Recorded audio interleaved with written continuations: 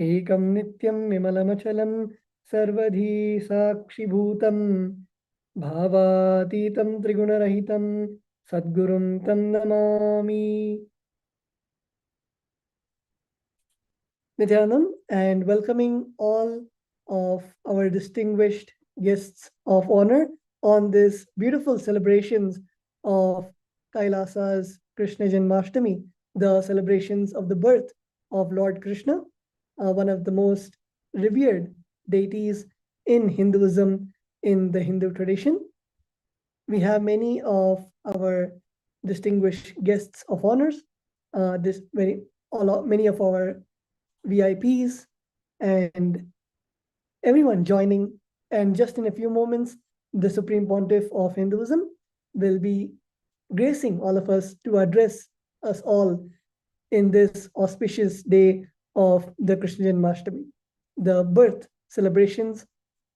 celebrations of Bhagavan Sri Krishna. So before we enter into the actual address the presidential address by the Supreme Pontiff of Hinduism, we would just like to take you through the beautiful events, the beautiful introduction to Kailasa and the Supreme Pontiff of Hinduism. So, as many of you might already be aware, the Supreme Pontiff of Hinduism was born in the holy town of Tiruvannamalai in southern India. And just at the young age, the Supreme Pontiff of Hinduism was initiated into sannyas, the monkhood, and by the enlightened masters through the great lineage which has been passed down from time immemorial of the various pontiffs of Hinduism. And the Supreme Pontiff of Hinduism was then coronated as the Supreme Pontiff, and to revive Kailasa, which is the Hindu civilizational nation. And the Supreme Pontiff of Hinduism over the years has been coronated as the emperor of over 17 indigenous kingdoms in Southern Asia, in and around Southern Asia, and many of the kingdoms such as the Shyamala Pitha in Madurai, the Mahamandaleshwar of the Atal Akhada, which is one of the oldest monastic order in northern India, and various other kingdoms, various empires. The Supreme Pontiff of Hinduism has been coronated, and right from the early age, the Supreme Pontiff of Hinduism has began the humanitarian services, the work to contribute to the billions of citizens of the world, whether it might be conducting the meditation programs, the yoga programs, meeting many of the delegations, such as the mayors, the ambassadors, the presidents, prime ministers, and various other influential people for the benefits of their citizens, the benefits of the global citizens of the world. The Supreme Pontiff of Hinduism has continuously enriched the people in terms of physical health, in terms of mental health, mental well-being, and various other projects, various initiatives, such as giving free food, free education, giving the shelter, giving the programs which help people to realize their potential, to become better human beings, to contribute in a better way to humanity, to themselves, their society, and their nations. Towards this, the Supreme Pontiff of Hinduism has started over 108 initiatives which cover various aspects which are related to the UN Sustainable Development Goals, which include conflict resolution, spiritual healing, authentic against violence, overcoming obesity, overcoming persecution, and overcoming the genocide, having affordable and holistic healthcare, freedom of opinion and expression, and various other 100 various initiatives.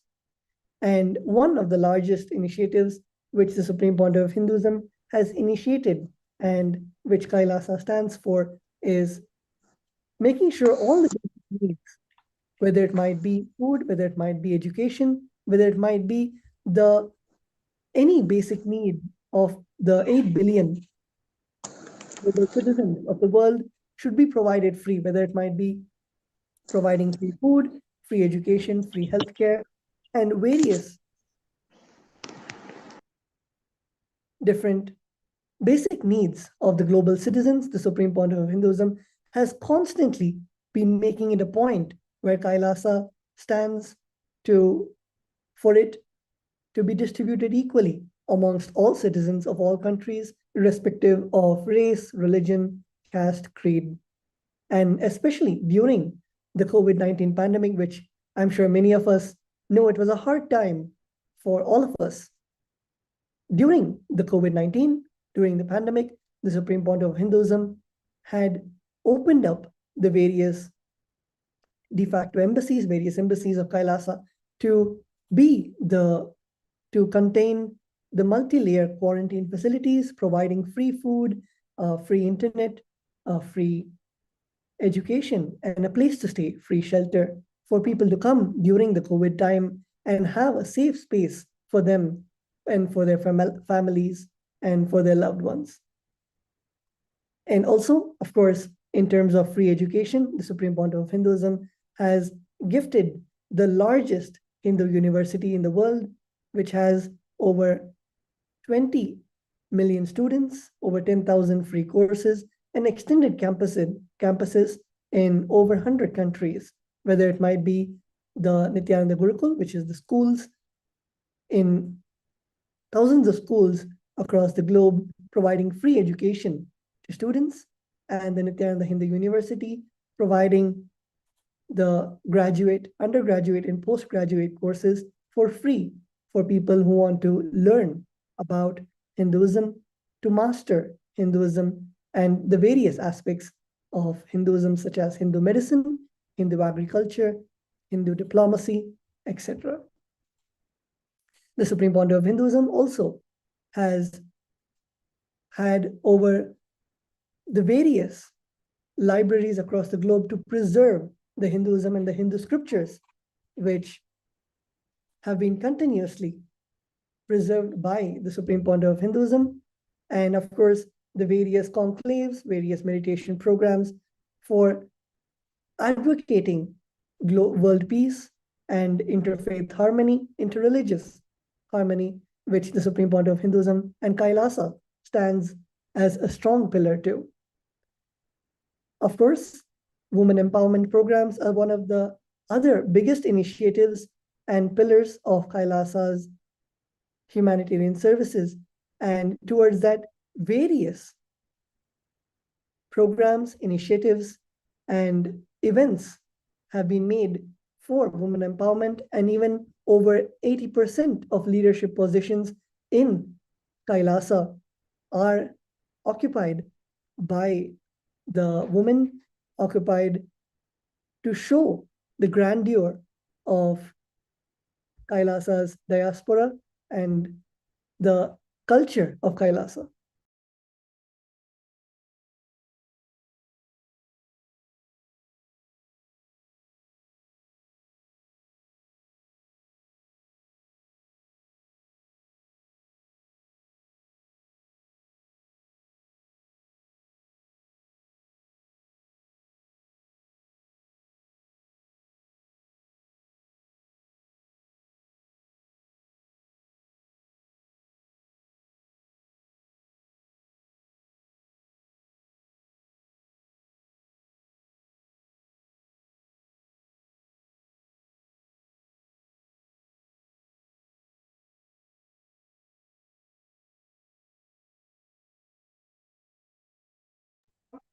With that, we will now be having the presidential address by the Supreme Pontiff of Hinduism, and we would like to take a few moments to welcome all of the VIPs who are there with us.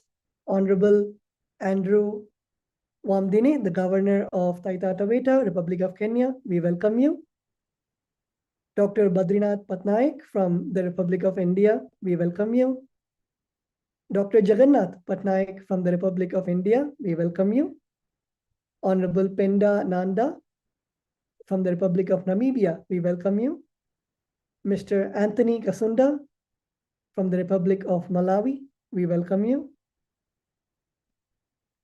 Dr. Krishnan from the country of Sri Lanka, we welcome you. Mr. Alex Albert from the United Republic of Tanzania, we welcome you. Captain G.S. Rathi from the Republic of India, we welcome you. Philip Saki from the Republic of Ghana, we welcome you. Dr. Murthy from the Republic of India, we welcome you. Honorable Isaac Gugi from the Republic of Kenya, we welcome you. Mr. Nini Garte from the Republic of Ghana, we welcome you. Mr. Dadzi from the Republic of Ghana, we welcome you. Mr. Marcos from the United Republic of Tanzania, we welcome you. Mr. Sakaksimbi Felix from the Republic of Zambia, we welcome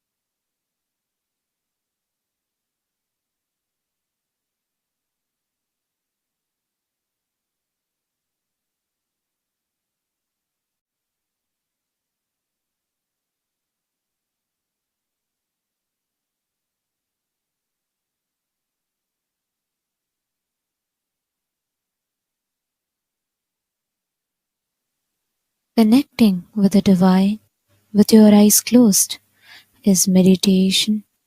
Connecting with the divine with your eyes open is darshan. Come, let us all now move from meditation to darshan. Slowly, very slowly, please open your eyes.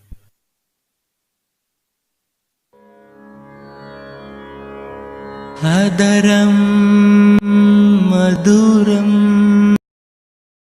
Nithyananda Vittala Gopala Krishna Naam Nithyananda Vittala Gopala Krishna Naam Nithyananda Vittala Gopala Krishna Naam Nithyananda Vittala Shri Ranga Vittala Nitya Ranga Vittala Shri Ranga Vittala Nitya Ranga Vittala Shri Ranga Vittala Nitya Ranga Vittala Shri Ranga Vittala Nitya Ranga Vittala Bolo Narayana Jai Jai maduram asitam maduram nayanam maduram asitam maduram hridayam maduram gamanam maduram hridayam maduram gamanam maduram nityadipate nityam maduram nityadipate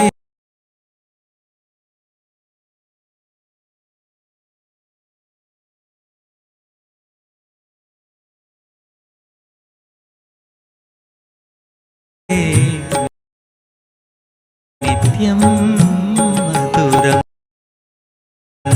vachanam maduram charitam maduram vachanam maduram charitam maduram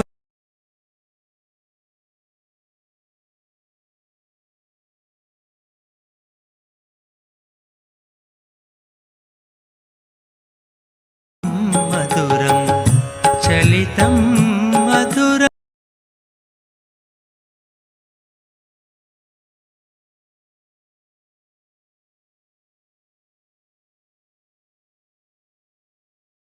pate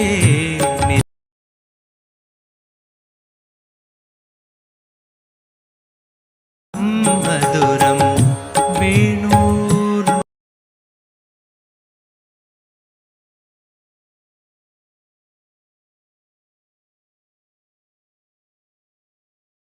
yam maduram mrityam maduram shakyam maduram nityadipate nityam maduram nityadipate nityam maduram geetam maduram pitam maduram geetam maduram pitam maduram bhuktam maduram suttam maduram bhuktam maduram suptam maduram rupam maduram tilakam maduram rupam maduram tilakam maduram nityadipate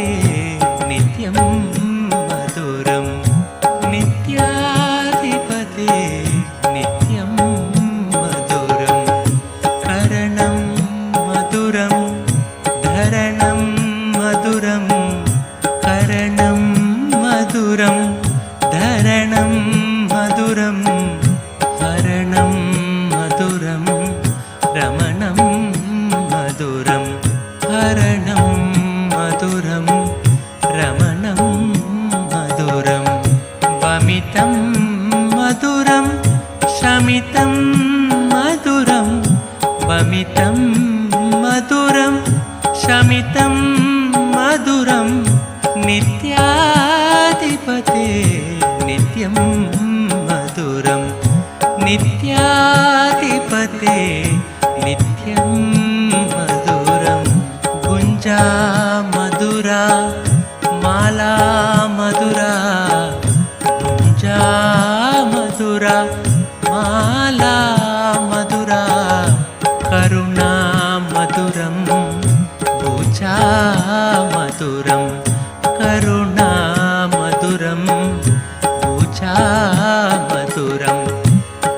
पीतं मधुरं भिडिति मधुरं पीतं मधुरं भिडिति मधुरं नित्याधिपते नित्यं मधुरं नित्याधिपते नित्यं मधुरं वृन्तं मधुरं लीला मधुरं वृन्तं मधुरं लीला मधुरं युक्तं मधुरं मुक्तं मधुरं युक्तं मधुरं मुक्तं मधुरं हृष्टं मधुरं मिष्टं मधुरं हृष्टं मधुरं मिष्टं मधुरं नित्याधिपते नित्यं मधुरं नित्याधिपते नित्यं मधुरं योगी मधुरं आनन्दं मधुरं योगी मधुरम् आनन्दं मधुरं यष्टिर्मधुरा सृष्टिर्मधुरा यष्टिर्मधुरा सृष्टिर्मधुरा तलितं मधुरं फलितं मधुरं तलितं मधुरं फलितं मधुरं नित्याधिपते नित्यं मधुरं नित्याधिपते नित्यं मधुरं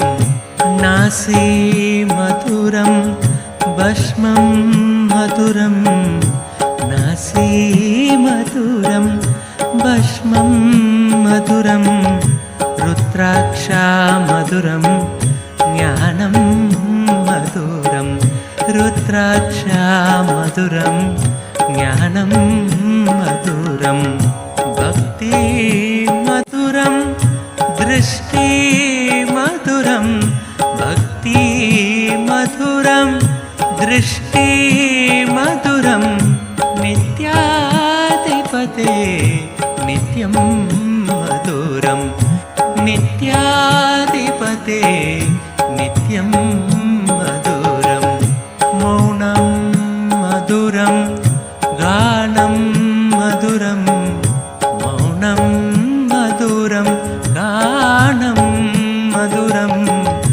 रक्षा मधुरं अरुणा मधुरं रक्षा मधुरं अरुणा मधुरं शरणं मधुरं शरणं मधुरं शरणं मधुरं शरणं मधुरं नित्याधिपते नित्यं मधुरं नित्याधिपते नित्यं मधुरं शक्ति मधुरं दर्शन मधुरं शक्ति मधुरं दर्शन मधुरं योगा मधुरं यागं मधुरं योगा मधुरं यागं मधुरं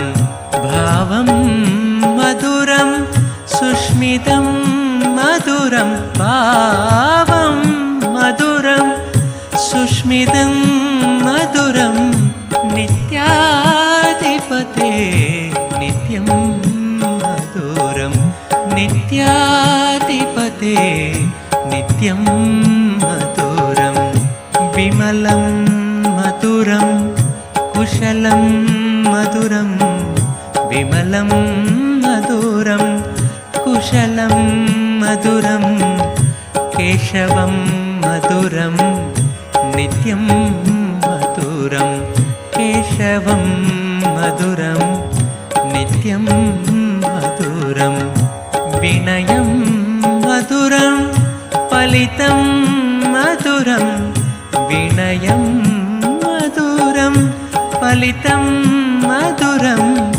नित्य नित्याधिपते नित्यं मधुरं नित्याधिपते नित्यं मधुरम् अभयं मधुरं चरणं मधुरम् अभयं मधुरं चरणं मधुरं नेत्रं मधुरं गात्रं मधुरं नेत्रं मधुरं गात्रं मधुरं स्मरणं मधुरं सर्वं मधुरं स्मरणं मधुरं सर्वं मधुरं नित्याधिपते नित्यं मधुरं नित्याधिपते नित्यं मधुरं नित्याधिपते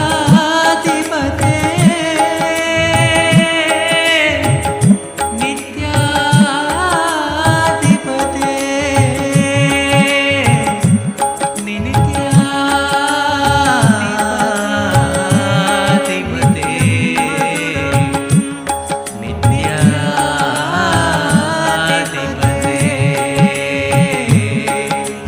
नित्याधिपते नित्यं मधुरं नित्याधिपते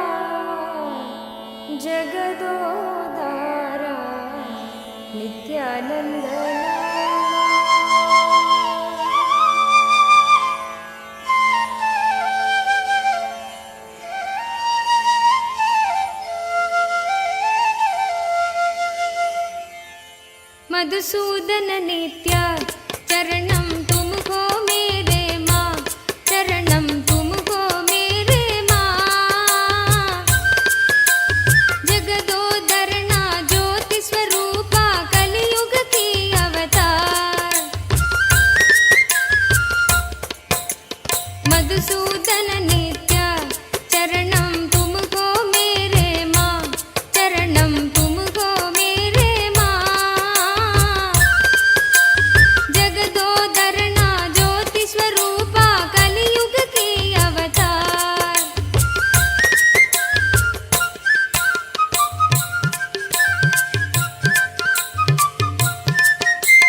निरुपम गुण सदना नित्या नीरज दल नयना आ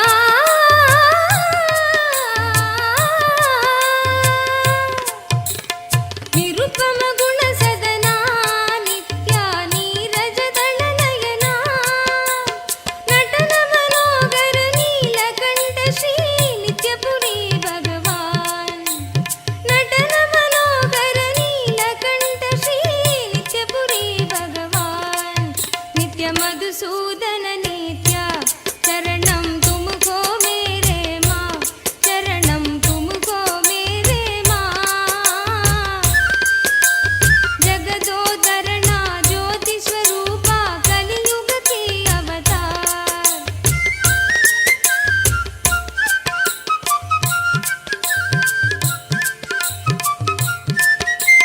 गिरिधर गोपाला नित्या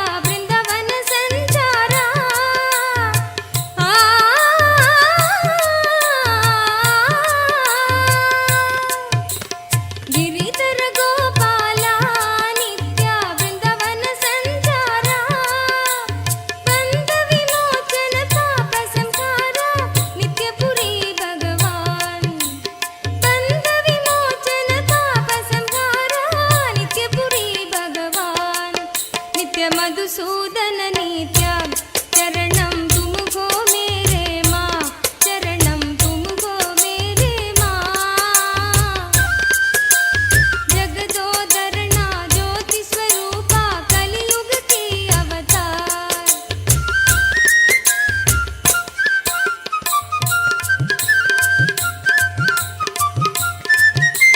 द्वापर युग में श्याम नित्या कलियुग के भगवान द्वापर युग में श्याम नित्या कलियुग के भगवान भक्त जनों के परम दयाला नित्यपुरी भगवान भक्त जनों के परम दयाला नित्यपुरी भगवान नित्य मधुसूदन नित्य चरणं तुमको मेरे माँ चरणं तुमको मेरे माँ जगदोदरना ज्योति स्वरूपा कलियुग के अवतार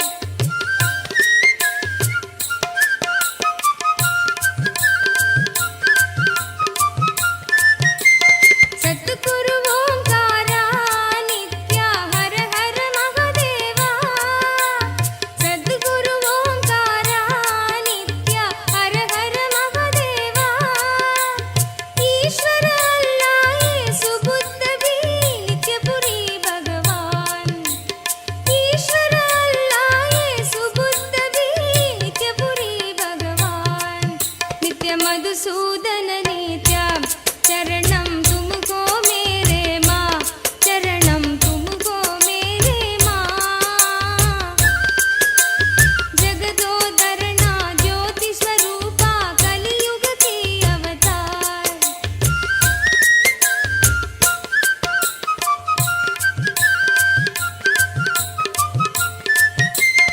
अनुपम सुंदर नित्यानंदा आनंद रंगा नित्यानंदा अनुपम सुंदर नित्यानंदा आनंद रंगा नित्यानंदा करुण तरंगा के पांडुरंगा परिपूर्ण नित्या करुण तरंगा के पांडुरंगा परिपूर्ण नित्या नित्य मधुसूदन नित्य चरणं तुमको मेरे माँ चरणं तुमको मेरे माँ जगदोदरना ज्योति स्वरूपा कलियुग की अवतार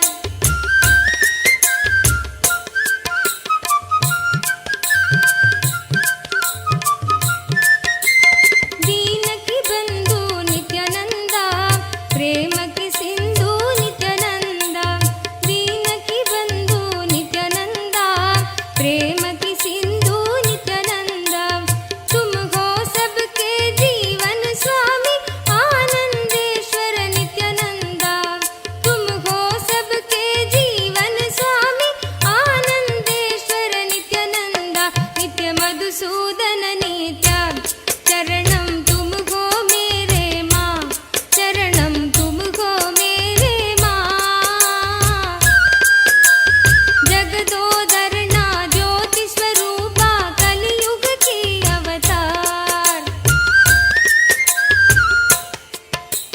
मधुसूदन नित्य चरणं तुमको मेरे माँ चरणं तुमको मेरे माँ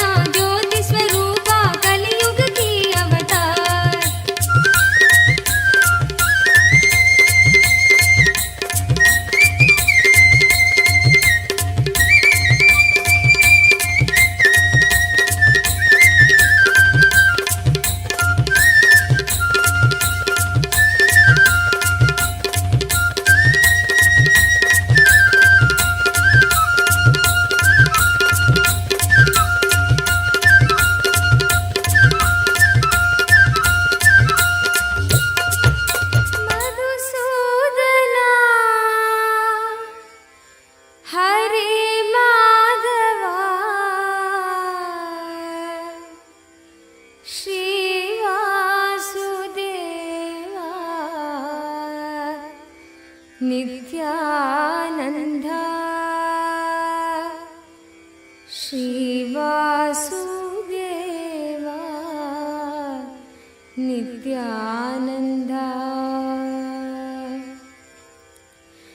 मधुसूदना हरे माधवा मधुसूदना हरे माधवा मधुसूदना हरे माधवा मधुसूदना हरे माधवा श्रीवासुदेवा नित्यानन्दा श्रीवासुदेवा नित्यानन्दा श्रीवासुदेवा नित्यानन्दा श्रीवासुदेवा नित्यानन्दा श्रीवासुदेवा नित्यानन्दा श्रीवासुदेवा नित्यानन्दा श्रीवासुदेवा नित्यानन्दा श्रीवासुदेवा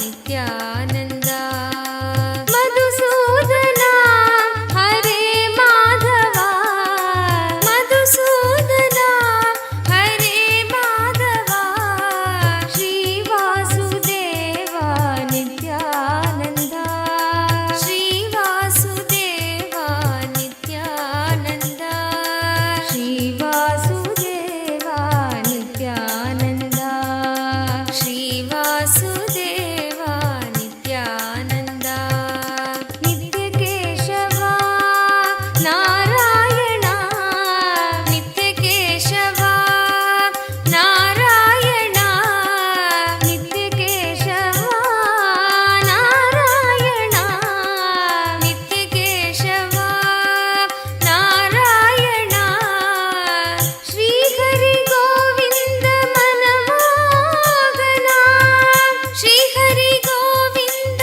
मनमोहना श्रीहरि गोविन्द मनमोहना श्रीहरि गोविन्द मनमोहना जनार्दना जगत्पालना जनार्दना जगत्पालना दीनावना दुःखभञ्जना दीनावना दुःखभञ्जना जनार्दना जगत्पालना जनार्दना जगत्पालना दीनावना दुःखभञ्जना दीनावना दुःखभञ्जना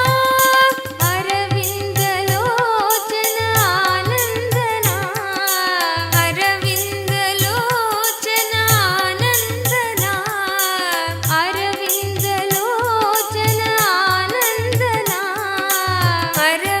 अरविन्दलोचन आनन्दना श्रीवासुदेवा नित्यानन्दा श्रीवासुदेवा नित्यानन्दा श्रीवासुदेवा नित्यानन्दा श्रीवासुदेवा नित्यानन्दा श्रीवासुदेवा नित्यानन्दा श्रीवासुदेवा नित्यानन्दा श्रीवासुदेवा नित्यानन्दा श्रीवासुदेवा नित्यानन्दा मधुसूदना हरे माधवा मधुसूदना हरे माधवा मधुसूदना हरे Madhava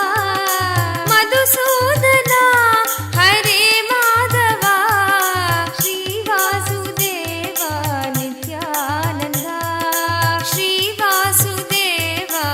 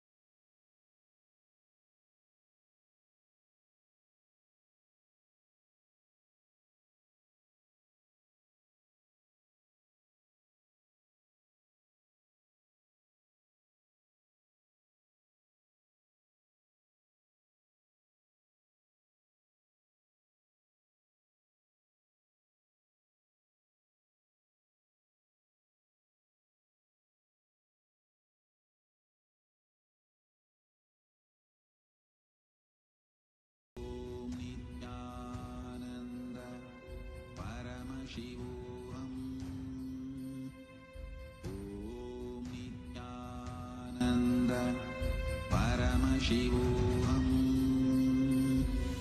Om Nithyananda Paramashivoham.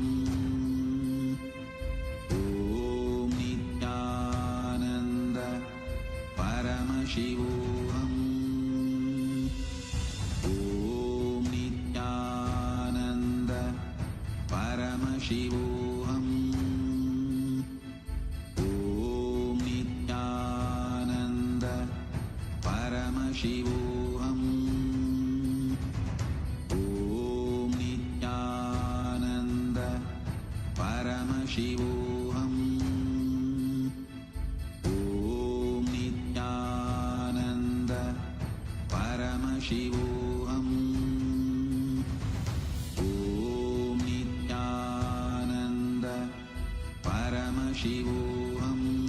जनार्दना जगत्पालना दीनावना दुःखभञ्जना दीनावना दुःखभञ्जना अरविन्दलोचन आनन्दना अरविन्दलोचन आनन्दना अरविन्दलोचन आनन्दना अरविन्दलोचन आनन्दना Shri Vasudev Nityanand Shri Vasudev Nityanand Shri Vasudev Nityanand Shri Vasudev Nityanand Shri Vasudev Nityanand Shri Vasudev Nityanand Madhusudana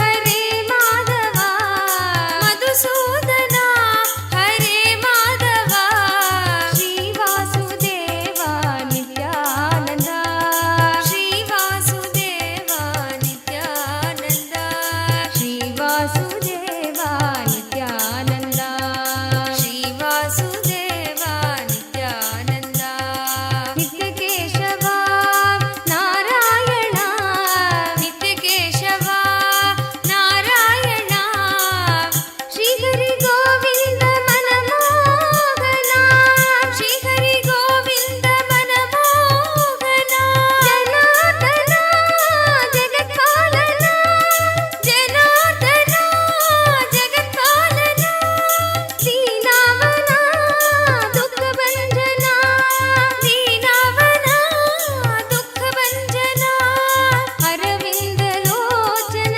आनन्दना अरविन्दलोचन आनन्दना अरविन्दलोचन आनन्दना अरविन्दलोचन आनन्दना Shri Vasudev Nityanand Shri Vasudev Nityanand Shri Vasudev Nityanand Shri Vasudev Nityanand Shri Vasudev Nityanand Shri Vasudev Nityanand Shri Vasudev Nityanand Shri Vasudev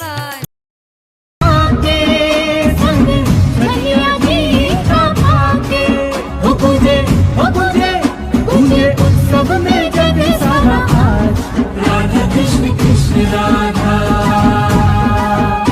आई पूनम की प्यारी रात राधा कृष्ण कृष्ण राधा राधा की धुन पे आज झूम कैसे देखो राधा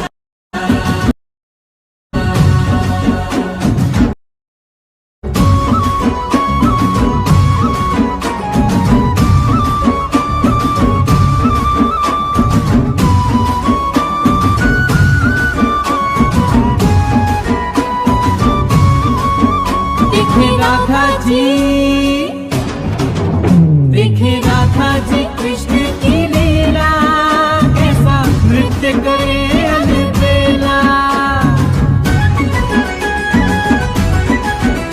देखे राधा जी कृष्ण की लीला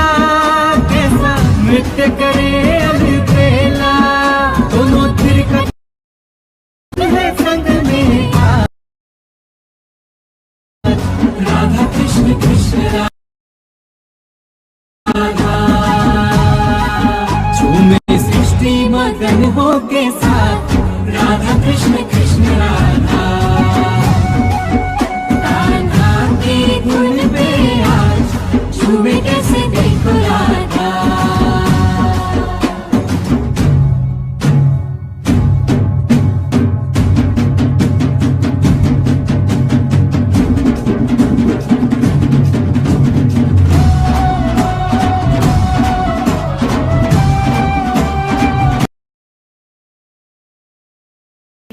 गोविन्दा गोपाला नित्यानन्द हरि, गोविन्दा गोपाला नित्यानन्द हरि, जगदोद्धारा नित्यानन्द हरि, जगदोद्धारा नित्यानन्द हरि, भक्त उद्धारा नित्यानन्द हरि, भक्त उद्धारा नित्यानन्द हरि, जगदोद्धारा नित्यानन्द हरि, जगदोद्धारा नित्यानन्द हरि, भक्त उद्धारा नित्यानन्द हरि, भक्त उद्धारा नित्यानन्द हरि, नित्यपुरीशा नित्यानन्द हरि, नित्यपुरीशा नित्यानन्द हरि, नित्यपुरीशा नित्यानन्द हरि, नित्यपुरीशा नित्यानन्द हरि, नित्यानन्द हरि जय जय नित्यानन्द हरि, नित्यानन्द हरि जय जय नित्यानन्द हरि, नित्यानन्द हरि जय जय नित्यानन्द हरि, नित्यानन्द हरि जय जय नित्यानन्द हरि, नित्यानन्द हरि जय जय नित्यानन्द हरि, नित्यानन्द हरि जय जय नित्यानन्द हरि, नित्यानन्द हरि जय जय नित्यानन्द हरि, नित्यानन्द हरि जय जय नित्यानन्द हरि, गोविन्दा गोपाला नित्यानन्द हरि, गोविन्दा गोपाला नित्यानन्द हरि, गोविन्दा गोपाला नित्यानन्द हरि, गोविन्दा गोपाला नित्यानन्द हरि, नित्यानन्द हरि, नित्यानन्द हरि, नित्यानन्द हरि, नित्यानन्द हरि, नित्यानन्द हरि, नित्यानन्द हरि, नित्यानन्द हरि, नित्यानन्द हरि, गोविन्दा गोपाला नित्यानन्द हरि, गोविन्दा गोपाला नित्यानन्द हरि, जगदोद्धारा नित्यानन्द हरि, जगदोद्धारा नित्यानन्द हरि, भक्त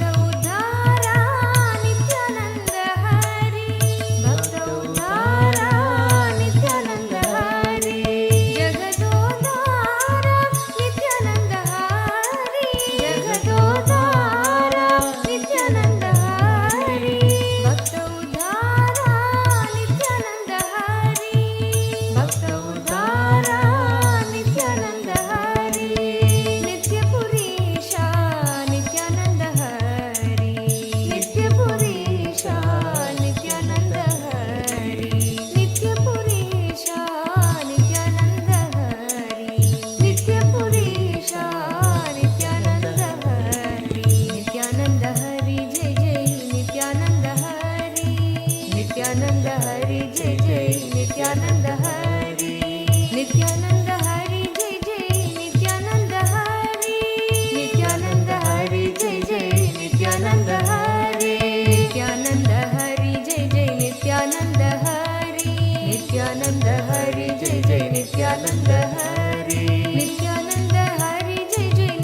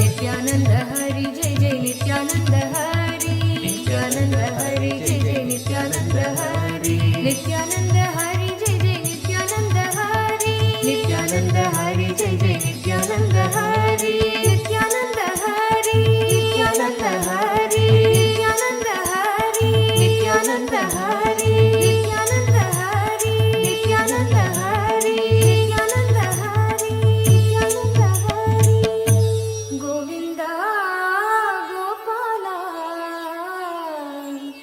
नित्यानंद हरि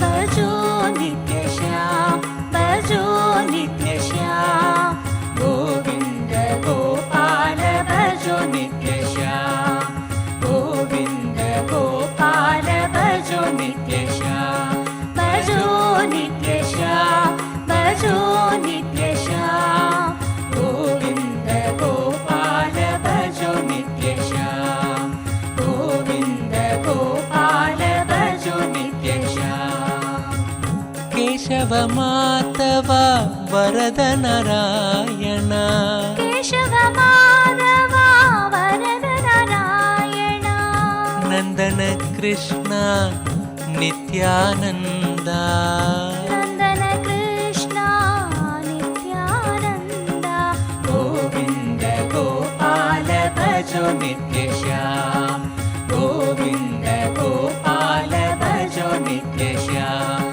भजो नित्य श्याम भजो नित्य श्याम गोविंद गोपाल भजो नित्य श्याम गोविंद गोपाल भजो नित्य श्याम गिरिधारी बाला वासुदेव बाला गिरिधारी बाला वासुदेव बाला जय जय गोपाल नित्यानंद जय जय गोपाल नित्यानंद गोविंद गोपाल भजो नित्य श्याम गोविंद गोपाल भजो नित्य श्याम भजो नित्य श्याम भजो नित्य श्याम गोविंद गोपाल भजो नित्य श्याम गोविंद गोपाल भजो नित्य Shyam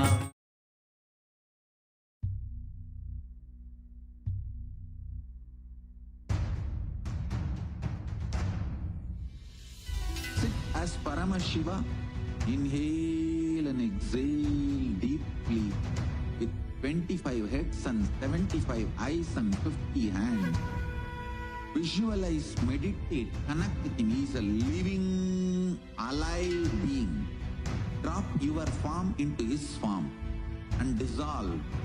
Remember, you are a Sarupya Mukta, means you are form. Achyut Keshav Harinarayan Achyut Keshav Hari Narayan Murli Manohar Nityanand Murli Manohar Nityanand Govind Gopal भजो नित्य श्याम गोविंद गोपाल भजो नित्य श्याम भजो नित्य श्याम भजो नित्य श्याम गोविंद गोपाल भजो नित्य श्याम गोविंद गोपाल भजो नित्य श्याम पंकजलोचन कुवलय नयन पंकजलोचन कुवलय नयन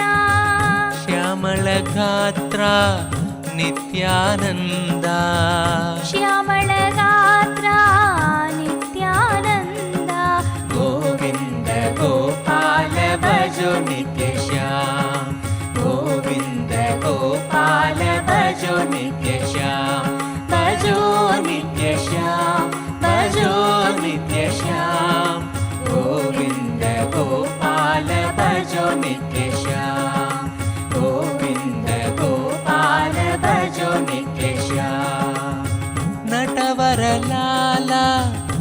పరమ పవిత్ర నటవరలాల పరమ పవిత్ర విడిది నివాస నిత్యానంద విడుది నివాస నిత్యానంద గోవింద గోపాల భజో నిత్య శ్యామ గోవింద గోపాల భజో నిత్య శ్యామ భజో నిత్య శ్యామ భజో నిత్య శ్యామ గోవింద గోపాల భజో నిత్య శ్యామ గోవింద గోపాల భజో నిత్య శ్యామ ముకుంద మురారే భవ భయహారే ముకుంద మురారే భవ భయహారే భజమను ప్యారే శ్రీ నిత్యానంద భజమను ప్యారే నిత్యానంద గోవింద గోపాల భజో నిత్య శ్యామ గోవింద గోపాల భజో నిత్య శ్యామ భజో నిత్య శ్యామ భజో నిత్య శ్యామ గోవింద గోపాల భజో నిత్య శ్యామ గోవింద గోపాల భజో నిత్య శ్యామ వెంకటనాద వైకుంఠపురవాస వెంకటనాథ వైకుంఠపురవాస పంకజ నేత్ర నిత్యానంద పంకజనేత్ర నిత్యానంద గోవింద గోపాల భజో నిత్య శ్యామ గోవింద గోపాల భజో నిత్య శ్యామ భజో నిత్య శ్యామ భజో నిత్య శ్యామ గోవింద గోపాల భజో నిత్య శ్యామ గోవింద గోపాల భజో నిత్య శ్యామ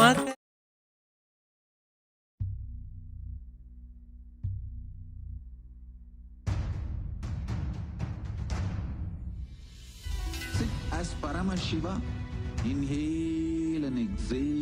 కుండల నామ మదన గోపాలం మకర కుండల నామ మదన గోపాలం చంగ్ చక్రాధర నిత్యానంద శంఖ చక్రాధర నిత్యానంద గోవింద గోపాల భజో నిత్య శ్యామ గోవింద గోపాల భజో నిత్య శ్యామ భజో నిత్య శ్యామ భజో నిత్య శ్యామ గోవింద గోపాల భజో నిత్య శ్యామ గోవింద గోపాల భజో నిత్య శ్యామ భజో నిత్య శ్యామ భజో నిత్య శ్యామ గోవింద గోపాల భజో నిత్య శ్యామ గోవింద గోపాల భజో నిత్య శ్యామ భజో నిత్య శ్యామ భజో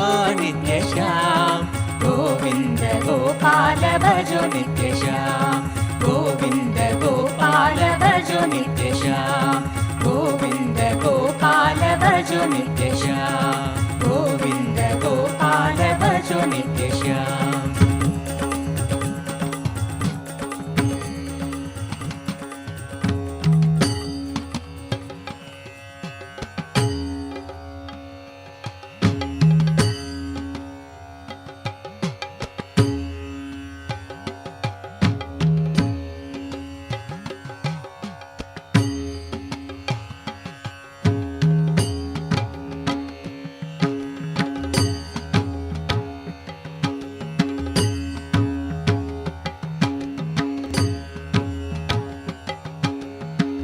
భజో నిత్య గోవింద నిత్య గోవింద భజో నిత్య గోవింద నిత్య గోవింద భజో నిత్య గోవింద నిత్య గోవింద భజో నిత్య గోవింద నిత్య గోవింద భజో నిత్య గోవింద నిత్య గోవింద భజో నిత్య గోవింద నిత్య గోవింద అచ్యుతం నిత్య కేశవ श्रीधरं सद्गुरु नित्यनायकं परमहंस श्री नित्यानन्दं केशवा मुकुन्द माधवा नित्यनारायण नित्यनारायण माधवा मधुसूदन मुरळि मनोहर नित्यपुरीश्वर केशवा मुकुन्द माधवा नित्यनारायण नित्यनारायण माधवा मधुसूदन मुरळि मनोहर नित्यपुरीश्वर भजो नित्य गोविन्द नित्य गोविन्द भजो नित्य गोविन्द नित्य गोविन्द भजो नित्य गोविन्द नित्य गोविन्द भजो नित्य गोविन्द नित्य गोविन्द भजो नित्य गोविन्द नित्य गोविन्द भजो नित्य गोविन्द नित्य गोविन्द वासुदेव नित्यानन्दन नित्य नारायण नित्य नारायण येसु बुद्धर महावीर नित्य गोविन्द नित्य गोपाल हाल हालधर हे परमेश गंगाधर नित्य शंकर हे शिव शंकर हे शिवनंदन नित्यानंद ब्रह्मानंद हाल हालधर हे परमेश गंगाधर नित्य शंकर हे शिव शंकर हे शिवनंदन नित्यानंद ब्रह्मानंद भजो नित्य गोविंद नित्य गोविंद भजो नित्य गोविंद नित्य गोविंद भजो नित्य गोविंद नित्य नित्य Govind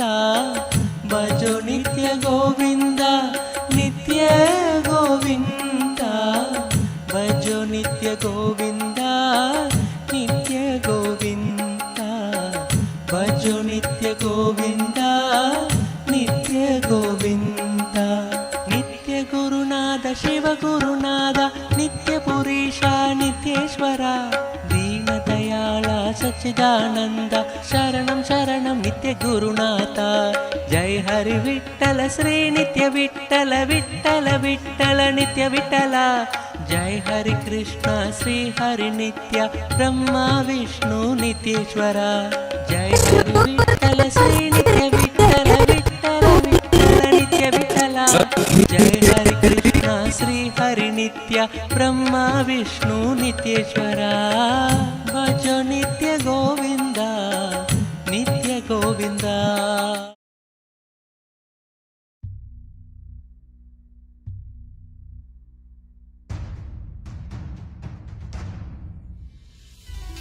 As Paramashiva, inhale and exhale deeply with 25 heads and 75 eyes and 50 hands.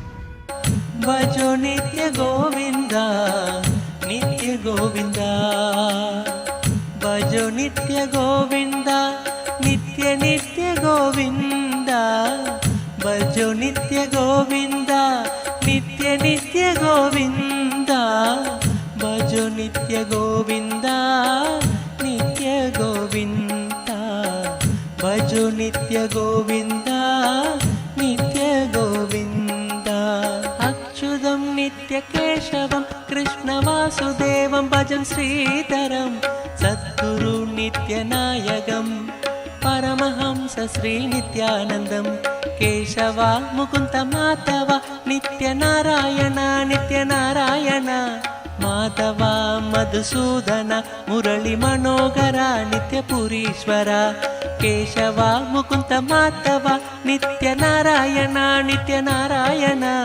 Madhava Madhusudan Murali मनोहर नित्यपुरीश्वर भजो नित्य गोविंद नित्य गोविंद भजो नित्य गोविंद नित्य गोविंद भजो नित्य गोविंद नित्य गोविंद भजो नित्य गोविंद नित्य नित्य गोविंद भजो नित्य गोविंद नित्य गोविंद भजो ನಿತ್ಯ ಗೋವಿಂದ ನಿತ್ಯ ಗೋವಿಂದ.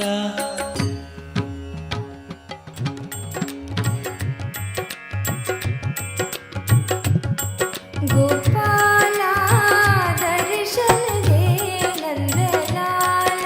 ಗೋಪಾಲ ದರ್ಶನ ದೇ ನಂದಲಾಲ. ಗೋಪಾಲ ದರ್ಶನ ದೇ ನಂದಲಾಲ.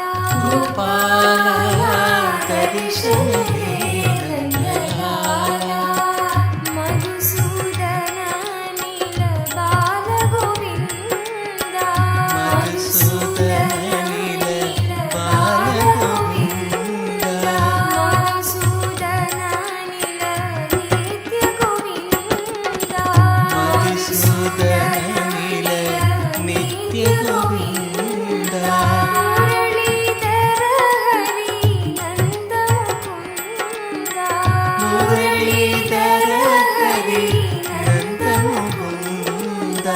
ಮುರಳೀಧರ ಹರಿ ನಂದ ಮುಕುಂದ.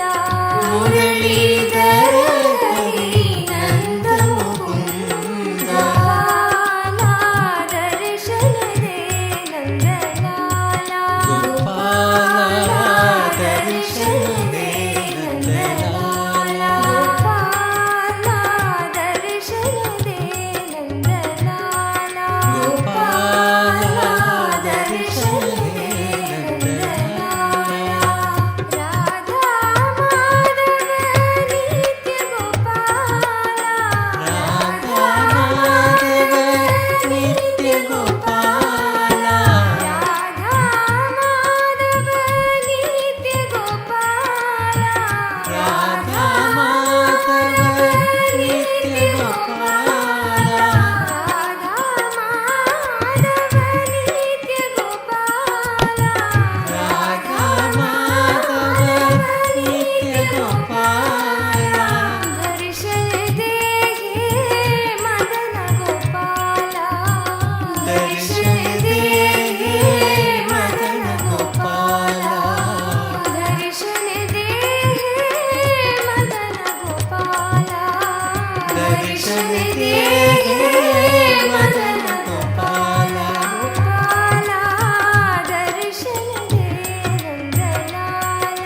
ಗೋಪಾಲ ದರ್ಶನ ದೇ ನಂದಲಾಲ. ಗೋಪಾಲ ದರ್ಶನ ದೇ ನಂದಲಾಲ. ಗೋಪಾಲ ದರ್ಶನ ದೇ ನಂದಲಾಲ. ಮಧುಸೂದನ ನೀಲ ನಿತ್ಯ ಗೋವಿಂದ. ಮಧುಸೂದನ ನೀಲ ನಿತ್ಯ ಗೋವಿಂದ. ಮಧುಸೂದನ ನೀಲ ನಿತ್ಯ ಗೋವಿಂದ. ಮಧುಸೂದನ ನೀಲ ನಿತ್ಯ ಗೋವಿಂದ. ಮುರಳೀಧರ ಹರಿ ನಂದ ಮುಕುಂದ.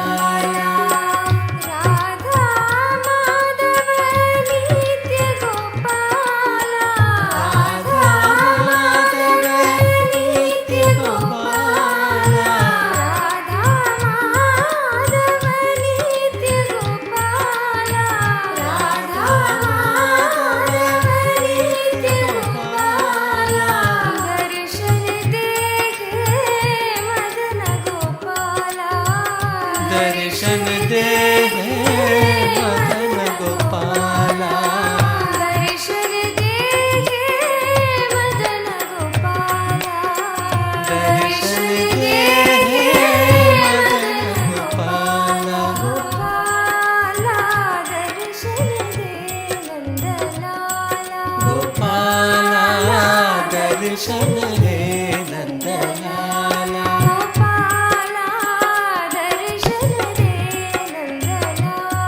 गोपाला दर्शन दे नंदलाला मधुसूदन नील नित्य गोविंदा मधुसूदन नील नित्य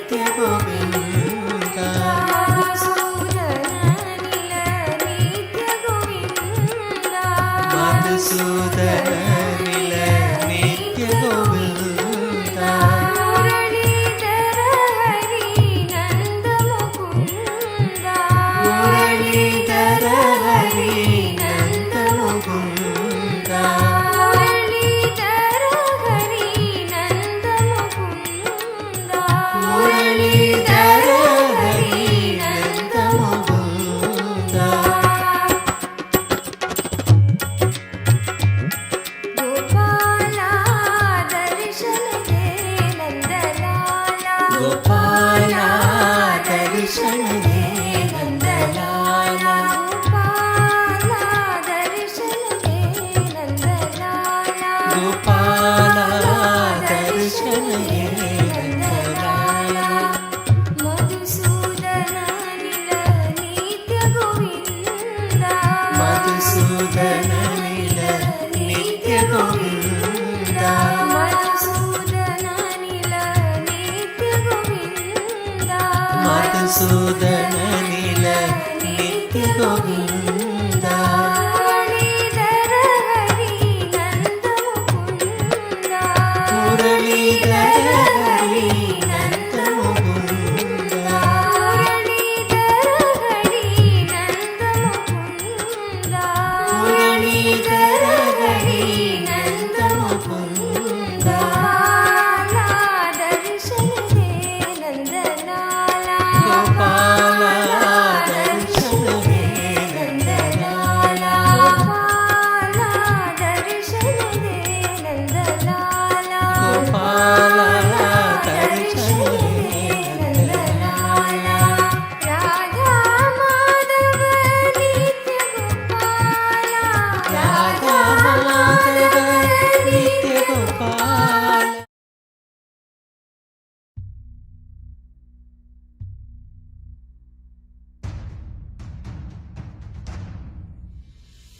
Sit as Paramashiva. Inhale and exhale deeply with 25 heads and 75 eyes and 50 hands. Visualize, meditate, connect with him. He is a living, alive being. Drop your form into his form and dissolve. Remember, you are a Sarupya Mukta, means your form is dissolved into his form. All my disciples, now I am initiating Salokya Mukti, Samipya Mukti, Sarupya Mukti, Sayujya Mukti. Om Nithyananda Paramashivoham.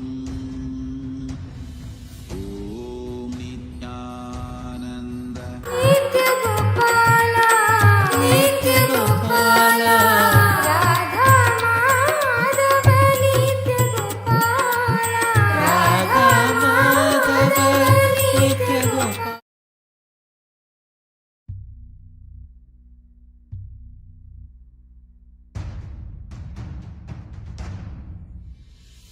Sit as Paramashiva. Inhale and exhale deeply with 25 heads and 75 eyes and 50 hands. Visualize, meditate. Muralidhar Hari नंद मुकुंदा गोपाला दर्शन दे नंदलाला गोपाला दर्शन दे नंदलाला गोपाला दर्शन दे नंदलाला गोपाला दर्शन दे नंदलाला गोपाला दर्शन दे नंदलाला अदरं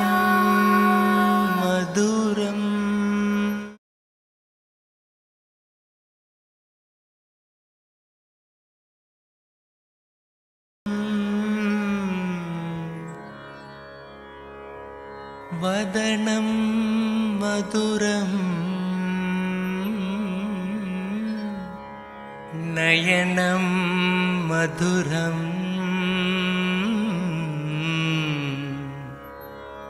హసితం మధురం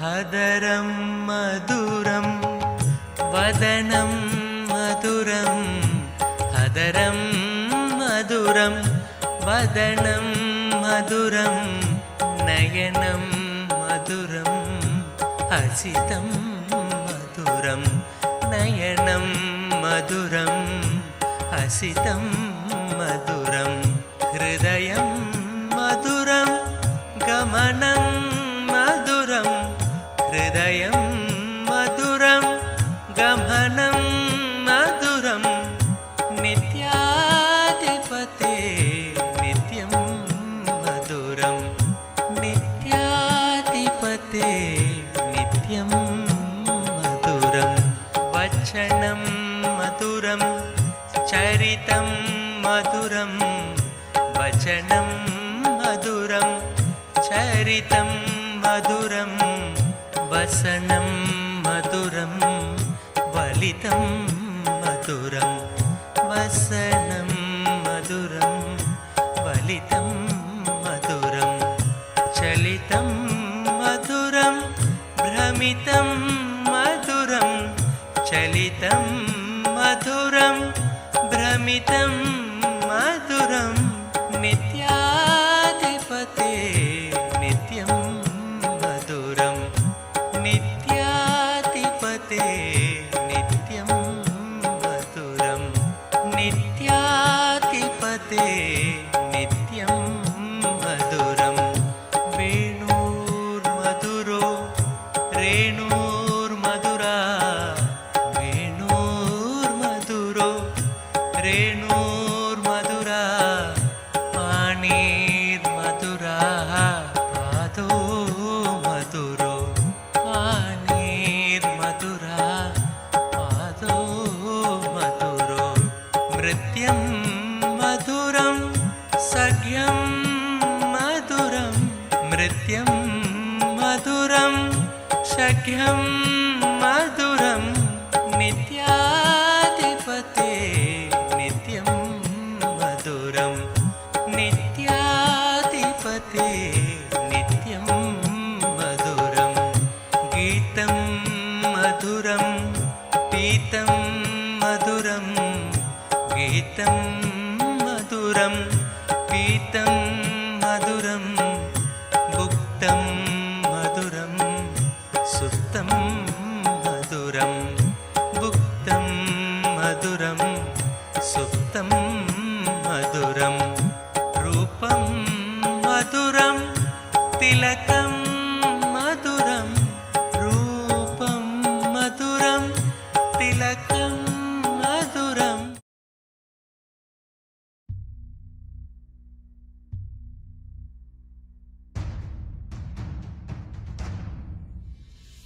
Sit as Paramashiva. Inhale and exhale deeply with 25 heads and 75 eyes and 50 hands. Visualize, meditate, connect with him. He is a living, alive being. Drop your form into his form and dissolve. Remember, you are a Sarupya Mukta, means your form is dissolved into his form. All my disciples, now I am initiating Salokya Mukti, Samipya Mukti, Sarupya Mukti, Sayujya Mukti. Om Nithyananda Paramashivoham. Om Nithyananda Paramashivoham. Om Nithyananda Paramashivoham. Om Nithyananda Paramashivoham. Om నిత్యాధిపతే నిత్యం మధురం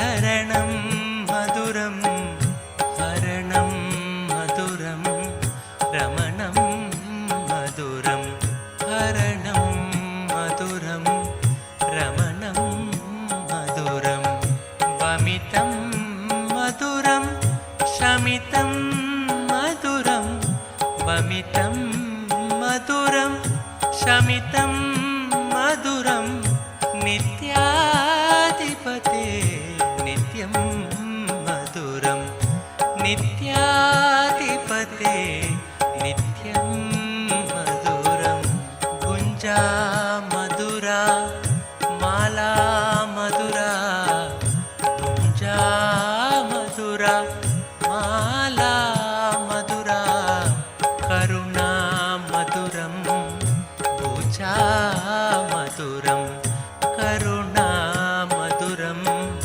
पूजा मधुरं पीतं मधुरं भिडिति मधुरं पीतं मधुरं भिडिति मधुरं नित्याधिपते नित्यं मधुरं नित्याधिपते नित्यं मधुरं वृन्तं मधुरं लीला मधुरं वृन्तं मधुरं लीला मधुरं युक्तं मधुरं मुक्तं मधुरं युक्तं मधुरं मुक्तं मधुरं हृष्टं मधुरं मिष्टं मधुरं हृष्टं मधुरं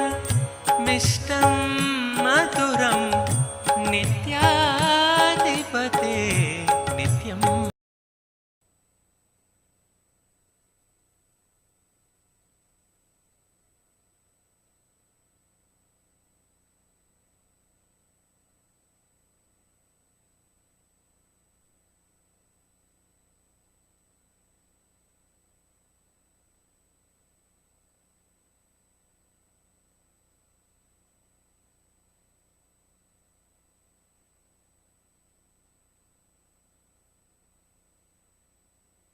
नित्य गोविंद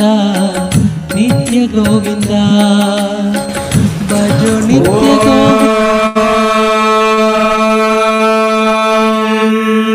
छायायां पारिजातस्य हेमसिंहासनोपरि आसीनमम्बुजश्यामम् आयताक्षमलङ्कृतम् चन्द्राननं चतुर्बाहुं श्रीवत्साङ्गितवक्षसम् रुक्मिणी सत्यभामाभ्यां सहितं कृष्णमाश्रये अथ धूपः ॐ दशाङ्गं गुग्गुलोपेतं सुगन्धं च सुमनोहरम् आघ्रेय सर्वदेवानां धूपोऽयं प्रतिगृह्यताम् ॐ क्लीं कृष्णाय गोविन्दाय गोपीजनवल्लभाय स्वाहा सर्वदेवदेवी स्वरूपाय भगवते श्रीनित्यानन्द परमशिवाय नमः धूपमाग्रापयामि अथ दीपः ॐ साज्यं त्रिवर्ति संयुक्तं वह्निना योजितं मया ग्रहाणमङ्गलं दीपं त्रैलोक्यतिमिरापहम् ॐ क्लीं कृष्णाय गोविन्दाय गोपीजनवल्लभाय स्वाहा सर्वदेवदेवी स्वरूपाय भगवते श्रीनित्यानन्द परमशिवाय नमः दीपं सन्दर्शयामि अथ नैवेद्यम् ॐ अमृते अमृतोद्भवे अमृतवर्षिणि अमृतं श्रावय श्रावय स्वाहा ॐ क्लीं कृष्णाय गोविन्दाय गोपीजनवल्लभाय स्वाहा सर्वदेवदेवी स्वरूपाय भगवते श्रीनित्यानन्द परमशिवाय नमः अमृतं महानैवेद्यं निवेदयामि निवेदनानन्तरमाचमनं समर्पयामि नीराजनम् हे कृष्ण करुणा सिन्धोर्दीनबन्धो जगत्पते गोपेश गोपिका कान्त राधा कान्त नमोऽस्तुते तप्त काञ्चन गौराङ्गी राधे वृन्दावनेश्वरी वृषभानुसुते देवी प्रणमामि हरिप्रिये हंसाय विद्महे परमहंसाय धीमहि तन्नो हंस प्रचोदयात् कर्पूरगौरम् करुणावतारम् संसारसारम् भुजगेन्द्रहारम् सदा वसन्तम् हृदयारविन्दे भवम् भवानी सहितम् नमामि भवम् भवानी सहितम् नमामि भवम् भवानी सहितम् नमामि ॐ क्लीं कृष्णाय गोविन्दाय गोपीजनवल्लभाय स्वाहा सर्वदेवदेवी स्वरूपाय भगवते श्रीनित्यानन्द परमशिवाय नमः कर्पूरनीराजनं सन्दर्शयामि रक्षान् धारयामि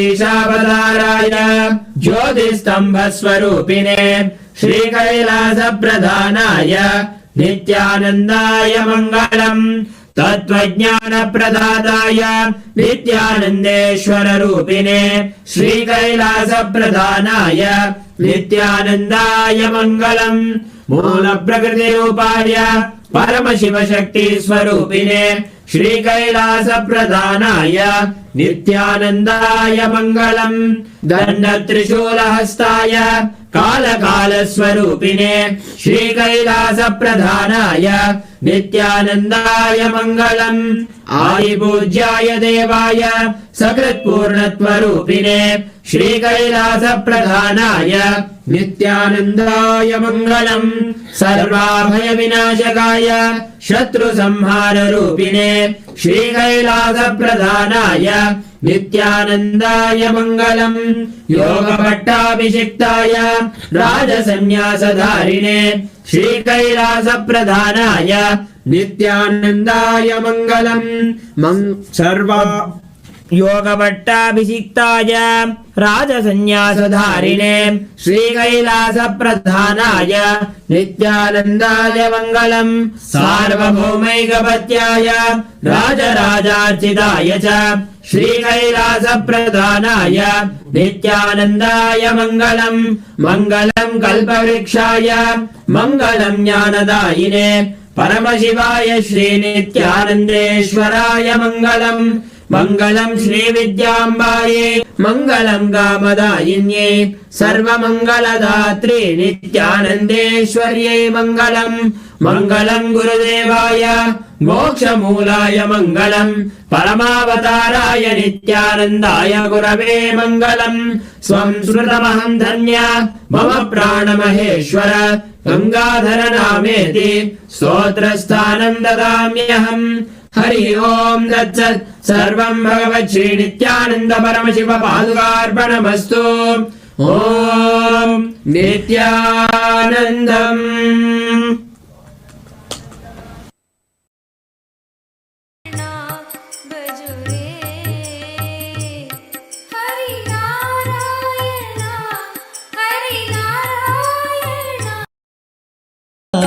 नित्य गोविंद भजो नित्य गोविंद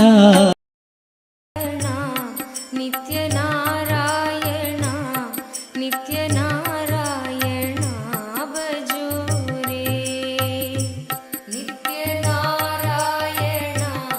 नित्यनारायण नित्यनारायण भजो रे नित्यनारायण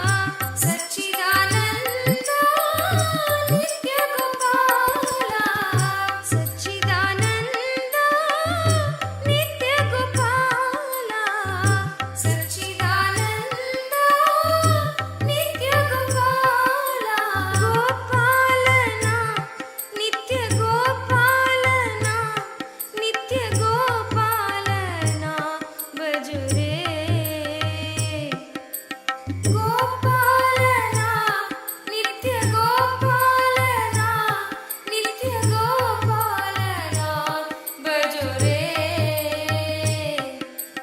ಗೋಪಾಲನಾ ನಿತ್ಯ ಗೋಪಾಲನಾ ನಿತ್ಯ ಗೋಪಾಲನಾ ಭಜೋ ರೇ ಗೋಪಾಲನಾ ನಿತ್ಯ ಗೋಪಾಲನಾ ನಿತ್ಯ ಗೋಪಾಲನಾ ಭಜೋ ರೇ ನಿತ್ಯ ನಾರಾಯಣ ಸತ್ಯನಾರಾಯಣ ನಿತ್ಯ ನಾರಾಯಣ ಭಜೋ ರೇ ನಿತ್ಯ ನಾರಾಯಣ ಸತ್ಯನಾರಾಯಣ ನಿತ್ಯ ನಾರಾಯಣ ಭಜೋ ರೇ ನಿತ್ಯ ನಾರಾಯಣ ಸತ್ಯನಾರಾಯಣ ನಿತ್ಯ ನಾರಾಯಣ ಭಜೋ ರೇ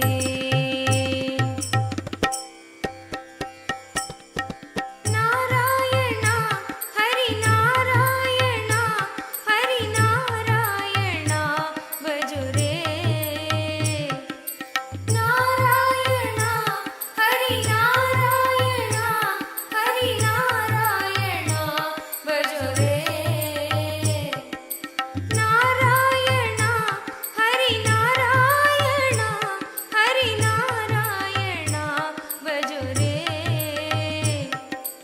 ನಾರಾಯಣ ಹರಿನಾರಾಯಣ ಹರಿನಾರಾಯಣ ಭಜೋ ರೇ ನಾರಾಯಣ ಸತ್ಯನಾರಾಯಣ ನಿತ್ಯ ನಾರಾಯಣ ಭಜೋ ರೇ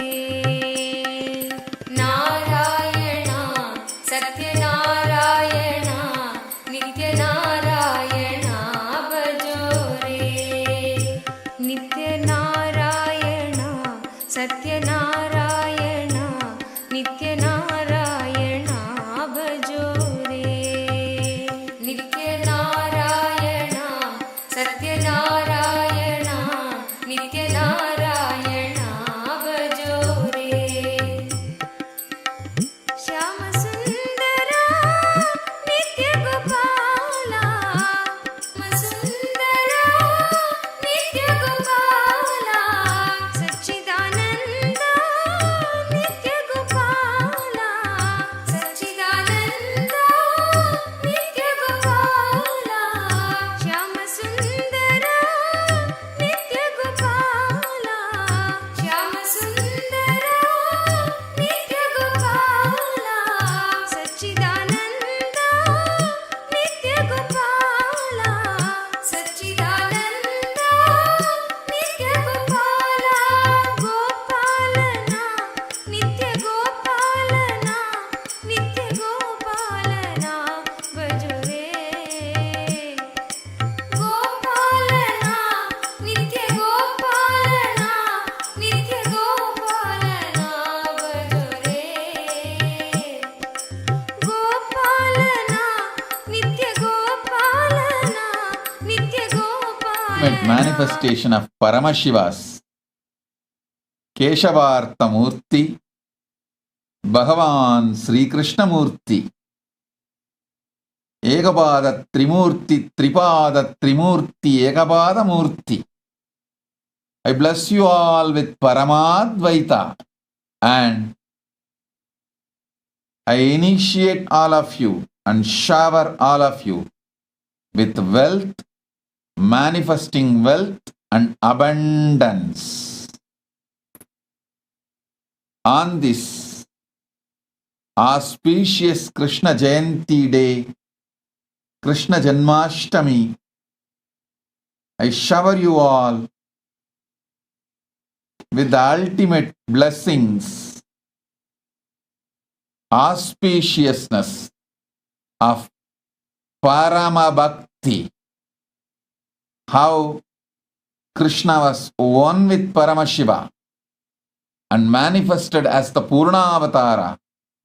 You will all experience Parama Bhakti and Parama Advaita, ultimate oneness with Krishna, Paramashiva himself.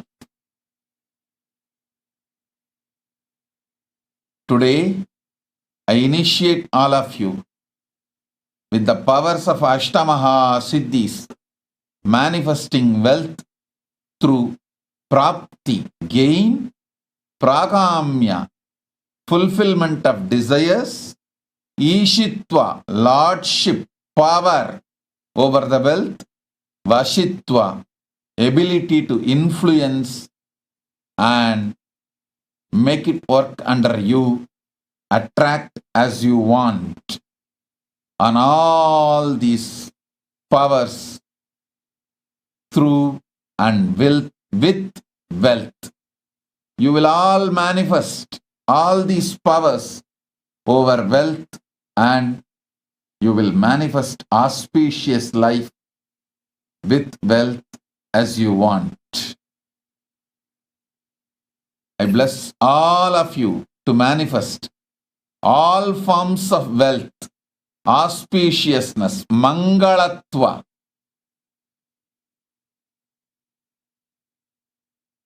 through the Ashtamaha Shaktis, Prapti, Prakamya, Ishitva, Vashitva, Om, Om, Om.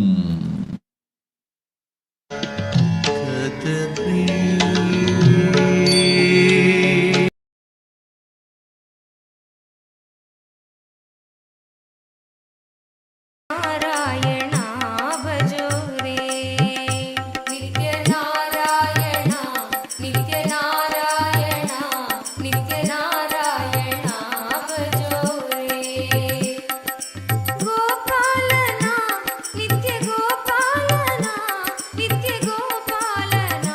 भजो रे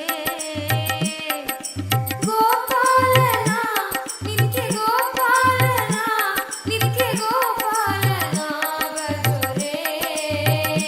नित्य नारायणा नित्य नारायणा नित्य नारायणा भजो रे नित्य नारायणा नित्य नारायणा नित्य नारायणा भजो रे गोपालना नित्य गोपालना भजो रे गोपालना नित्य गोपालना भजो रे नित्य नारायणा नित्य नारायणा नित्य नारायणा भजो रे हरि नारायणा हरि नारायणा हरि नारायणा भजो रे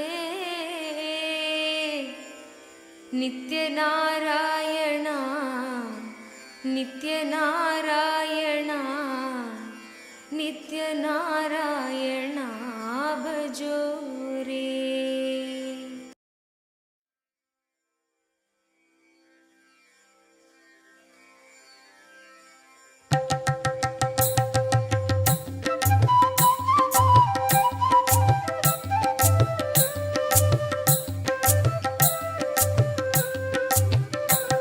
नित्य नित्य नित्य नित्य नित्य नित्य नित्य नित्य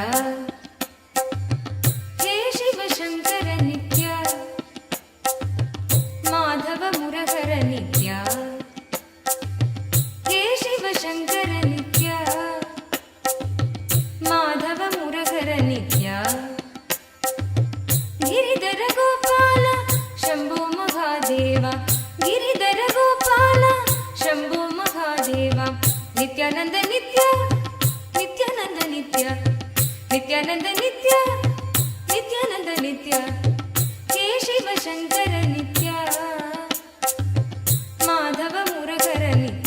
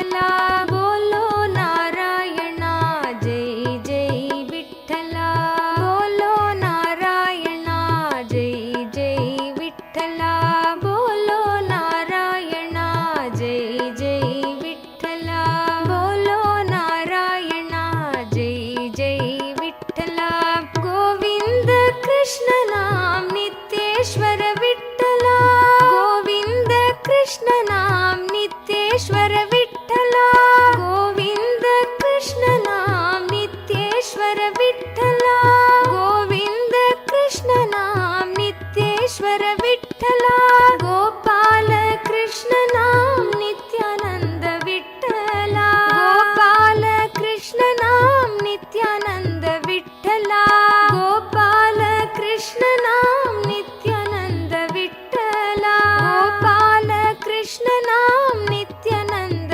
विठ्ठला श्रीरंग विठ्ठला नित्यरंग विठ्ठला श्रीरंग विठ्ठला नित्यरंग विठ्ठला श्रीरंग विठ्ठला नित्यरंग विठ्ठला श्रीरंग विठ्ठला नित्यरंग विठ्ठला बोलो नारायणा जय जय विठ्ठला बोलो नारायणा जय जय विठ्ठला नित्य नारायणा रंग रंग विठ्ठला नित्य नारायणा रंग रंग विठ्ठला बोलो नारायणा जय जय विठ्ठला बोलो नारायणा जय जय विठ्ठला गोविंद कृष्ण नाम नित्येश्वर विठ्ठला गोविंद कृष्ण नाम नित्येश्वर विठ्ठला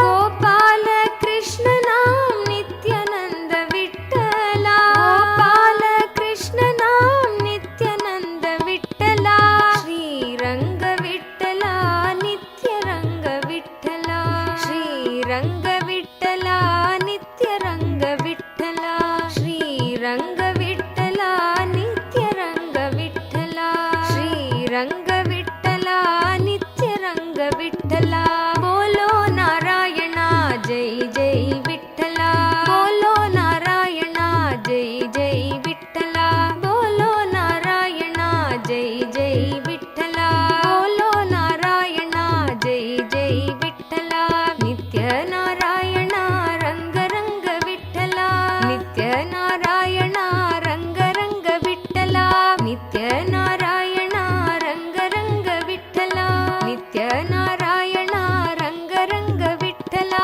बोलो नारायणा जय जय विठ्ठला बोलो नारायणा जय जय विठ्ठला गोविंद कृष्ण नाम नित्येश्वर विठ्ठला गोविंद कृष्ण नाम नित्येश्वर विठ्ठला गोविंद कृष्ण नाम नित्येश्वर विठ्ठला गोविंद कृष्ण नाम नित्येश्वर विठ्ठला गोपाल कृष्ण नाम नित्यानंद विठ्ठला गोपाल कृष्ण नाम नित्यानंद विठ्ठला गोपाल कृष्ण नाम नित्यानंद विठ्ठला गोपाल कृष्ण नाम नित्यानंद विठ्ठला श्रीरंग विठ्ठला नित्यरंग विठ्ठला श्रीरंग विठ्ठला नित्यरंग विठ्ठला श्रीरंग विठ्ठला नित्यरंग विठ्ठला श्रीरंग विठ्ठला नित्यरंग विठ्ठला बोलो नारायणा जय जय विठ्ठला बोलो नारायणा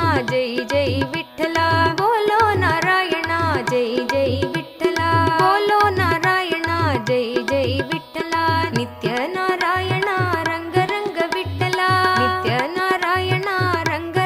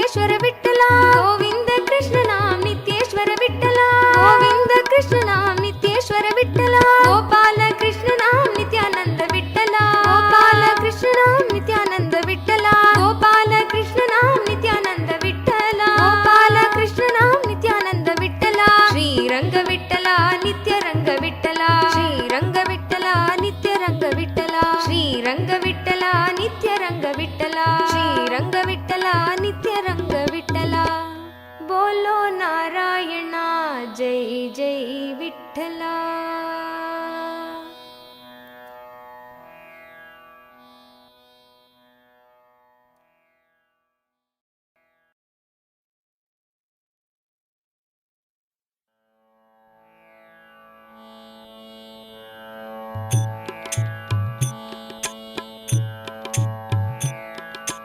जगत्पते हरि नित्य गोपाला. जगत्पते हरि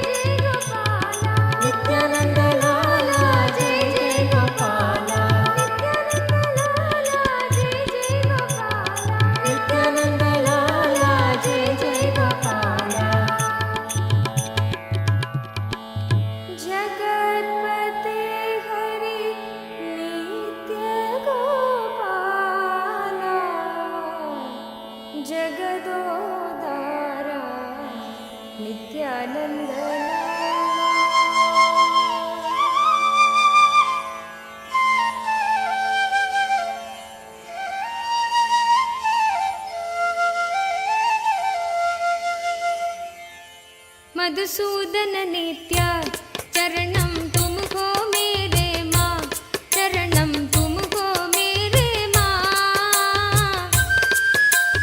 जगदोदरणा ज्योति स्वरूपा कलियुग की अवतार। मधुसूदन नित्य चरणं तुमको मेरे माँ, चरणं तुमको मेरे माँ। जगदोदरणा ज्योति स्वरूपा कलियुग की अवतार।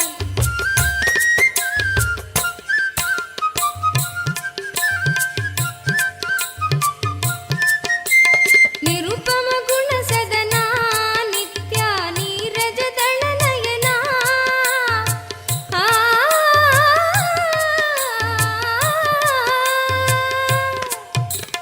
निरुपम गुण सदना नित्या नीरज दल नयना। नटन मनोगर नीलकंठ श्री नित्यपुरी भगवान। नटन मनोगर नीलकंठ श्री नित्यपुरी भगवान। नित्य मधुसूदन नित्य चरणं तुमको मेरे माँ, चरणं तुमको मेरे माँ। जगदोदरणा ज्योति स्वरूपा कलियुग की अवतार।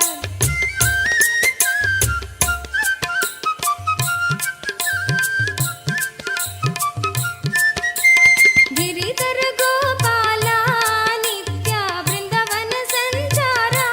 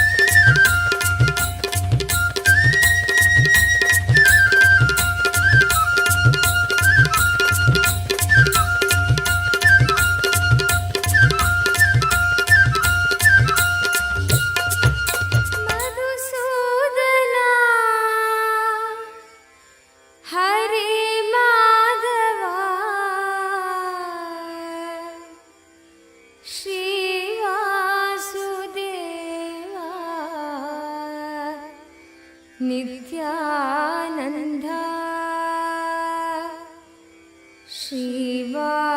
ಶ್ರೀವಾಸುದೇವ ನಿತ್ಯಾನಂದ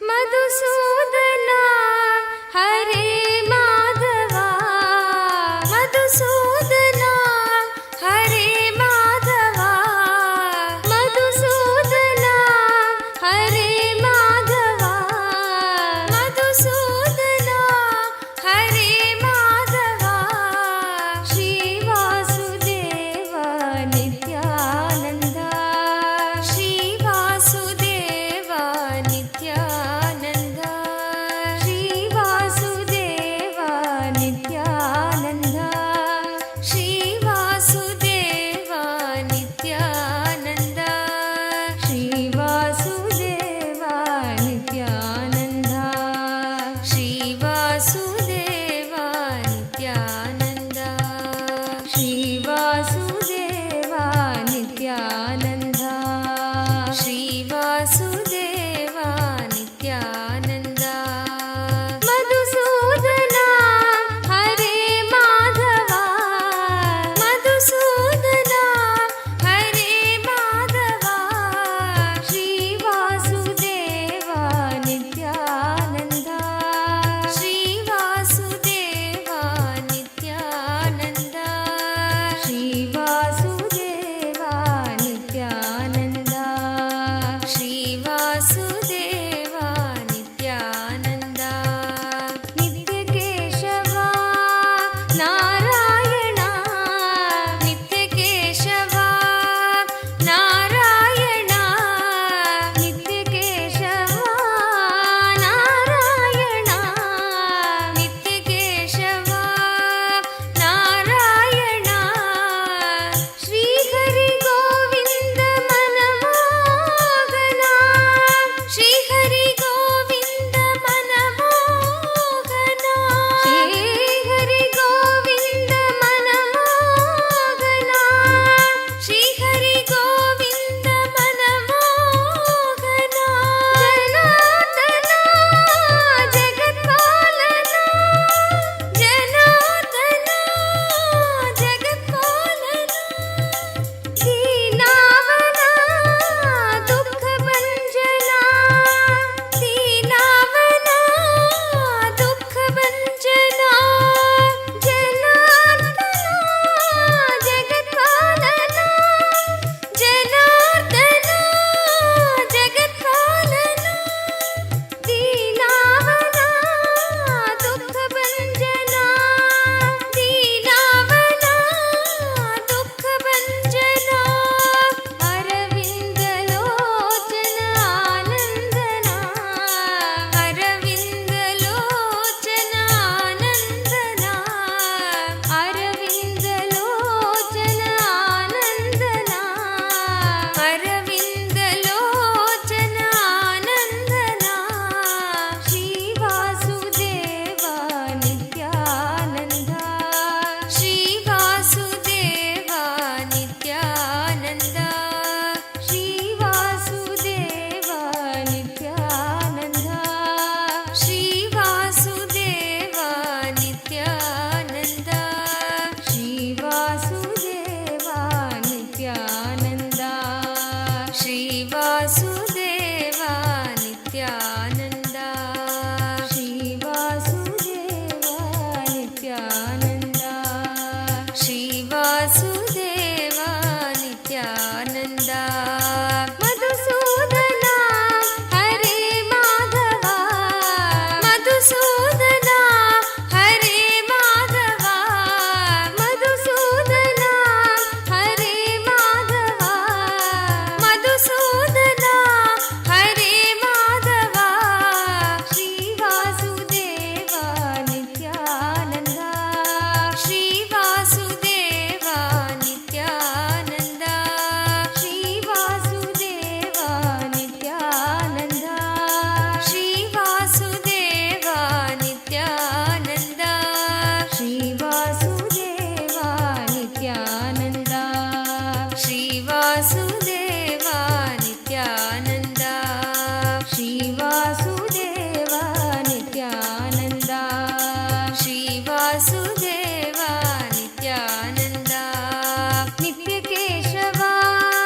ನಾರಾಯಣ ನಿತ್ಯ ಕೇಶವ ನಾರಾಯಣ ನಿತ್ಯ ಕೇಶವ ನಾರಾಯಣ ನಿತ್ಯ ಕೇಶವ ನಾರಾಯಣ ಶ್ರೀಹರಿ ಗೋವಿಂದ ಮನಮೋಹನ ಶ್ರೀಹರಿ ಗೋವಿಂದ ಮನಮೋಹನ ಶ್ರೀಹರಿ ಗೋವಿಂದ ಮನಮೋಹನ ಶ್ರೀಹರಿ ಗೋವಿಂದ ಮನಮೋಹನ ಜನಾರ್ದನ ಜಗತ್ಪಾಲನ ಜನಾರ್ದನ ಜಗತ್ಪಾಲನ ದೀನಾವನ ದುಃಖ ಭಂಜನ ದೀನಾವನ ದುಃಖ ಭಂಜನ ಅರವಿಂದ ಲೋಚನ ಆನಂದನ ಅರವಿಂದ ಲೋಚನ ಆನಂದನ ಅರವಿಂದ ಲೋಚನ ಆನಂದನ ಅರವಿಂದ ಲೋಚನ ಆನಂದನ ಶ್ರೀ ವಾಸುದೇವ ನಿತ್ಯಾನಂದ ಶ್ರೀ ವಾಸುದೇವ ನಿತ್ಯಾನಂದ ಶ್ರೀ ವಾಸುದೇವ ನಿತ್ಯಾನಂದ ಶ್ರೀ ವಾಸುದೇವ ನಿತ್ಯಾನಂದ ಶ್ರೀ ವಾಸುದೇವ ನಿತ್ಯಾನಂದ ಶ್ರೀ ವಾಸುದೇವ ನಿತ್ಯಾನಂದ ಮಧುಸೂದನ ಹರೇ ಮಾಧವ ಮಧುಸೂದನ ಹರೇ ಮಾಧವ ಶ್ರೀ ವಾಸುದೇವ ನಿತ್ಯಾನಂದ ಶ್ರೀ ವಾಸುದೇವ ನಿತ್ಯಾನಂದ ಶ್ರೀ ವಾಸುದೇವ ನಿತ್ಯಾನಂದ ಶ್ರೀ ವಾಸುದೇವ ನಿತ್ಯಾನಂದ ನಿತ್ಯ ಕೇಶವ ನಾರಾಯಣ ನಿತ್ಯ ಕೇಶವ ನಾರಾಯಣ ಶ್ರೀಹರಿ ಗೋವಿಂದ ಮನಮೋಹನ ಶ್ರೀಹರಿ ಗೋವಿಂದ ಮನಮೋಹನ ಜನಾರ್ದನ ಜಗತ್ಪಾಲನ ಜನಾರ್ದನ ಜಗತ್ಪಾಲನ ದೀನಾವನ ದುಃಖ ಭಂಜನ ದೀನಾವನ ದುಃಖ ಭಂಜನ ಅರವಿಂದ ಲೋಚನ ಆನಂದನ ಅರವಿಂದ ಲೋಚನ ಆನಂದನ ಅರವಿಂದ ಲೋಚನ ಆನಂದನ ಅರವಿಂದ ಲೋಚನ ಆನಂದನ ಶ್ರೀ ವಾಸುದೇವ ನಿತ್ಯಾನಂದ ಶ್ರೀ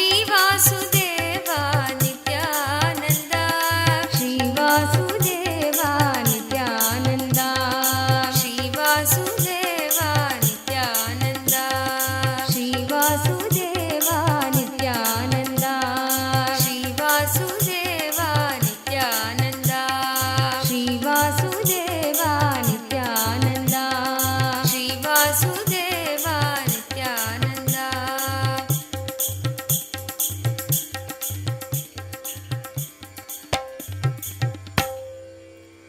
ಮಧುಸೂದನ ಹರೇ ಮಾಧವ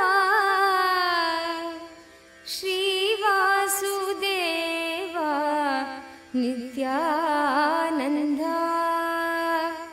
ಶ್ರೀ ವಾಸುದೇವ ನಿತ್ಯಾನಂದ ಗೋವಿಂದ ಗೋಪಾಲ ನಿತ್ಯಾನಂದ ಹರಿ ಗೋವಿಂದ ಗೋಪಾಲ ನಿತ್ಯಾನಂದ ಹರಿ ಗೋವಿಂದ ಗೋಪಾಲ ನಿತ್ಯಾನಂದ ಹರಿ ಗೋವಿಂದ ಗೋಪಾಲ ನಿತ್ಯಾನಂದ ಹರಿ ಗೋವಿಂದ ಗೋಪಾಲ ನಿತ್ಯಾನಂದ ಹರಿ ನಿತ್ಯಾನಂದ ಹರಿ ನಿತ್ಯಾನಂದ ಹರಿ ನಿತ್ಯಾನಂದ ಹರಿ ನಿತ್ಯಾನಂದ ಹರಿ ನಿತ್ಯಾನಂದ ಹರಿ ನಿತ್ಯಾನಂದ ಹರಿ ನಿತ್ಯಾನಂದ ಹರಿ ನಿತ್ಯಾನಂದ ಹರಿ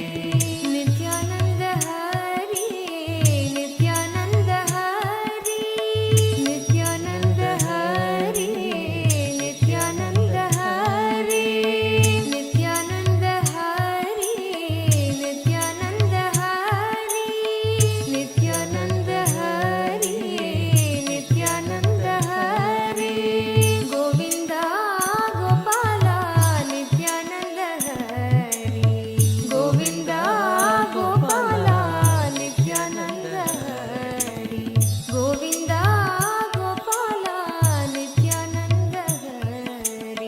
ಗೋವಿಂದ ಗೋಪಾಲ ನಿತ್ಯಾನಂದ ಹರಿ ಜಗದೋದ್ಧಾರ ನಿತ್ಯಾನಂದ ಹರಿ ಜಗದೋದ್ಧಾರ ನಿತ್ಯಾನಂದ ಹರಿ ಭಕ್ತ ಉದ್ಧಾರ ನಿತ್ಯಾನಂದ ಹರಿ ಭಕ್ತ ಉದ್ಧಾರ ನಿತ್ಯಾನಂದ ಹರಿ ಜಗದೋದ್ಧಾರ ನಿತ್ಯಾನಂದ ಹರಿ ಜಗದೋದ್ಧಾರ ನಿತ್ಯಾನಂದ ಹರಿ ಭಕ್ತ ಉದ್ಧಾರ ನಿತ್ಯಾನಂದ ಹರಿ ಭಕ್ತ ಉದ್ಧಾರ ನಿತ್ಯಾನಂದ ಹರಿ ನಿತ್ಯ ಪುರೀಶ ನಿತ್ಯಾನಂದ ಹರಿ ನಿತ್ಯ ಪುರೀಶ ನಿತ್ಯಾನಂದ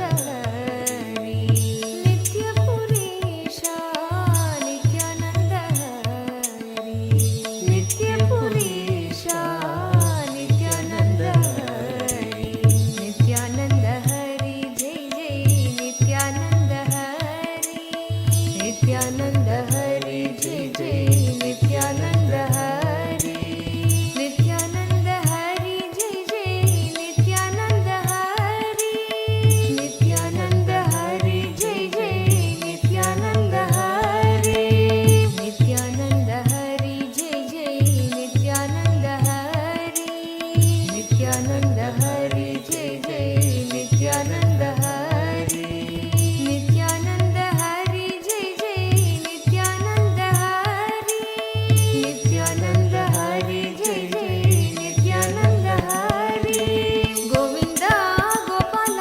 ನಿತ್ಯಾನಂದ ಹರಿ ಗೋವಿಂದ ಗೋಪಾಲ ನಿತ್ಯಾನಂದ ಹರಿ ಗೋವಿಂದ ಗೋಪಾಲ ನಿತ್ಯಾನಂದ ಹರಿ ಗೋವಿಂದ ಗೋಪಾಲ ನಿತ್ಯಾನಂದ ಹರಿ ನಿತ್ಯಾನಂದ ಹರಿ ನಿತ್ಯಾನಂದ ಹರಿ ನಿತ್ಯಾನಂದ ಹರಿ ನಿತ್ಯಾನಂದ ಹರಿ ನಿತ್ಯಾನಂದ ಹರಿ ನಿತ್ಯಾನಂದ ಹರಿ ನಿತ್ಯಾನಂದ ಹರಿ ನಿತ್ಯಾನಂದ ಹರಿ ಗೋವಿಂದ ಗೋಪಾಲ ನಿತ್ಯಾನಂದ ಹರಿ ಗೋವಿಂದ ಗೋಪಾಲ ನಿತ್ಯಾನಂದ ಹರಿ ಜಗದೋದ್ಧಾರ ನಿತ್ಯಾನಂದ ಹರಿ ಜಗದೋದ್ಧಾರ ನಿತ್ಯಾನಂದ ಹರಿ ಭಕ್ತ ಉದ್ಧಾರ ನಿತ್ಯಾನಂದ ಹರಿ ಭಕ್ತ ಉದ್ಧಾರ Nithyananda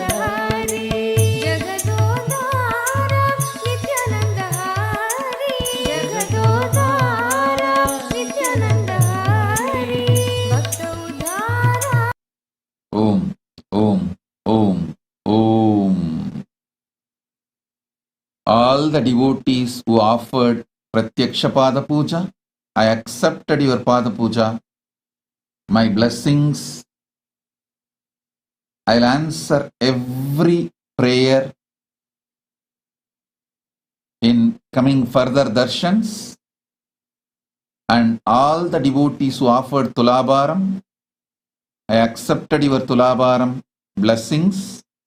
All those who offered Kobuja and all other sevas and offerings, I accepted everything. My blessings to all of you.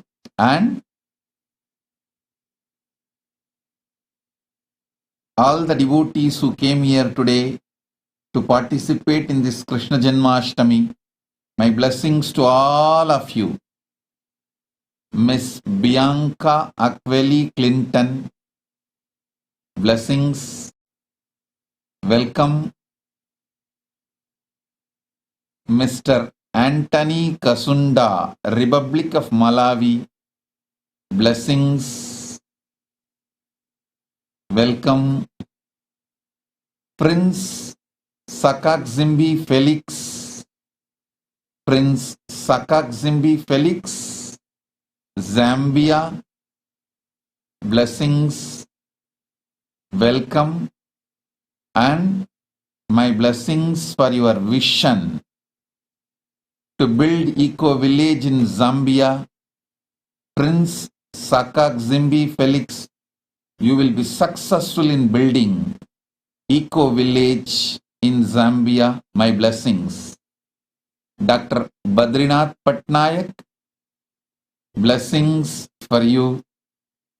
You will be successful in all your endeavors. Blessings. Sarvavishta Sarva Mangala Praptirastu. Jagannath Patnaik, blessings for your health. Arogya Praptirastu. Jagannath Patnaik, you will be healed from today. Sarva Arogya Praptirastu. Jagannath Patnaik, Arogya Praptirastu. Badrinath Patnaik, Sarva Aishwarya Praptirastu. Tatastu. Om.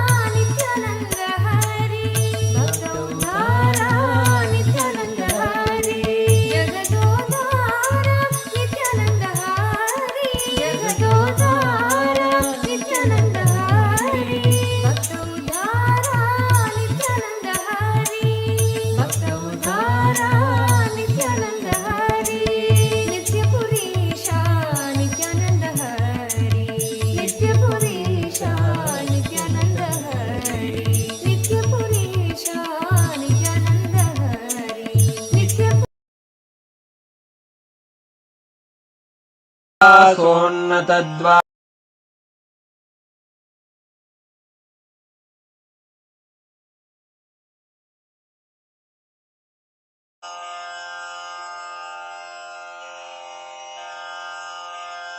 श्रीकैलासोन्नतद्वादशान्तः श्यामलापीठारूढ श्रीमीनाक्षि सुन्दरेश्वरा भिन्नस्वरूप परशिवपुत्ररत्न Kumar गुरुमण्यतुल्यावतार श्रीपार्वतीस्तन्यपानलब्धदिव्यज्ञान विश्रुतसकलनिगमागमसारभूत द्राविडवेद प्रवक्त्रे श्रीमत्परमशिवकरुणासमधिगत मुक्तामय चतुरश्रयान गीयमान छत्रचामर श्रीचिह्नकाहलादि समस्त बिरदावल्यलङ्कृत ज्ञान विज्ञान चक्रवर्ती सर्वजन संघ सद्यो निर्वाण दीक्षा व्ययापवर्गवर्ष विश्राण जीमूत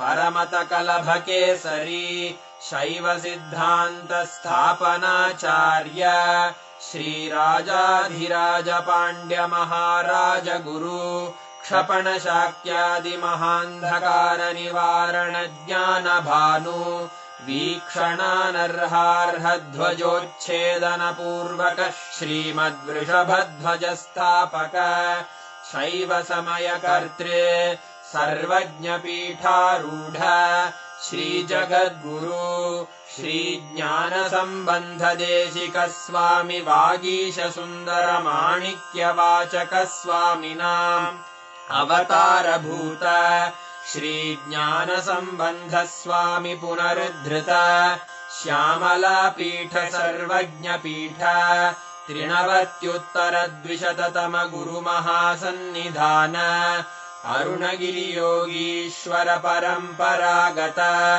अरुणाचल सर्वज्ञ पीठ गुरुमहासन्निधान कैलास परम्परागत काञ्ची कैलास सर्वज्ञ पीठ त्रयस्त्रिंशदुत्तरद्विशततम गुरुमहासन्निधान नित्योत्सव नित्यमङ्गल नित्यकल्याण नित्यरजित कैलास परम्परागत आदि कैलास नित्यानन्द पीठ महासंस्थान महासिंहासन पीठ कर्तः साक्षात् श्री परमशिव समुद्भूत कैलासपरम्परागत वैवस्वतमनु इक्ष्वाकु हरिश्चन्द्र भगीरथ श्रीरामचन्द्र शूरसेन इत्यादि अनवच्छिन्न सार्वभौम चक्रवर्ति परम्परागत चतुष्षष्टि योगिनी मण्डित चतुष्षष्टि सम्प्रदाय प्रवर्तक मनुधर्मशासन सूर्यवंश प्राप्त सर्वज्ञपीठ सुराङ्गी साम्राज्य मूर्धाभिषिक्त चूडामणे साक्षात् श्री परमशिव समुद्भूत कपिल महागुरु पुनरुद्धृत महानिर्वाणिपीठ अष्टोत्तर सहस्र श्री महामण्डलेश्वर साक्षात् श्री परमशिव सिंहासनाभिषिक्त समस्त गणनायक श्री महागणपति समारंभ अनवच्छिन्न पीठाधीश्वर गुरुपरम्परा प्राप्त अटल पीठ अष्टोत्तर सहस्र श्री अटल पीठाधीश्वर धर्म मुक्ति स्वर्गपुर स्वर्ण पीठ त्रयोविंश गुरु महासन्निधान कैलास परम्परागत आदिपीठ सर्वज्ञ पीठ जगद्गुरो श्री कैलास पुनरुद्धारक श्री कैलास परमाचार्य श्रीमत्परमहंस परिव्राजकाचार्य वर्य सच्चिदानन्द प्रणव स्वरूप श्रोत्रिय ब्रह्मनिष्ठ श्रीमज्जगद्गुरु श्रीलश्री भगवच्छ्री नित्यानन्द परमशिव श्री ज्ञान संबंध देशिक परमाचार्य स्वामिन् अत्रागत्य परिपाल्य च अस्मान् विज्ञान वितरणेन विजयी भव जय जय।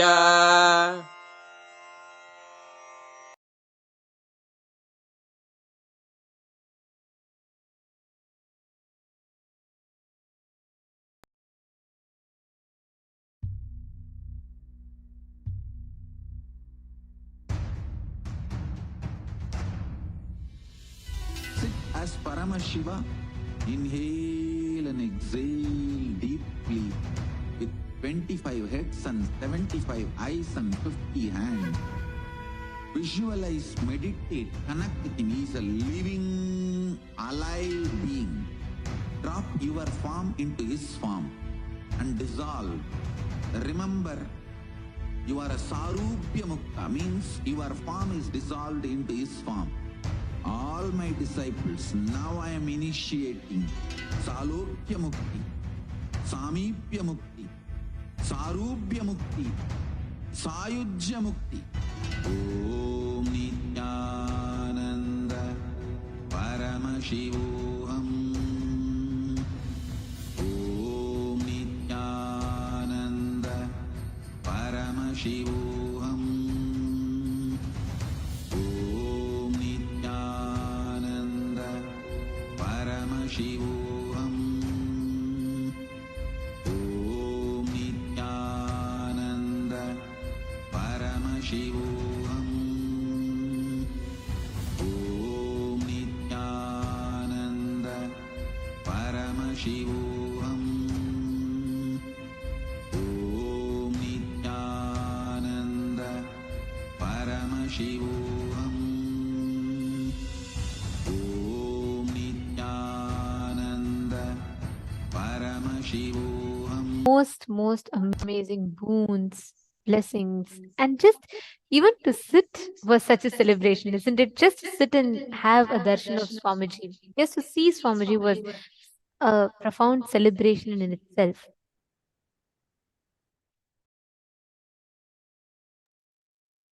Every one of you that are sitting here with us, to all the thousands of people that are watching us on YouTube, on Facebook, and different parts of the world. For many of you, it's your night time. For many of you, it's your day, it's your evening. And it's wonderful, absolutely, to see all the participants that are watching us right now. We have the Ganesh Chaturthi celebrations also that is coming up. So all the viewers that are here, that are watching us right now, we have literally 10,000 of you that are watching us live just on social media platform, just one of the social media platforms alone. To all of you, we welcome every one of you to join us on Ganesh Chaturthi. And on Ganesh Chaturthi also, we're going to be having a very, very powerful darshan, and all of us are going to be having an opportunity to offer our gratitude in the form of Pratyaksha Pada Puja. I saw many of you posting requests saying you would also like to offer Pratyaksha Pada Puja. You all can offer. We have another beautiful opportunity coming up on Ganesh Chaturthi. So on the auspicious occasion of Ganesh Chaturthi festival, all of you can offer your gratitude, your love, everything in the form of Pratyaksha Pada Puja to Swamiji. Yes, and Ganesh Chaturthi on this year, it's on the 19th of September 2023, and we request every one of you to be here to enjoy it. And it's wonderful to have you all joining here for you to receive the maximum benefit of this initiations, and for you to understand the sciences behind this, knowing the secrets of all these great truths that Swamiji has revealed. We highly recommend and encourage every one of you to join with us on the every day on the Paramashivoham program. Today, especially, we have been working on a very special workshop of how to create wealth. We are still going to be continuing. So all those that are here, please stay tuned. This is completely free workshop available for every one of us. Swamiji has made a $21,000 program completely available for free, and all of you can enroll, be a part of it. If you are interested in it, be sure to check out paramashivoham.org immediately, and all of you can join the program right now. In this stream, we are still going to be continuing that, and all those who have been very sincerely attending since morning, who all have been here with us, watching us, attending the program, and who all received the initiation now from Swamiji. We are going to be continuing with the power manifestation. Right after that, today we are going to be learning. We already learned about how to purify our desires. Desires are not wrong, but when you have conflicts and contradictions in those desires, how they stop us from making those desires into reality. We learned about it. And now we are going to be learning about, right after this power manifestation session, we are going to be all learning about how to manifest wealth. What is it that is stopping us from manifesting wealth? If I want to get rid of my loans, if I want to really become a millionaire or a billionaire, however I want to be, I have some financial goals, but I'm not able to achieve it. Or some people have issues. I have been able to manifest a lot of wealth, but I'm not able to sustain it. Today is the answer for all of you. So do stay tuned, stay tuned so that we all can do this workshop together. And if you have any questions, you can post it here in the chat. I see so many of you posting. Actually, I missed the message because the live chat is going up. I missed the message. One of you had asked how you can have the darshan every day. And you said that you are someone very new. Welcome. And how many of you are here watching for the first time on YouTube? Can I request all of you to post in the chat? How many of you are here watching for the first time on YouTube?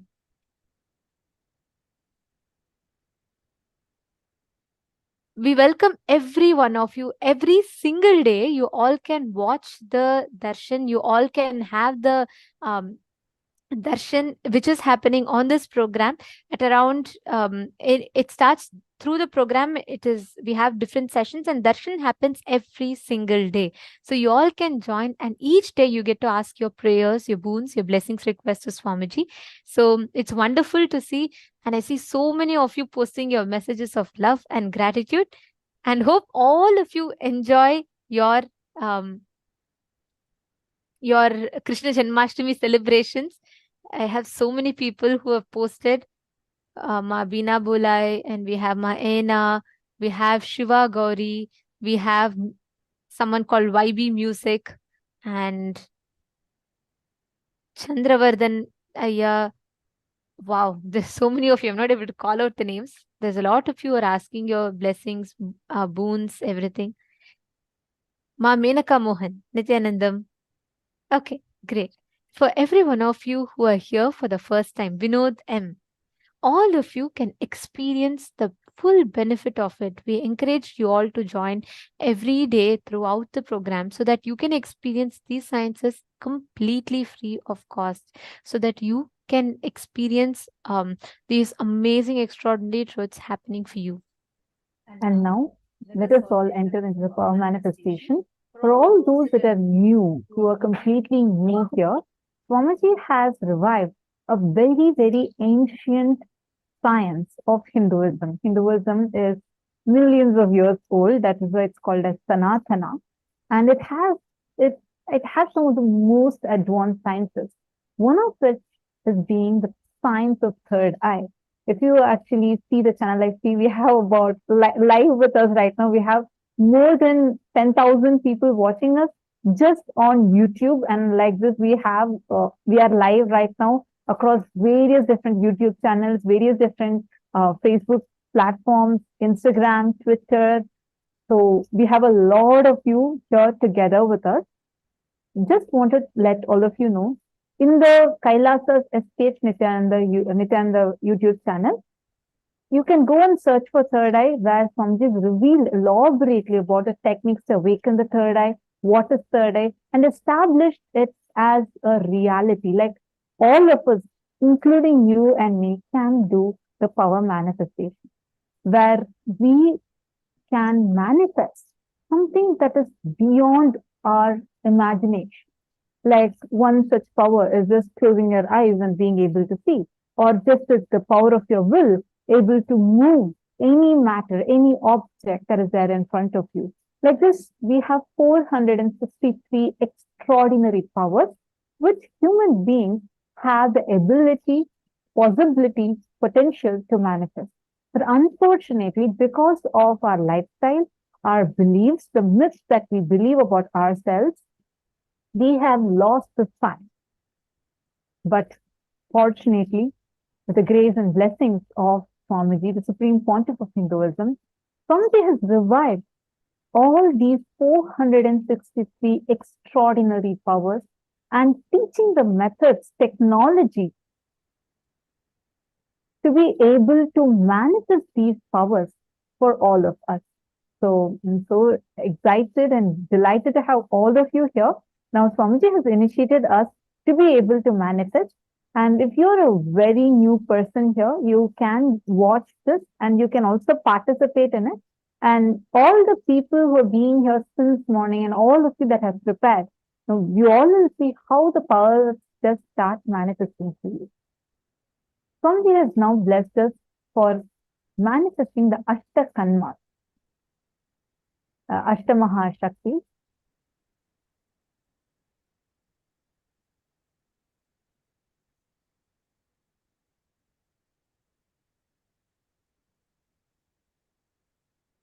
Been blessed and initiated to manifest this power of Ashtamahashaktis, where just through your will, you will be able to perform 8 different actions, increasing, decreasing the size of any object, increasing your own height. And all this is possible, like right now, you can experience.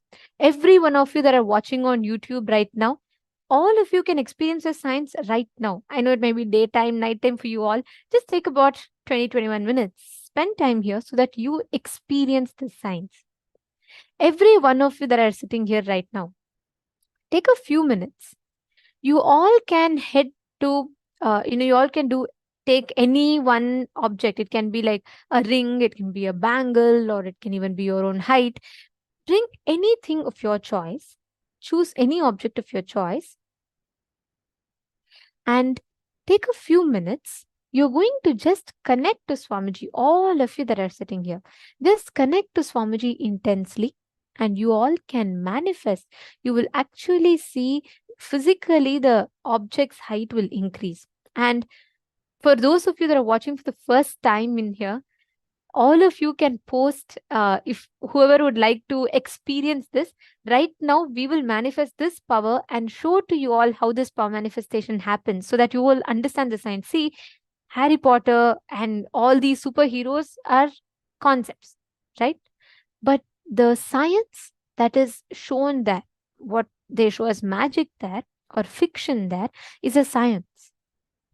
Hinduism has been known for mastering this science to be able to tap into our conscious potential. It may sound very new or, many times mind boggling for you, but that's true. It's possible. Like right now, all of you can experience it. Every one of you who've experienced the darshans, every one of you that have experienced this space, you all can, all the participants who've already experienced it, you all can post. And how many of you are here for the first time? Can you all post in the chat? All the participants that are watching us on YouTube. Tara Chabriya, Nithyanandam, nice to see you. Welcome.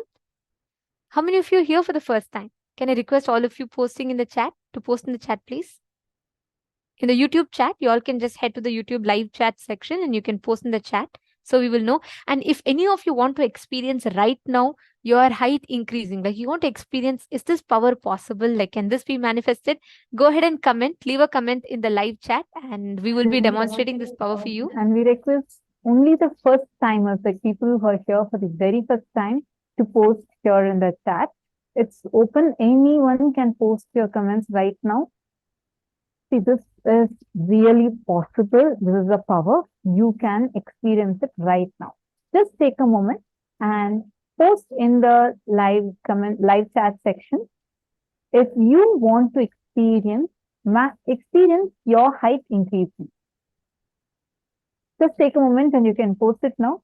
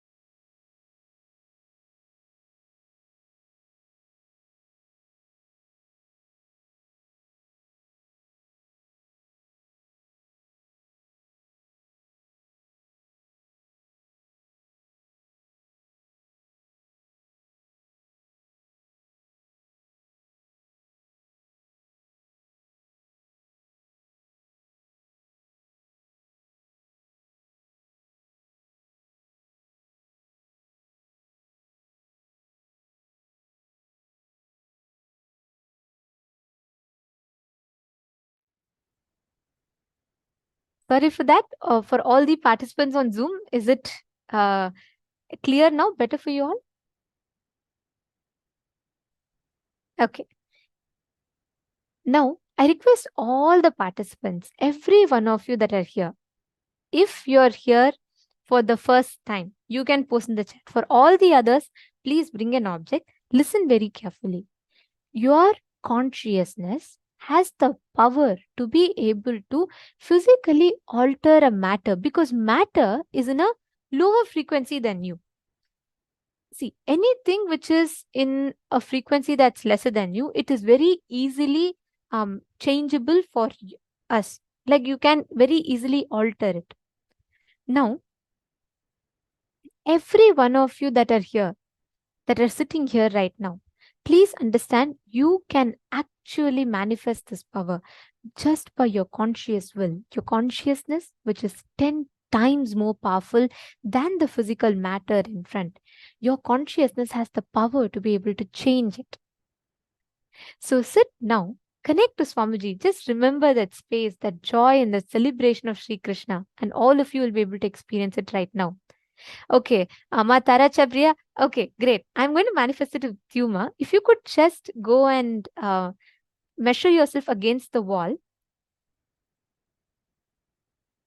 and glad to know that you're here for the first time. And I think this is going to be a life-changing experience for you for sure. Yes. Actually, Ma, even what Hanuman has manifested is not a siddhi, it's a shakti, means it is a science. Every one of us, you and me, we all can manifest the science.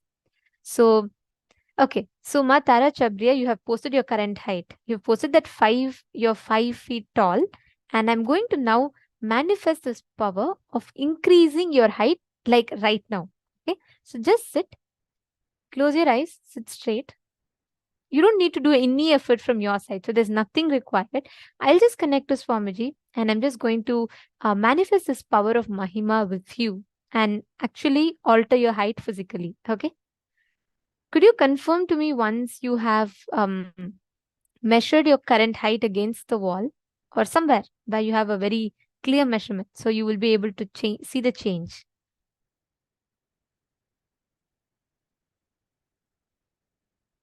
All right. So now I'm going to be manifesting this power.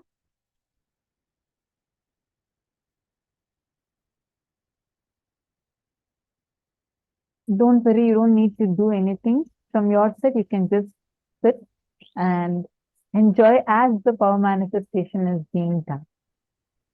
This power, understand, all of us actually have the ability to do this. All the other participants all the participants on Zoom, I request all of you to start doing the power manifestation, and as we are going to be demonstrating here. And to all those that are watching us live on YouTube, once again, please visit Paramashivoham.org and sign up there. You would also be able to sit with Swamiji on the two-way video conferencing and be a part of a very special program that's ongoing right now. So be sure to visit Paramashivoham.org. Now, let's talk a little more about this Shakti. So this happened in Los Angeles, Kailasa, Los Angeles. And Swamiji was getting the deities built there, and all the deities were being set up. The whole temple was being established.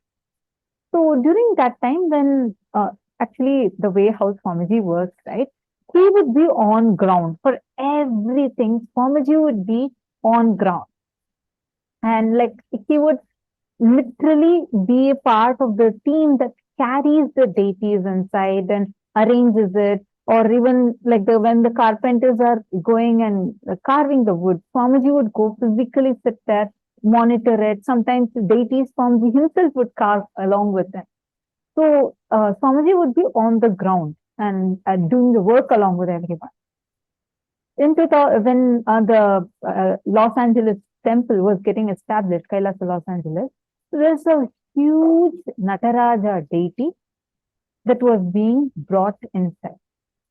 But now, the Nataraja deity was 2 inches tall than the doorway. So this was a concrete building. The temple is a concrete building with 2 stories above it. So there's like a building above and it's a completely concrete building. All right. So Swamiji was there inside, and Swamiji said, the people that were trying to move the deity inside, they went and told Swamiji, the Nataraja deity is 2 inches taller. So in any direction we turn also, we are not able to bring the deity inside. So what do we do? Swamiji said, don't worry, I'll take care, bring the deity inside. So all right, Swamiji said, Swamiji would take care. So this group of devotees go back and they get the Nataraja. The deity is a metal deity and it's very heavy one. So they put it on another 2-inch roller. So now the deity was 4 inches taller than the door frame. So they went and asked Swamiji again, Swamiji, should we probably,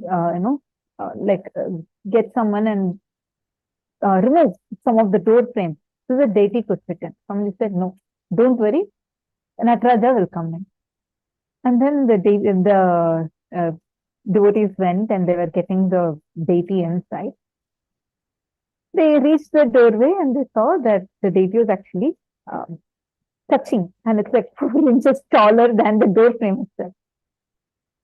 The devotees again looked at Swamiji. Swamiji with a wide smile said, just hold the door frame and try pushing it up. It's a concrete wall.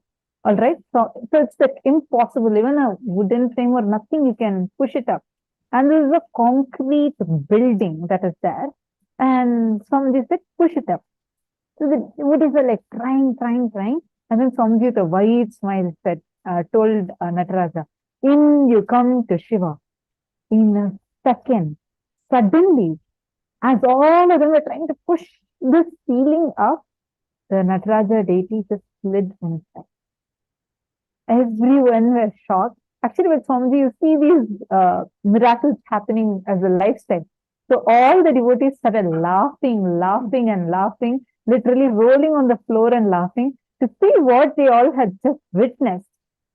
And once the Nataraja was brought in, again they measured and saw the deity's height was still 4 inches taller than the door frame. They actually went and remeasured the door frame 2-3 times to check and ensure that they didn't make a calculation error. Understand? Like this, we have many stories of how Swamiji very casually manifests these powers. But Swamiji says, I'm not here to prove that I am God. I am here to prove that you are God. Which is why Swamiji has given this power as a power manifestation science for all of us to be able to manifest. Ma Tara Chabriya, could you just go and check your height and tell me if you are able to see the difference in your height? Just go remeasure and tell me if you have started increasing in height. You will actually notice it now. Do let me know. Okay, you can put, if you could put a clear comment in the chat. See, everyone, please understand this is a science.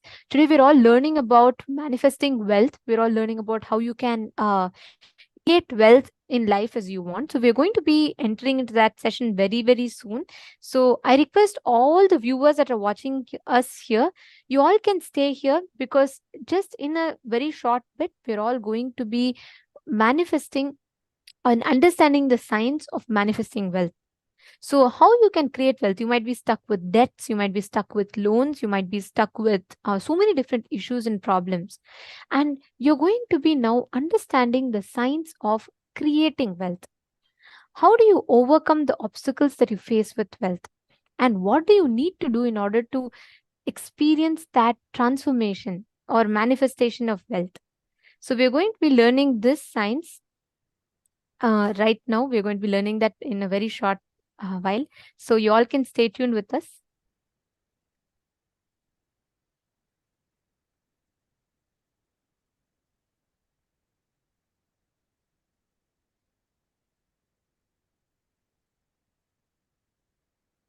Okay, all those who are manifested, can I request all of you to please post?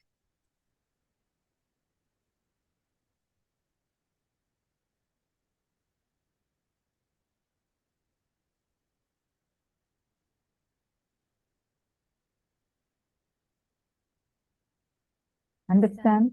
All the participants that are here with us, the viewers that are here with us, this is a huge blessing that all of us have received today.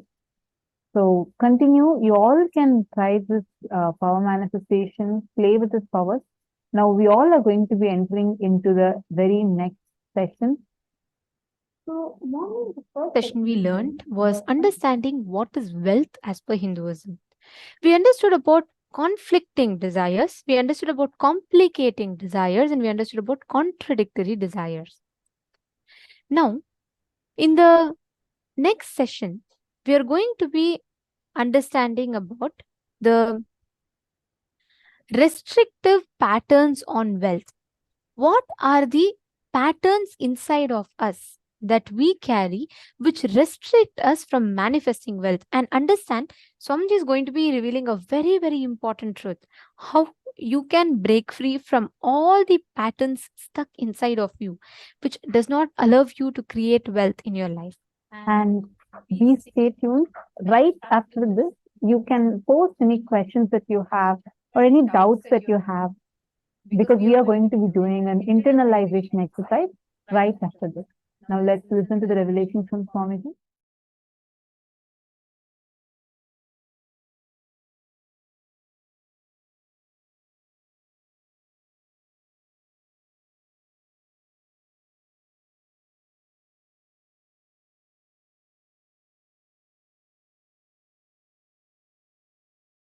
When you say, how will the Awakening Wealth Conscious program help me?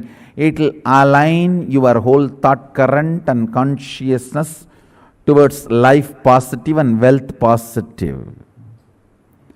Now you may be operating from the cognitions of wealth negative. So once your cognitions are aligned, please understand, whether you work or not, even your breathing gives life to your cognition. That is why don't go near bad people. Even if you breathe their air, it is bad for you. They will somehow put the negativity in you. Your whole cognition will be tuned towards wealth positive, life positive. Naturally, you will manifest that in your life.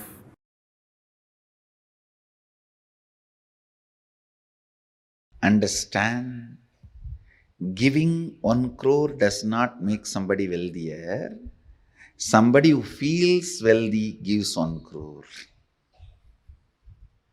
Understand, abundance is the confidence they have on themselves and their existence to manifest as much as they want, so they go on sharing, breathing out so that they can breathe in. They know they can breathe in, that is why they breathe out.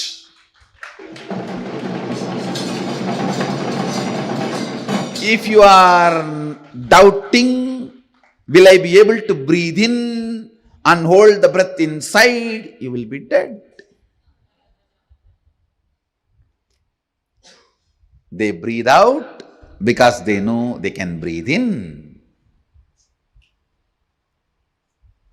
They share because they know they can generate. They share because they know they can create. They share because they know they can manifest. Understand? Giving 1 crore does not make you wealthier. Person who feels wealthier gives 1 crore.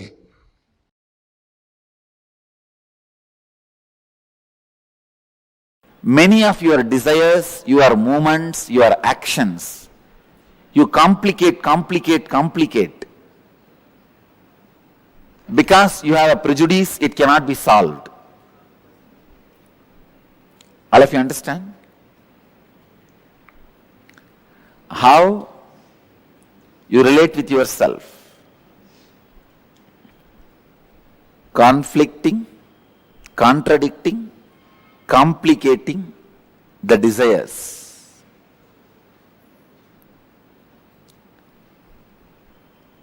I also wanted you to understand how you relate with yourself. In 2 ways you relate with yourself. First, the lower identity or the lower ideas you carry about you, or the higher identity, higher ideas you carry about you. If I have to give an example, very small things sometimes you feel, no, I cannot walk 3 floors and go to my office. So I don't want that job. Sometimes very small things, you complicate it so much and you really believe it is a big problem. I am giving you one example. But look inside. You will see hundreds of examples where such a small thing, because of the lower ideas you carry about you, and same way sometimes you carry very high ideas about you, and very difficult things, very difficult for others, you finish it so easily. Because the ideas you carry about you. Now first I want you to work. I'll give you a small exercise to work on the ideas you carry about you, so that I'll lead you to the next level of conflicting, contradicting, complicating desires. You felt very low and unhappy. Describe the incident and write down the experience you had about yourself. Contemplate and write down the lowest ideas you carry about you. I am not capable, I am not good enough, I am a failure, whatever you are carrying. Second, recollect the first incident in your life when you had the first idea about money. What were your first thoughts and engrams about money? Third, scan your whole life and identify if you had incidents in your life where you are left incomplete in aspect of money. Means feeling unfulfilled because of money. Write down the wounds that got created in you and in your relationships because of money. Answer these 3 questions. I'll make you understand conflicting, contradicting, complicating desires, and how the higher identity, lower identity you carry. It is almost like a bypass surgery. Please, I'll give you the example. When I say write down any wounds that got created in you in your relationship because of money, somebody asked you money, you did not give, and the relationship is broken. Or you gave money to somebody and they did not return it, the relationship is broken. Or you asked money, they did not give, and the relationship is broken. Mention all those, record all that. Then I'll give you the deeper insights.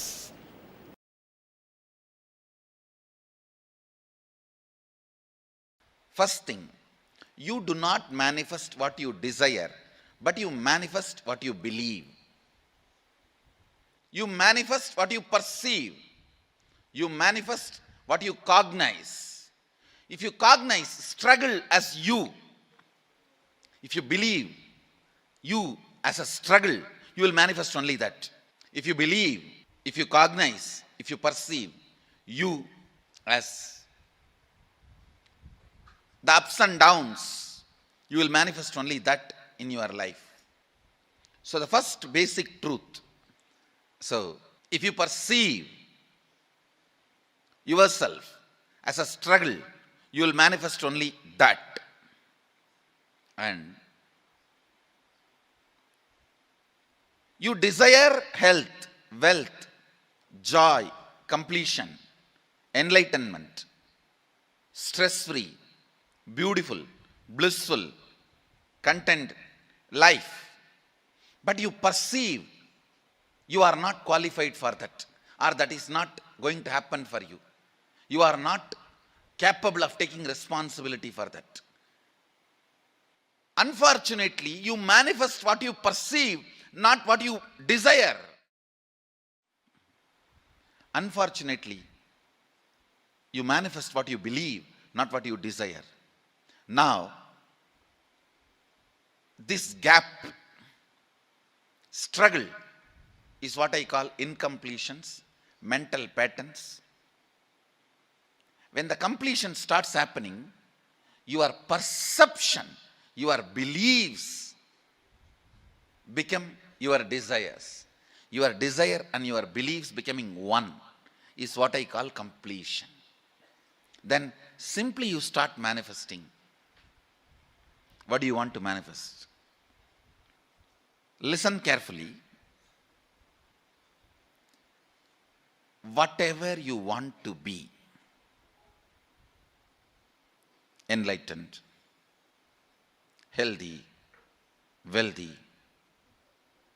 whatever, the actual work you need to do is on your fears. Actual work you need to do is on your fears.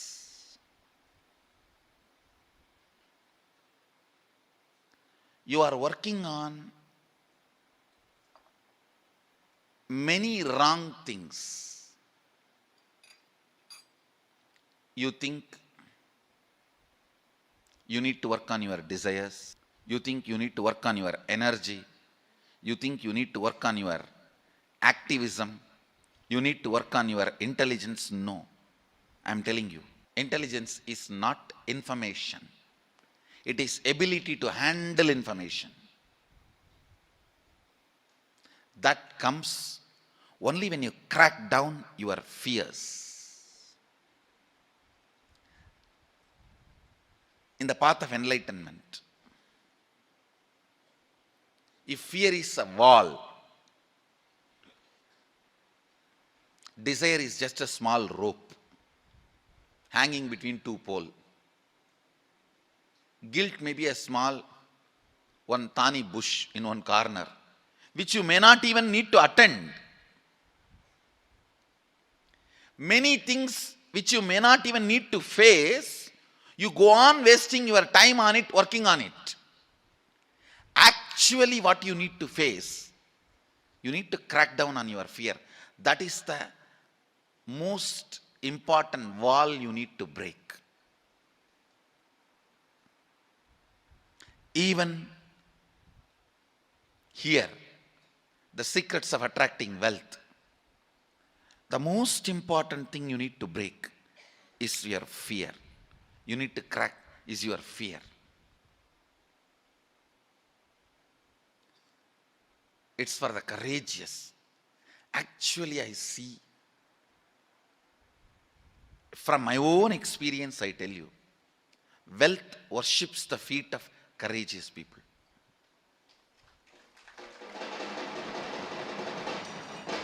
End of the whole secret. You may think, looks too plain, too bland.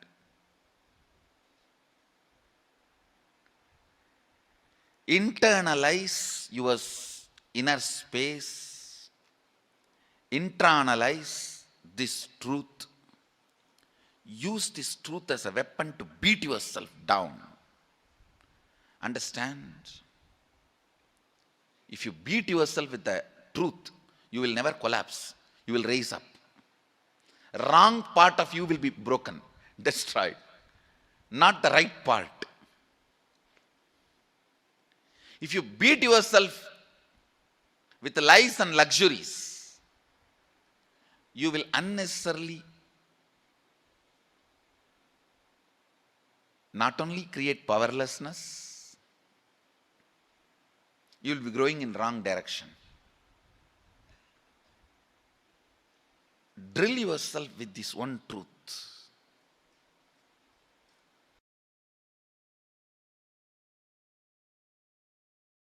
If you carry the idea, oh, if I become wealthy, I may become arrogant. I have seen many wealthy people becoming arrogant, abusive. If you carry that idea, you will never allow the wealth to become part of you. Go deeper into your cognition, biomemory, where the cognitions are stored, biomemory. And remove the cognitions you have against abundance, boredom. If you complete that, you can manifest multiple powers which will just attract.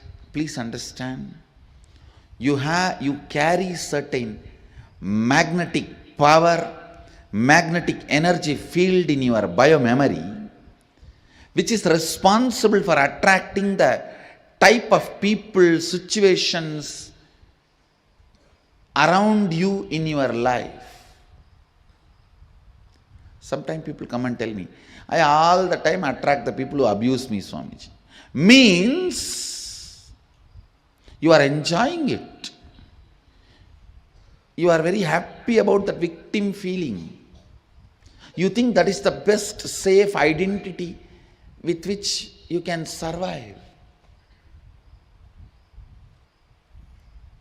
No.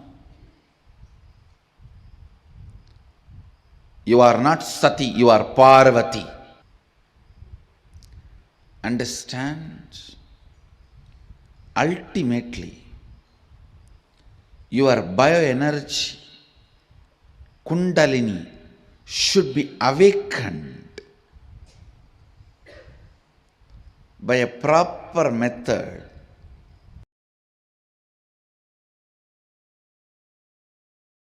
Known or unknown, you can complete. You can be out of it. It is possible. It is possible.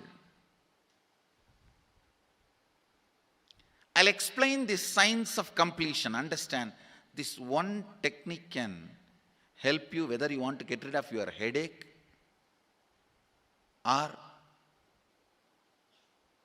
your whole ignorance and get into enlightenment.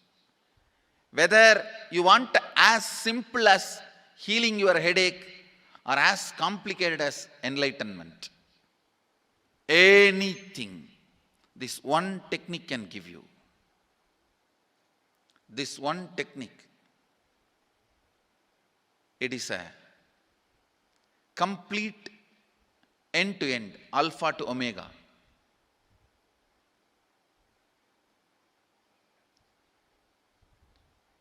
It's from Sadashiva directly. In the Agama, 94th verse, 22nd technique. The chapter is called Shivajnanopanishad and also called as Vijnana Bhairava.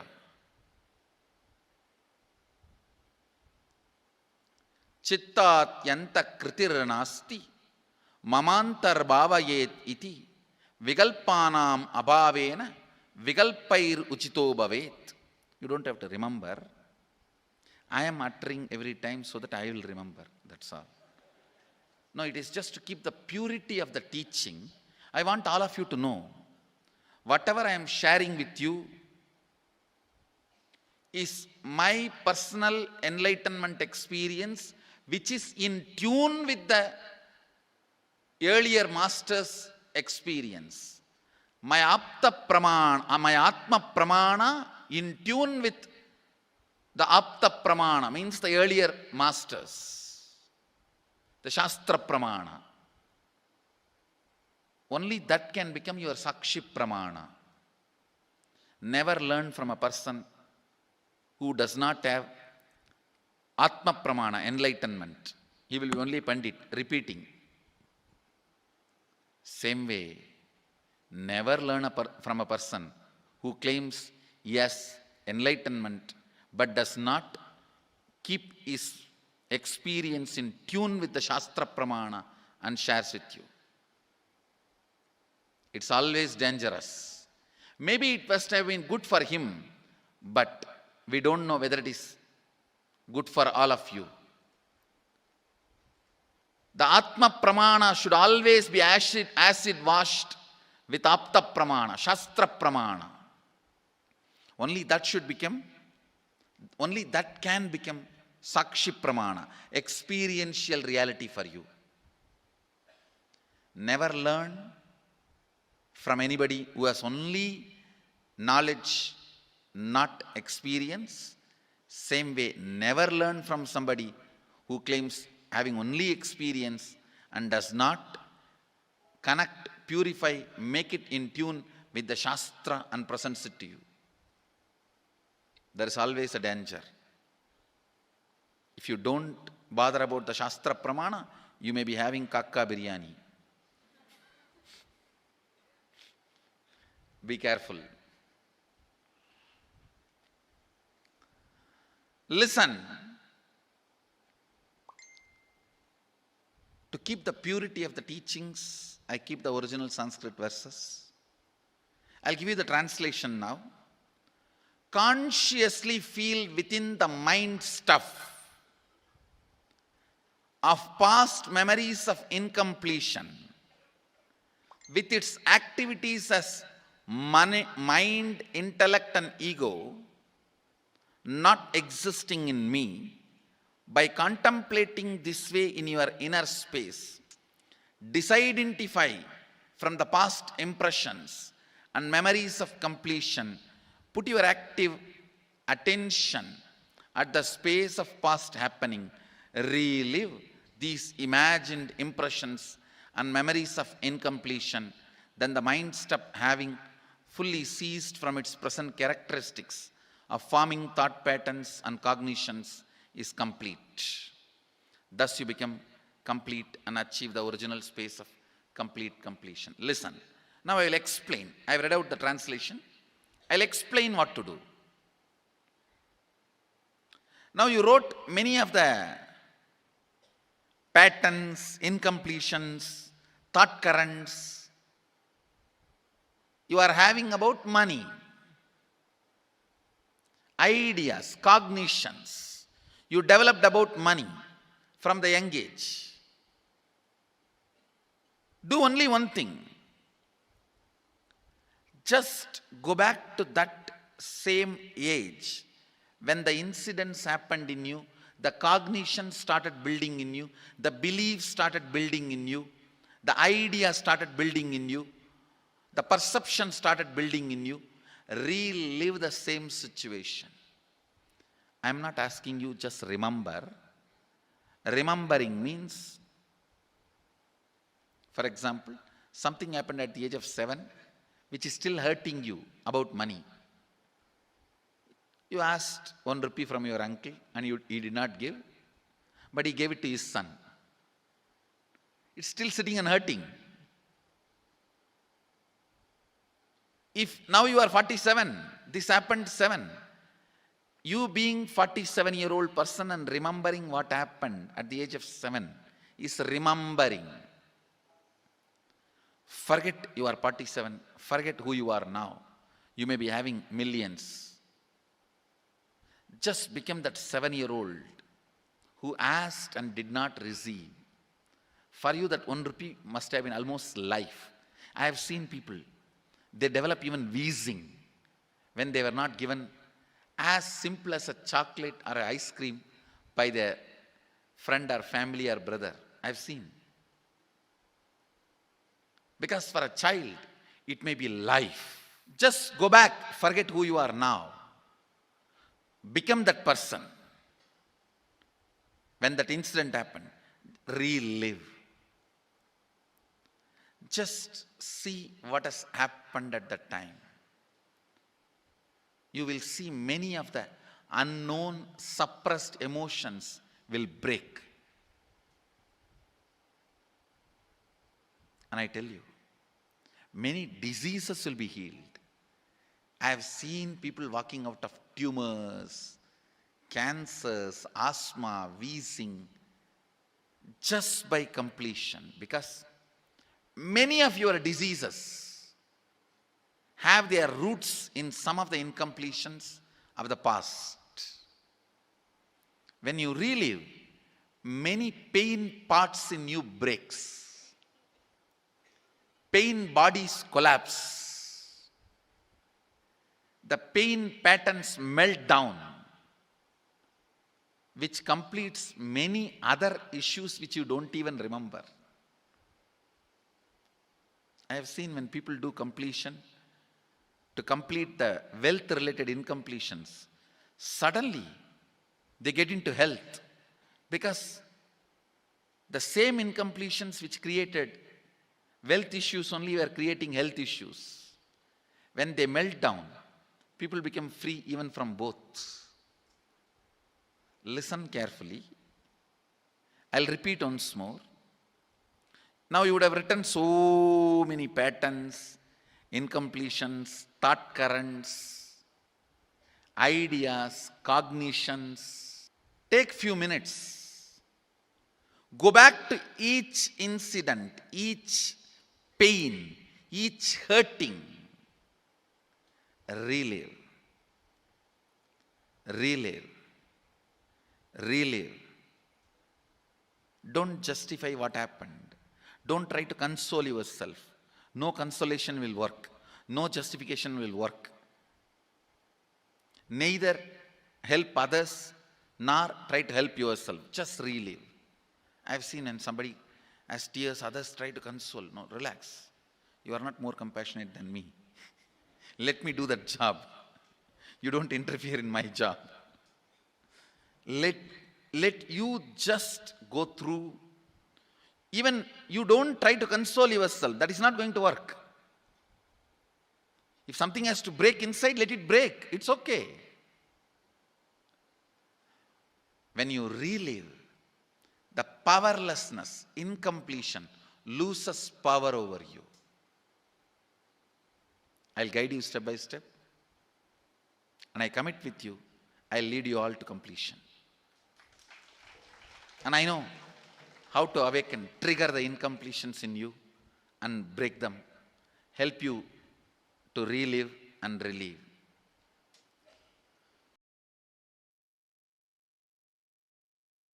What a great science. The same patterns that hold you back from manifesting wealth is the same pattern that will hold you back from manifesting health. Each of us Understand, like how Thomas was so beautifully explained, right? It is these cognitions that we carry because the same restricting patterns are restricting you in every dimension of your life. Now, I request all the participants here with us. We are going to first take a few minutes to internalize what Swamiji has just revealed to us. Understand, awakening wealth conscious will align your whole thought current and consciousness towards life positive and wealth positiveness. Now you may be operating from the cognitions of wealth negativeness. Swamiji gives precise examples for each. Now we are going to be taking some time to look inside us, how we are carrying it. So first, since we learned a lot of different cognitions, first we are going to internalize the powerful cognition, the main highlights that we could take from this. We are going to now be showing that to all of you. We request every one of you to type your understanding as we go through these. Let's type our understanding and post it in the chat.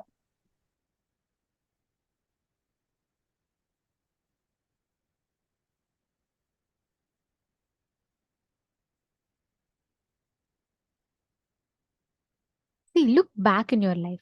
What exactly happens in your inner space? Many of your desires, your movements, your actions, you complicate. Why? Because there are two things in you. Every one of us carry a certain preconceived notions about wealth. Wealth is difficult to earn. Wealth is not possible for me. I don't think wealth will work for me.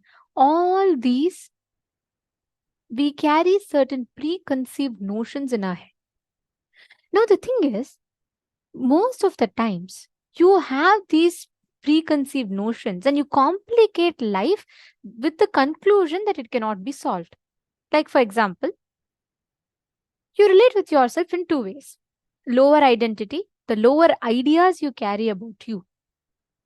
Sometimes you feel, oh no, I cannot walk this 3 floors and go to the office every day, so I don't think this job will work for me. I don't like this job.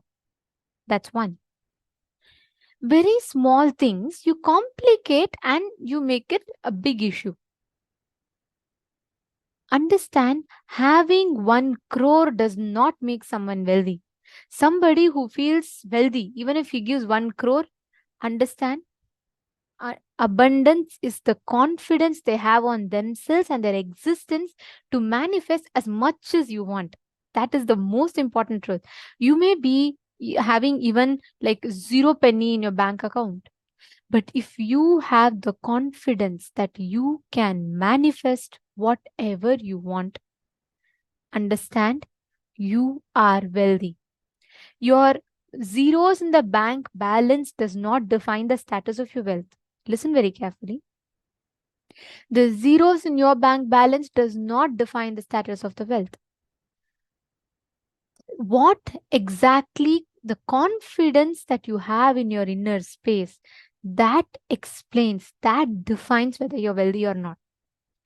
You're wealthy, your feeling that you're wealthy is because of that. Ma Jillian Watley is asking, can we manifest funds in our account? Yes. See, Ma, it's not just about that. Don't reduce wealth to just money. Then you will lose out on the other dimensions that you can manifest wealth in. Anywhere in life, you being able to create the resources as and when you want, that is wealth.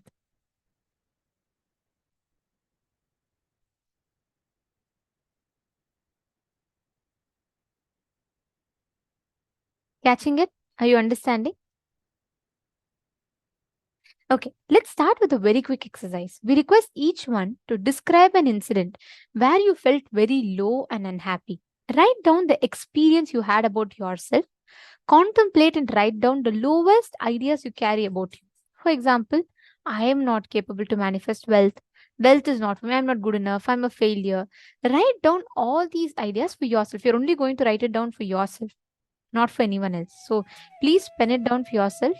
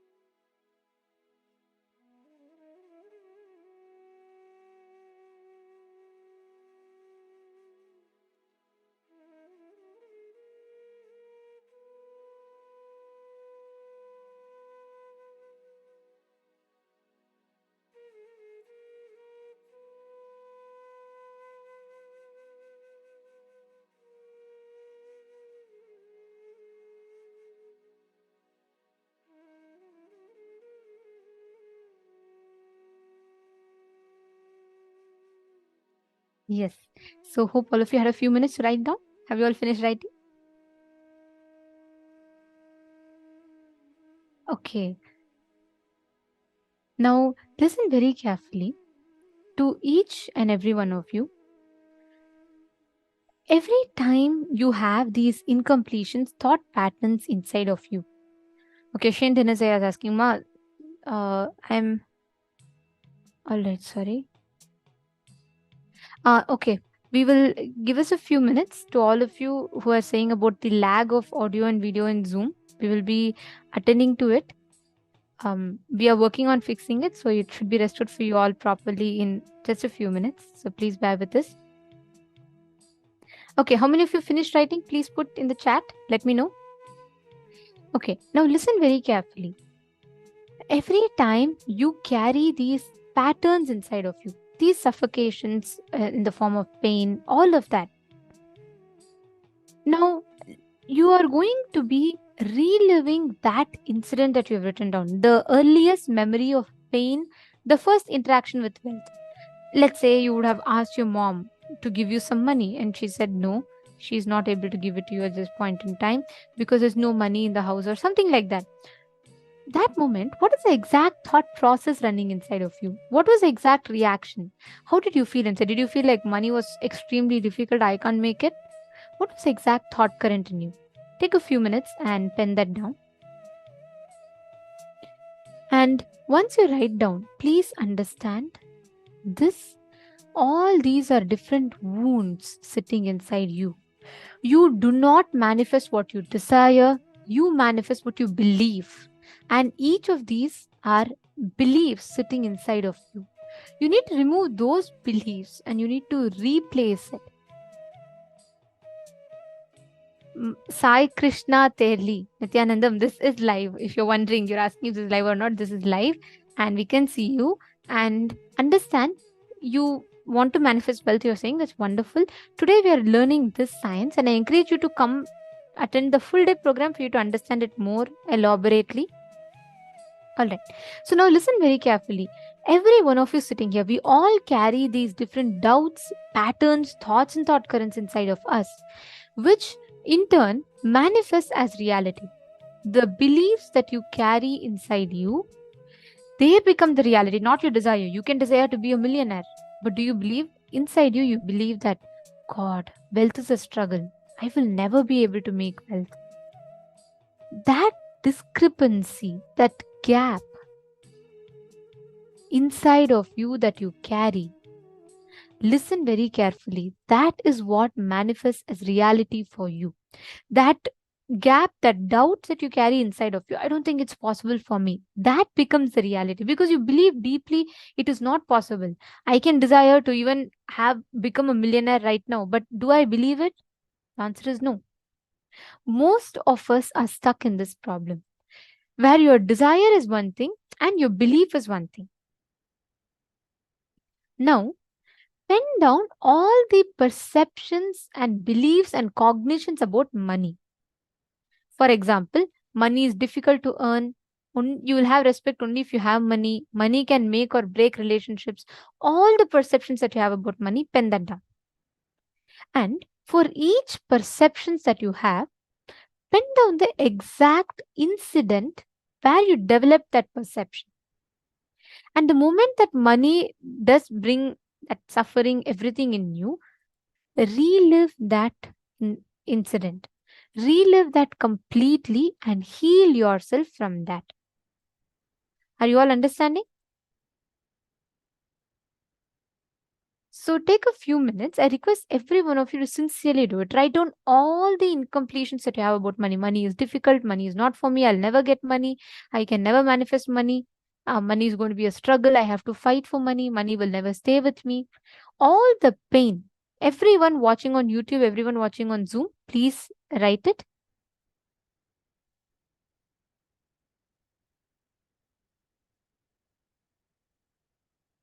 Do this very sincerely. It's an important process.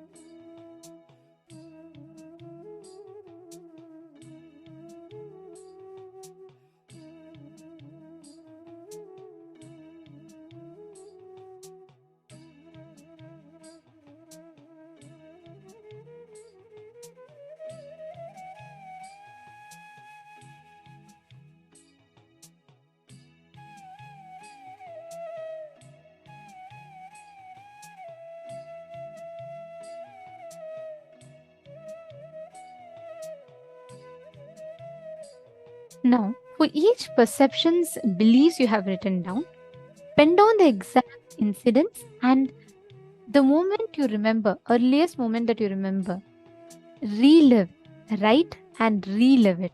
Write it down and relive.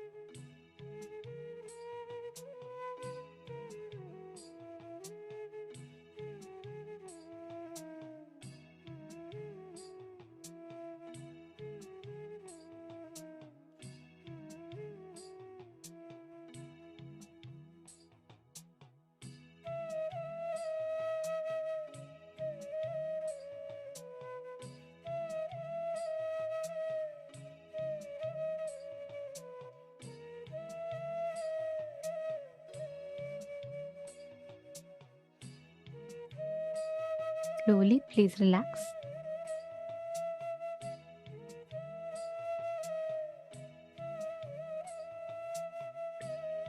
Please relax. Please understand the science of reliving is one of the most unique and one of the most powerful gifts by Swamiji to all of us. Every one of you that are sitting here, you will experience, you will see that tremendous shift in your inner space just by applying this one science inside your inner space. And this science has the power to completely restore your experience of reality. This has a complete power for you to experience the inner space, the complete transformation in your inner space.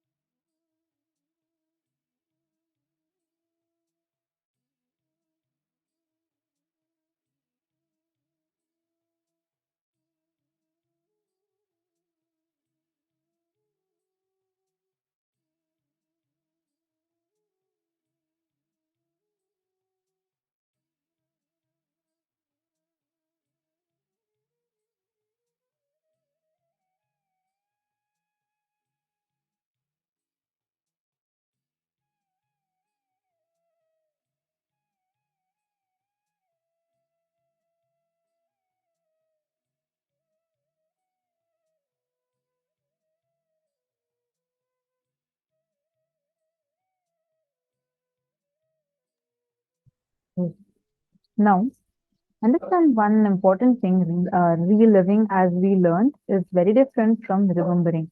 When you relive, you are going back to the exact same incident, to the exact same intelligence, everything is what you had at that time. When you're remembering from the current intelligence that you have. See, for example, devote an incident where your relative is taking some money from you, and when you're asking, didn't return back, and they insult you instead. This would be a very, very, very like disturbing and most painful incident for you now while remembering. But at that time, when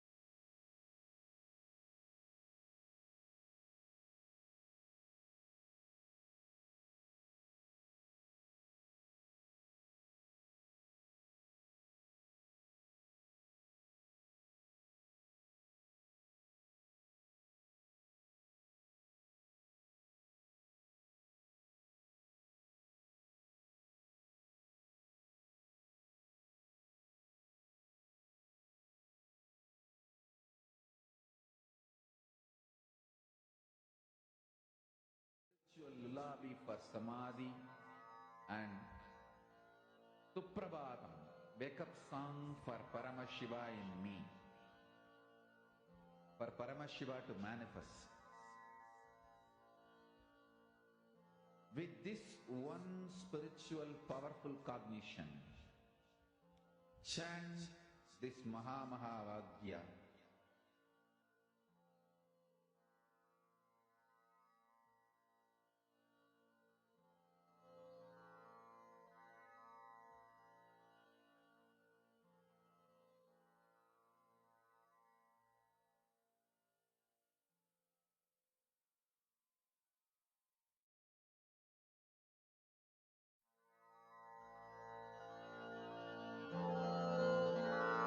Mahavagya, spiritual lullaby for Samadhi, and Suprabhatam, wake up call, wake up song for Paramashiva, for Paramashiva to manifest. With this one spiritual powerful cognition, chant this Mahavagya. Om Nithyananda Paramashivoham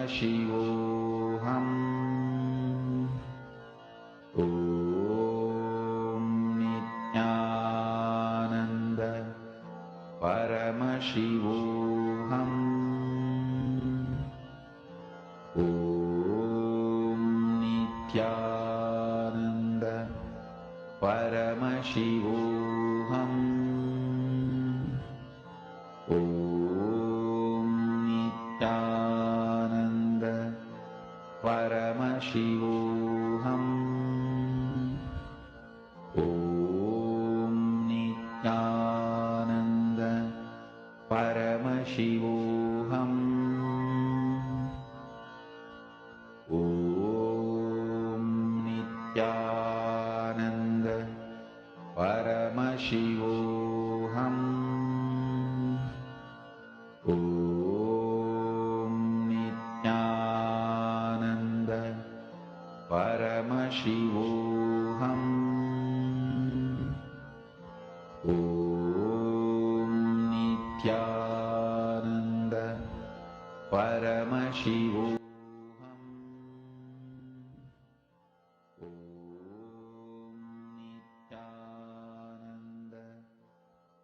Paramashivoham. Om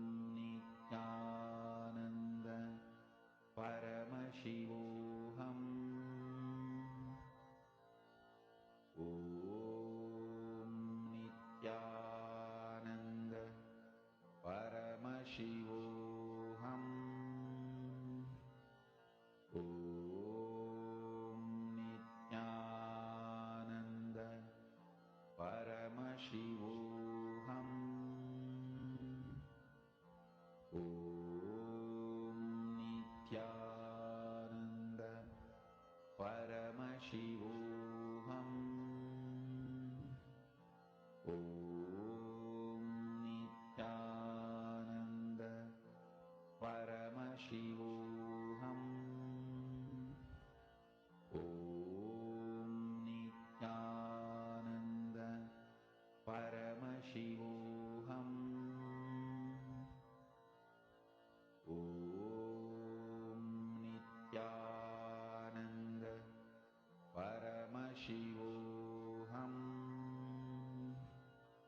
Om Nithyananda Paramashivoham. Om Nithyananda Paramashivoham. Om Nithyananda Paramashivoham. Om Nithyananda Paramashivoham. Om Nithyananda Paramashivoham. Om Nithyananda Paramashivoham. Om Nithyananda Paramashivoham. Om Nithyananda Paramashivoham. Om Nithyananda Paramashivoham. Nithyanandam, our sincere apologies to all the participants. We would like to complete with all of you. I think all of you were not able to hear us for quite some time. I hope it's fixed now. We were faced with a small technical issue.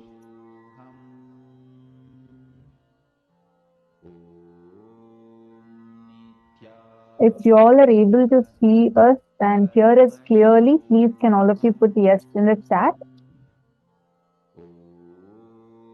I request all the participants, if you are able to see us and hear us clearly, please put yes in the chat.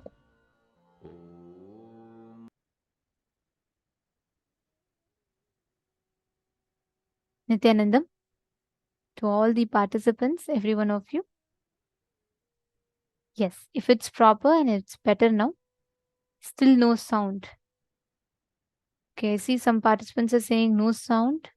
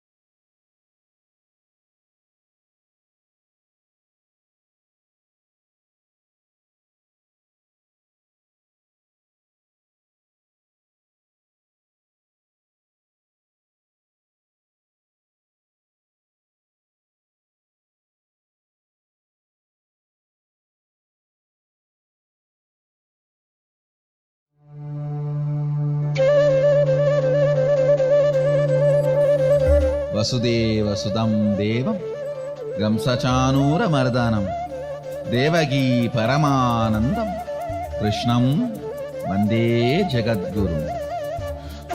He is the most powerful, greatest embodiment of the cosmos, Sadashiva, ever happened in the cosmos, and the greatest devotee of Sadashiva. If I have to put in one word the life, legacy, message of Krishna, I'll use the word life. Just intense life. It expressed in body as ever youthful. It expressed in intellect as amazing strategist. It expressed in emotion as a most beautiful, pure romance. Essence of Krishna's life, message, legacy is life, intense life. He is so much in love with life, in romance with the cosmos. Everything was just celebration, celebration, celebration.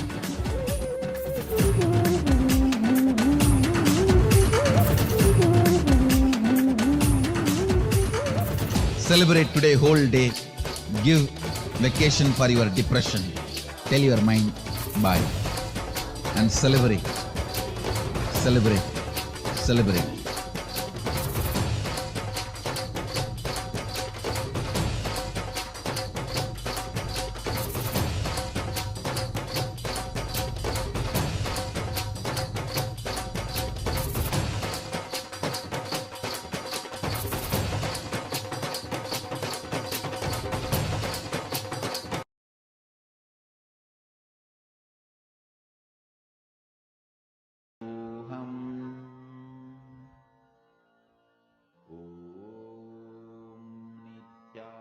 Nithyananda Paramashivoham. Om Nithyananda Paramashivoham. Om Nithyananda Paramashivoham. Om Nithyananda Paramashivoham. Om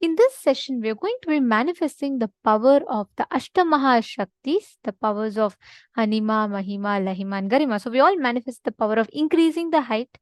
We all manifested the power of increasing the height of the object. Now let's manifest the power of decreasing the size of an object and increasing the weight, both. Okay, let's do it like both together. Let's manifest both of these powers together. All right, so shall we all enter into the manifestation? Wonderful. Now, please bring any object of your choice. And you're going to be manifesting, you're just going to be playing with it.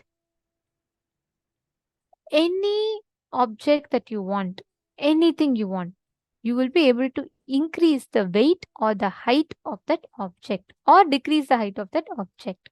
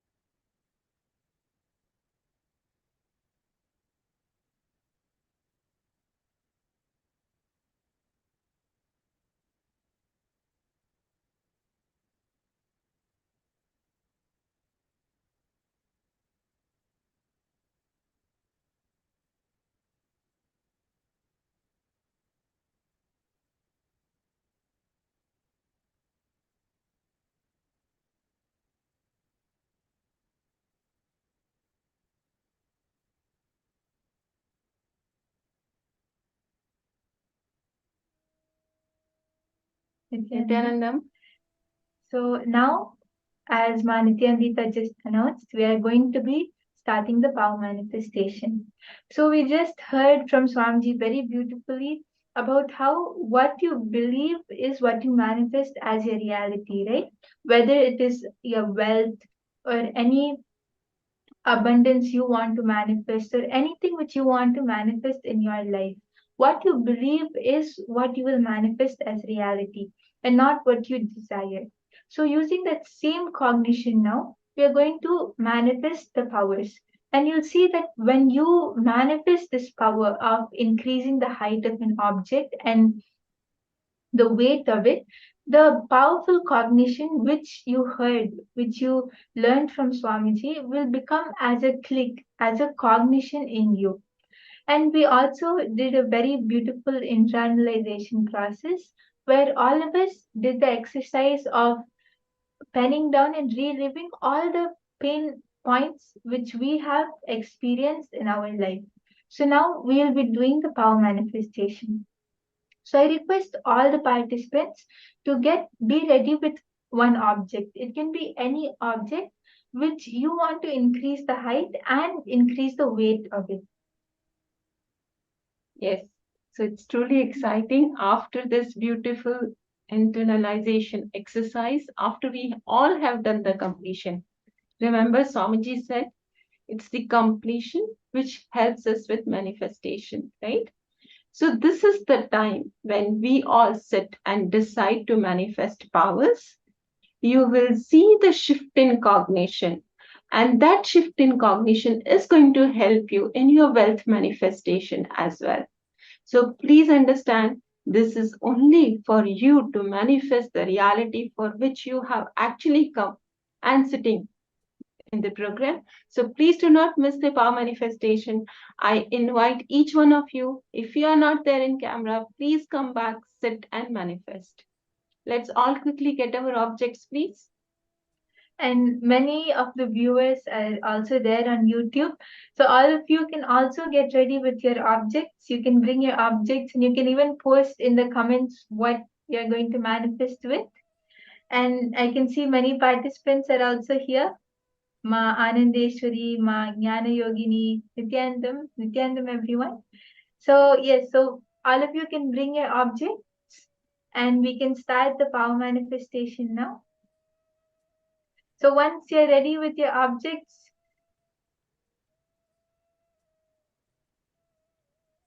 Yes. So once all of you are ready with your objects, you can even post in the chat so that we can start the power manifestation.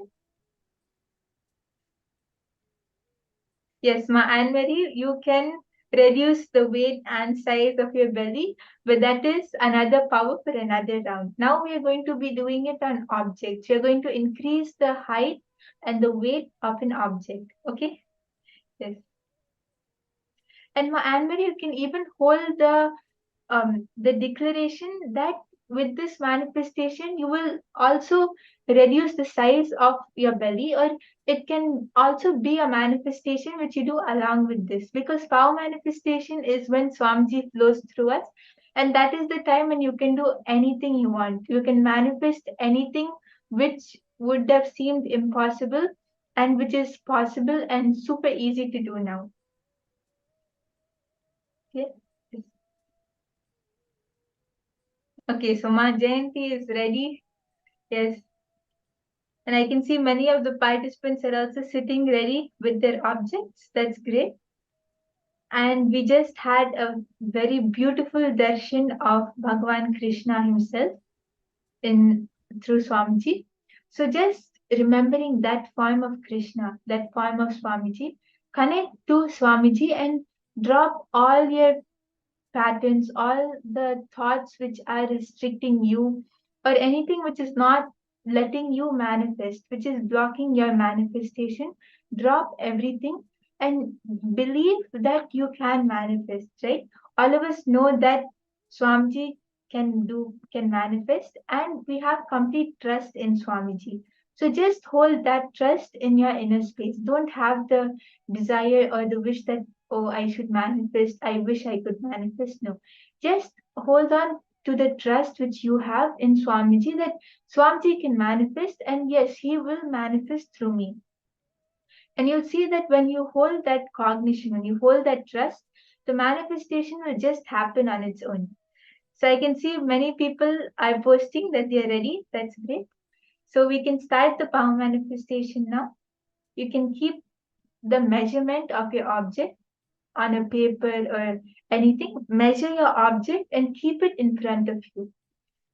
You'll see that when you measure it, at that time you'll know, you'll be able to see the manifestation happening very evidently. So I request all the participants, sit straight, chant the Mahavakya and connect to Swamiji. Hold on to that trust that yes, Swamiji can manifest and will manifest through me. I request everyone to chant the Mahavakya.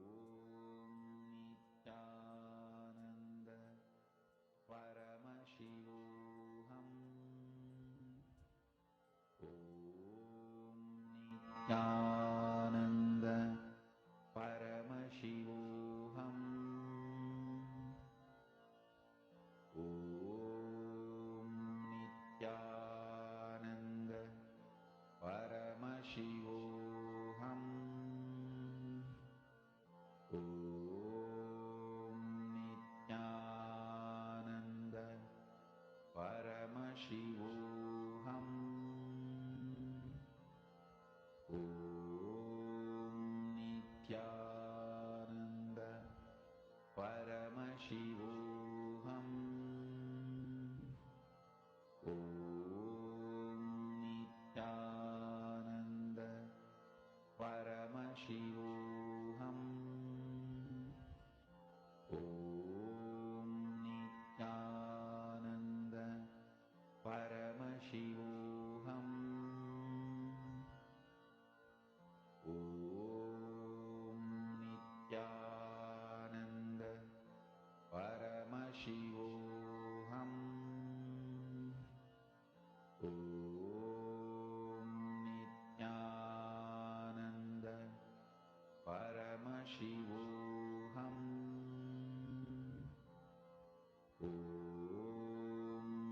Nithyananda Paramashivoham. Om Nithyananda Paramashivoham. Om Nithyananda Paramashivoham. Om Nithyananda Paramashivoham. Om Nithyananda Paramashivoham. Yes. So now I can see that it is so nice to see so many of you sitting and manifesting. And as the manifestation is happening, you can even post your manifestation results on the chat. And all the YouTube viewers can all of you can also post it in the comments. And it will be really nice to see all of your manifestations. And you can even post your experience, how you felt while manifesting. And now we are going to be learning from Swamiji about comparison and jealousy. What is it and all about it?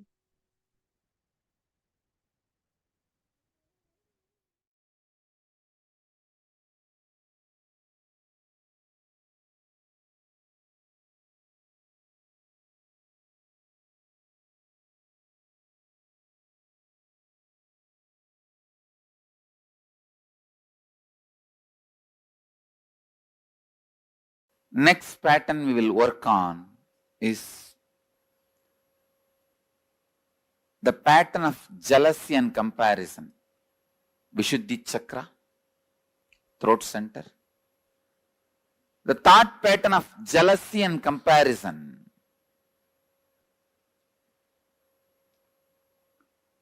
I tell you, most common and unaware engram is jealousy, comparison.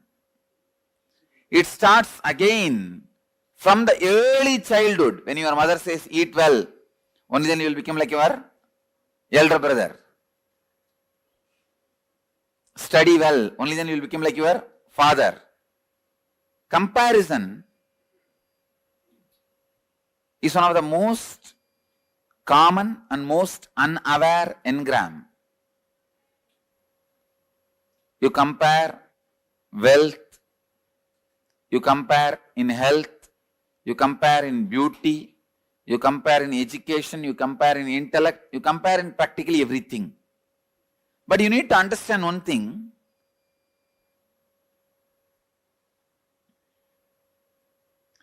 God is not an engineer to do mass production.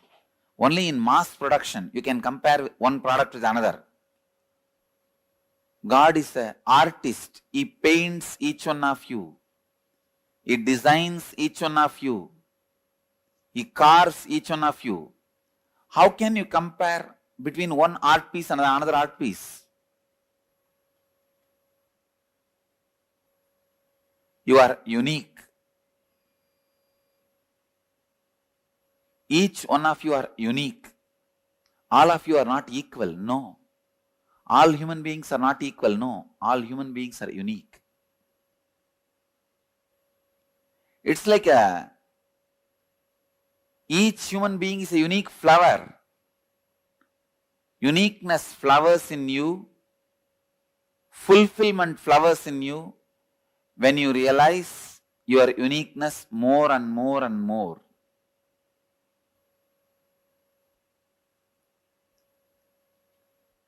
If you dig out the comparison engram, you will understand.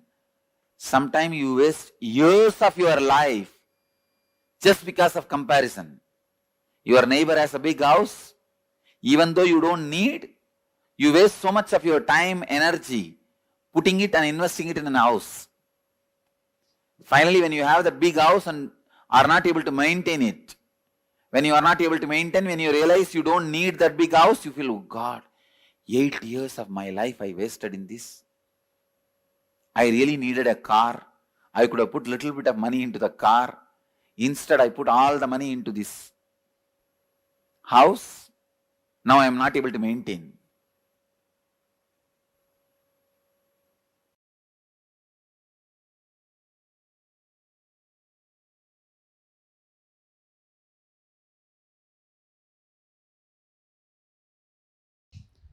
Please understand, if you are struggling with money, you are enjoying the struggle.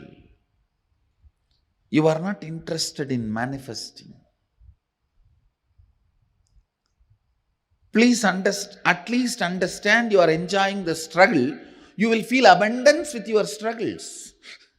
Oh, I want struggles and I have enough, let me enjoy it.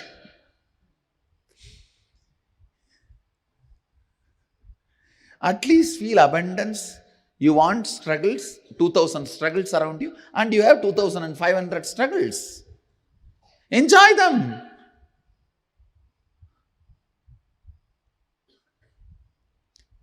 Please understand, there is no such thing as struggling with money. If you want to have struggles, you will have struggles. If you want to have money, you will have money. The people who have struggles, they want to have struggles, so they are having it. People who want to have money, they want to have money, they are having it. So, decide, you want to have struggles or you want to have money, you will have it. That clarity should come to your biomemory and muscle memory. You will have what you want. Next.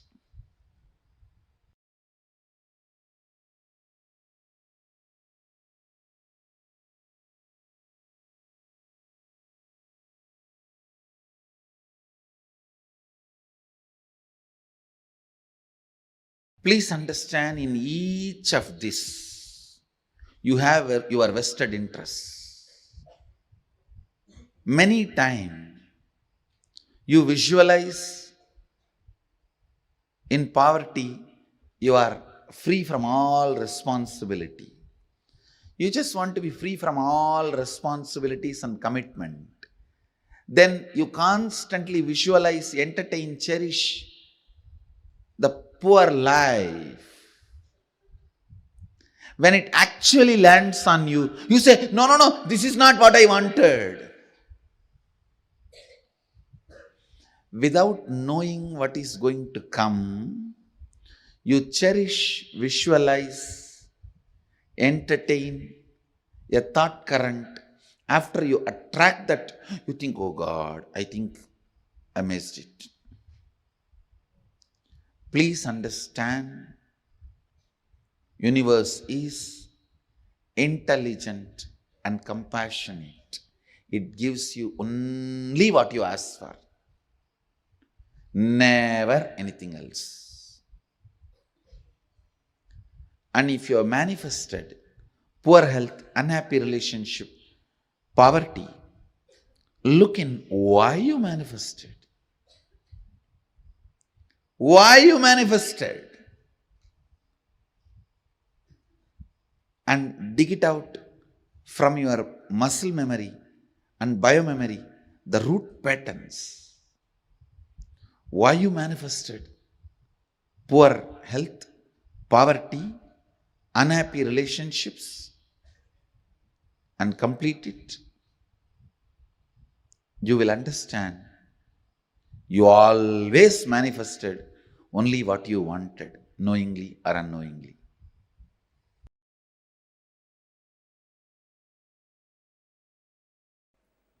Throat center. A throat center. This throat center is blocked when there is a non-alignment between the imagination, expectation you carry about others and the others' expectation about you. Listen. Listen. When there is a non-alignment between your expectation about others and others' expectation about you, that is where the jealousy and comparison starts. Listen. You may have a superficial jealousy, superficial comparison, very superficial. Like while you are driving in a Mercedes Benz, if a BMW passes by, a superficial comparison. But those things does not affect you. The root jealousy, the root comparison which affects you is the non-alignment of your expectation and the other person's expectation.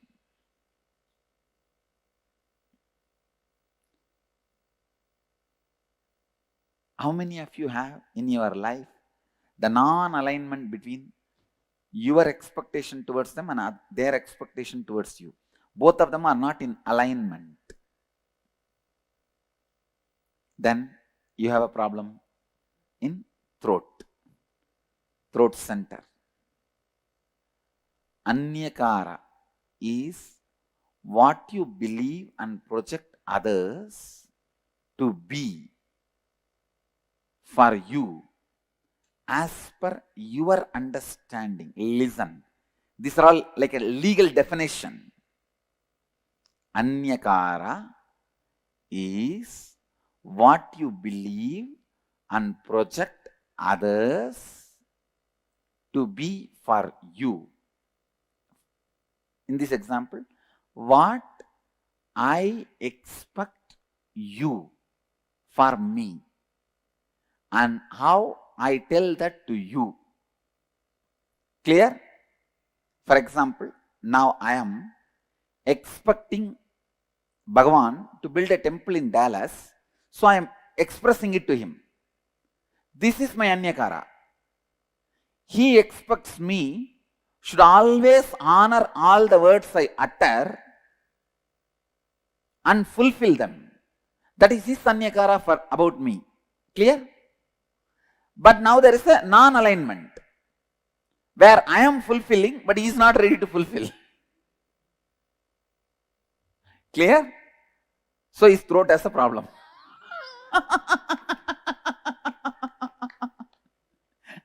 Now, is there anybody who are not cognizing?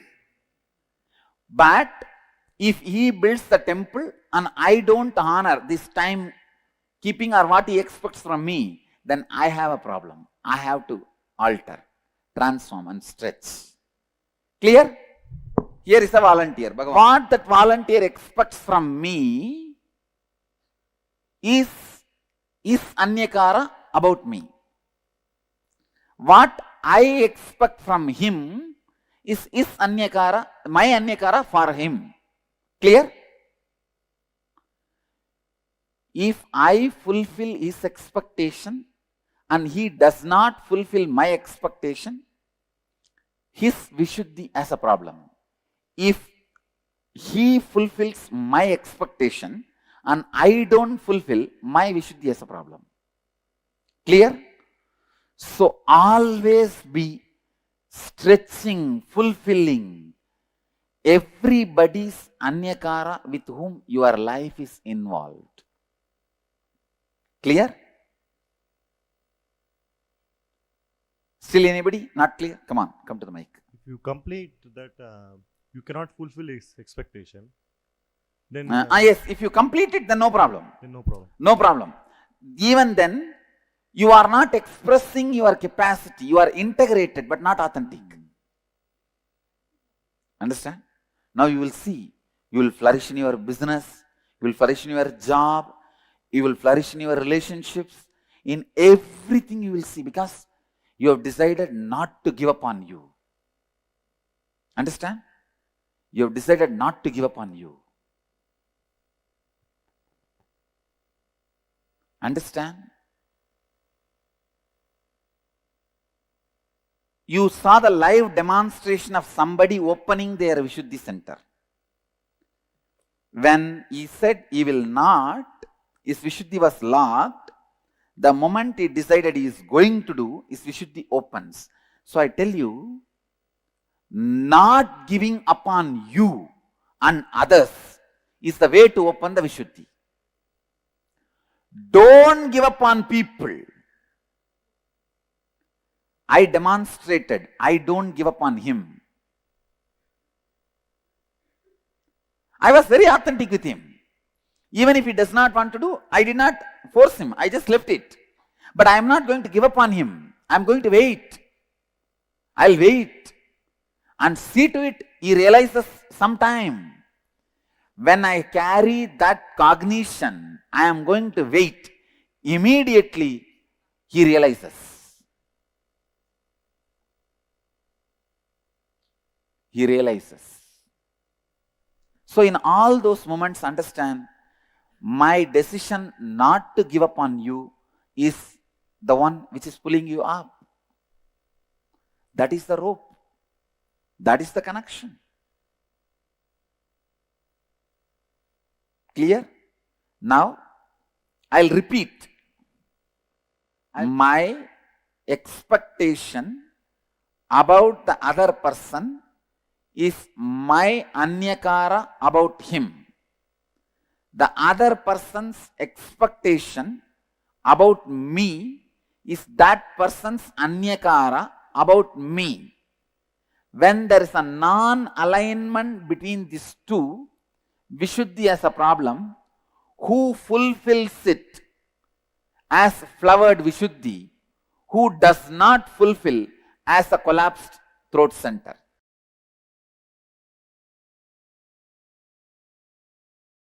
Now listen. Let me come back to emotion retention and emotion fermentation.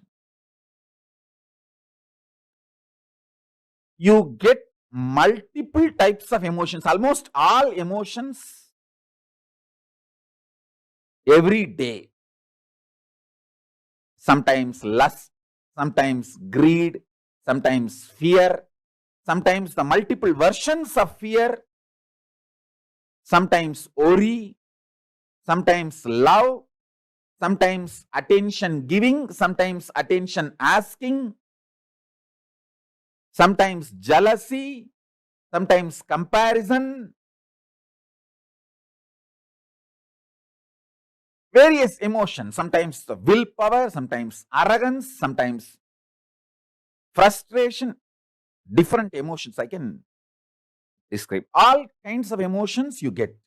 But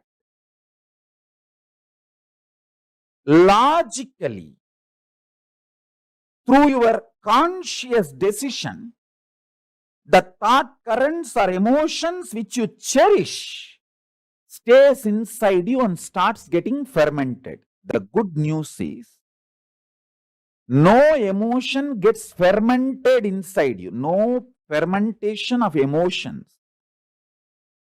happens inside you without your conscious support. You should understand that.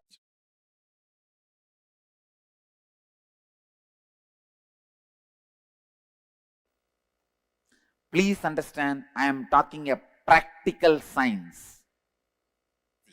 Listen.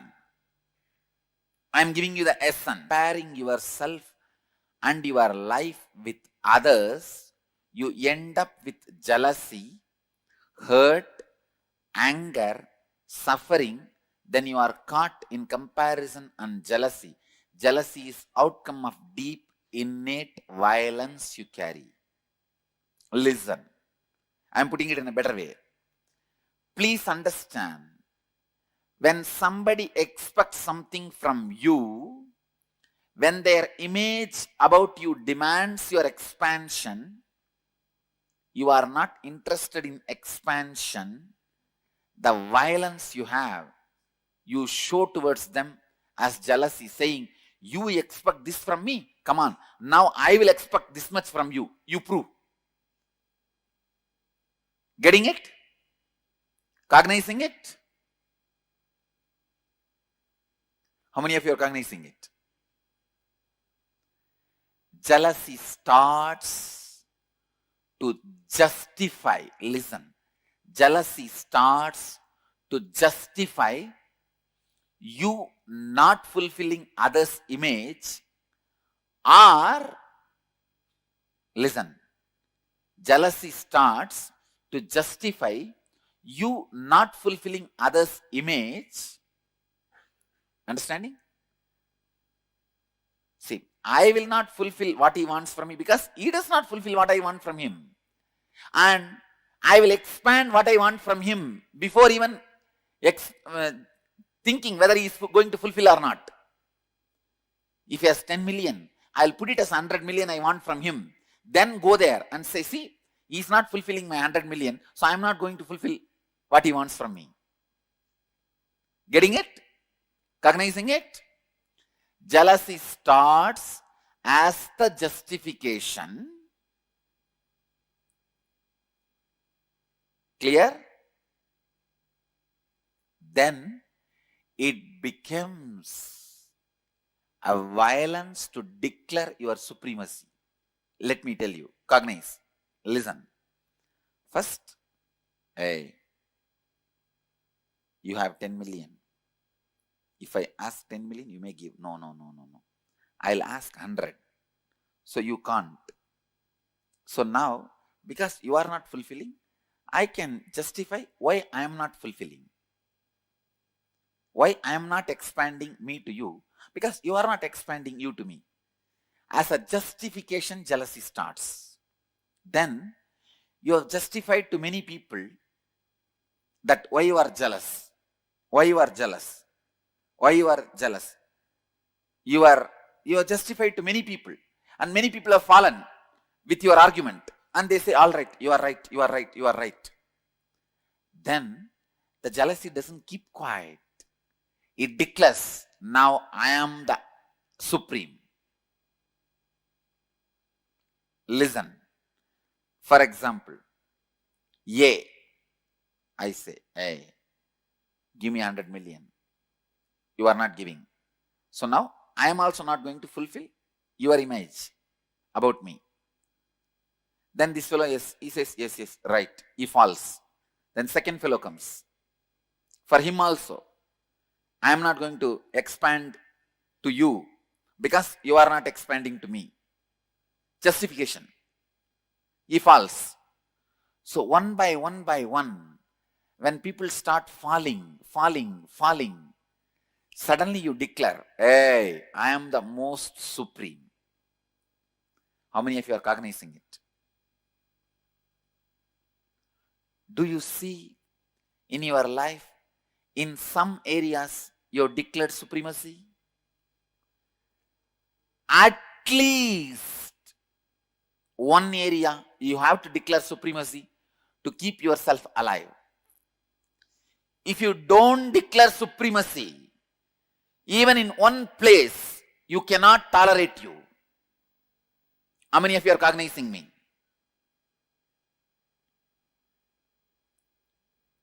Clear? Where you declared supremacy is the root jealousy suffering pattern with which you are struggling.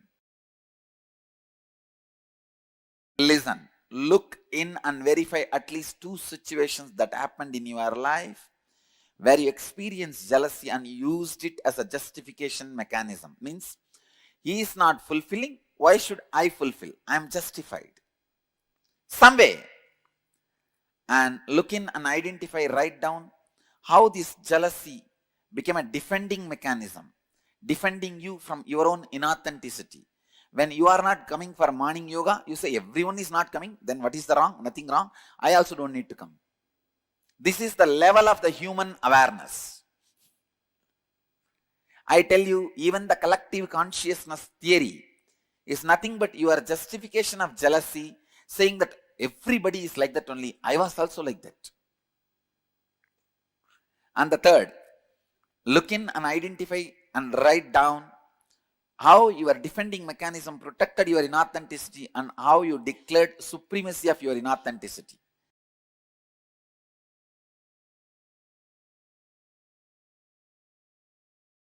People who are able to be energetic, alive, active, sharply thinking, strategizing, without the peer pressure of jealousy, comparison, they are going to accumulate exorbitant amount of wealth. Understand?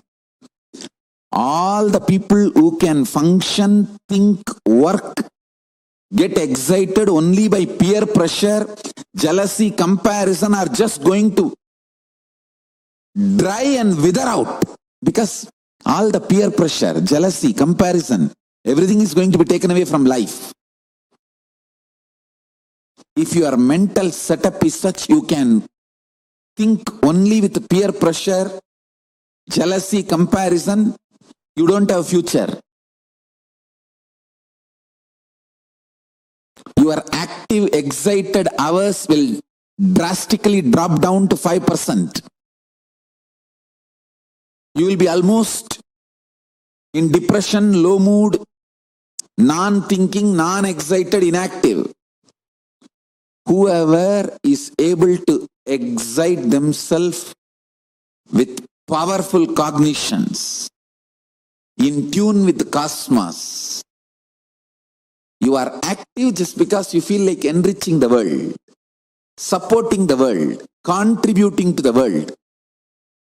If your mental setup is based on contribution, enriching, spiritual strength and excitement, you are going to be active continuously and you are going to accumulate exorbitant wealth.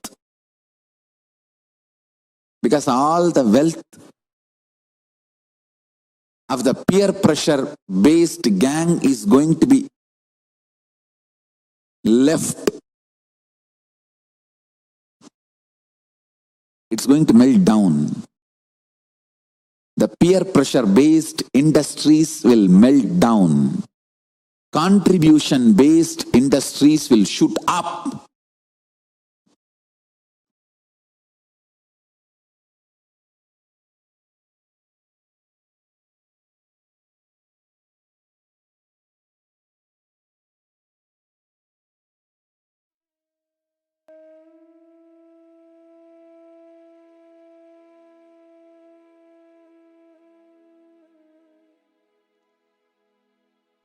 Nithyanandam, so beautifully Swamiji revealed to us about how we compare in our life, what is comparison, what is the root of comparison and jealousy, how we use this as a justification mechanism, and how when you drop this, you can manifest exorbitant amount of wealth. Can I request all the participants, take a few minutes now and share with us what did you understand from this session so far? What are all the clips that each of you had so far from this session?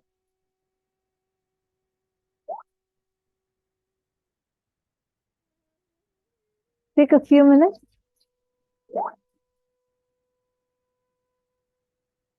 Listen carefully. Now, whatever we all learned, right? So from morning, you did this understanding about what actually is wealth, how to complete it, the wealth respecting patterns, and we learned multiple things in that.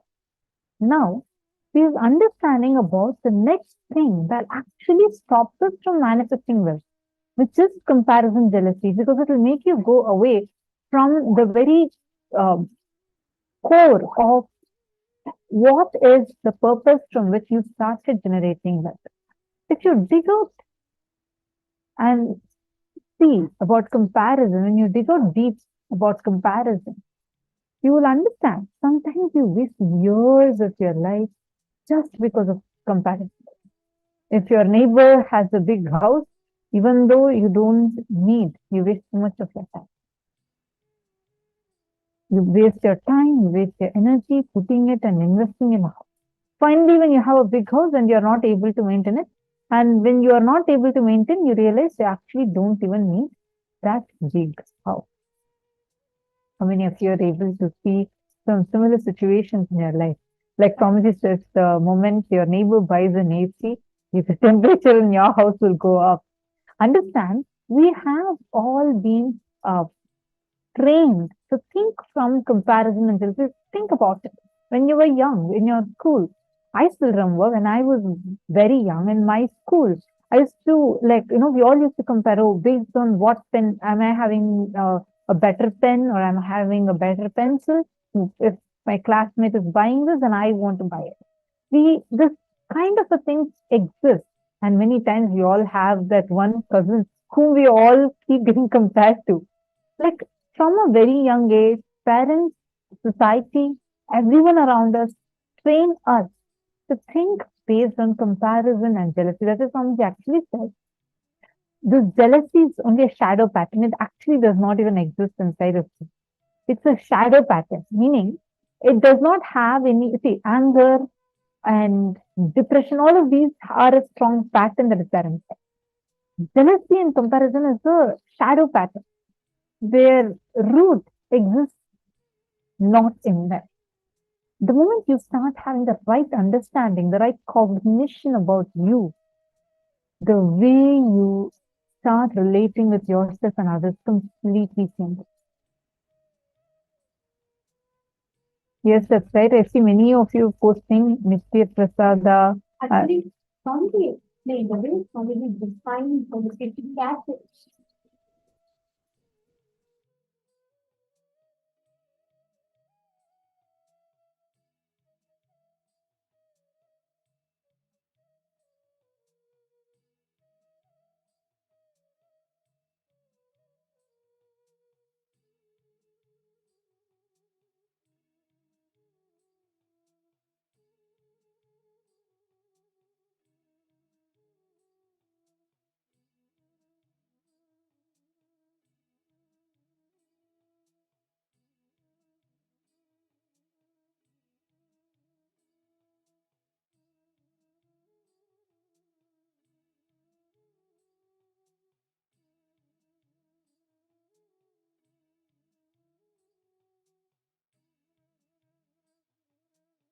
Yes, sorry for that. See, Swamiji was revealing a very, very important truth. Like, I've never thought about it this way till I heard it today. Swamiji said, jealousy and comparison are two things which we use as a defending mechanism. Means, whenever you're not able to do something in life, you increase your expectation from the other person so much and you justify your non doing by the other person's non doing. You say, oh, this person is not doing so much. Why should I do? I'm also not able to. It's okay, but even that person is not doing. Fundamentally, if you see, jealousy or comparison starts with this. It starts with violence and laziness because all the jealous people, all the people who have jealousy have this as the core thought current in them. Every time you find, you say, okay, um, I I am expected to do this so sincerely, but look at the other person. I'll just give you all an example. Let's take an example of a co-worker in your office. You will not do a project. You would have given a timeline to your boss, but you will not keep up with the timeline, and you will feel that you really put in effort, but you're not able to finish by the timeline. You just need some more time. But your boss says that's wrong. You're not supposed to ask the timeline. You look at your colleague and you compare, you set an expectation that they could have done the project way more better than they did. And you justify saying, look, this person could have done a lot more better. He didn't even do how much ever he could. Then why am I being told like this? How many of you are relating to these comparisons that you make in your daily life? Every one of us do it. It's not one, it's not two. All of us do it in our life. We all carry these undercurrent of comparison constantly in our lives at different situations, different times, and different scenarios, but we all do.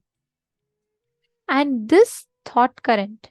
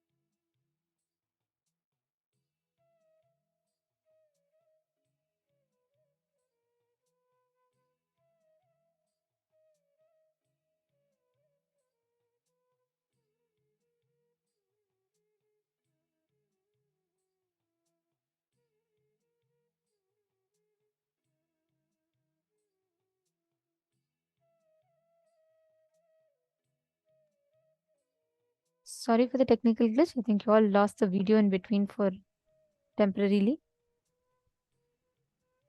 Yes. Exactly. Ma Parameshwara. That's right. Our society is based on the comparison. Ma Parameshwari. Our society is based on the comparison. People, for example, at school, it starts like that. It starts like, not just that. Even if you see in your young age, what does your parent tell you? You're not a good girl. You're not like this. You're not like that. See, it's not that consciously people do. It's not like purposely they do. But unfortunately, that's how it starts. Then when you go to school, you see your friends. Oh, that person has a better dress than me. That person has a nicer knowledge than me. That person has more, they're more interested in sports than me. We all start like that at different points in time.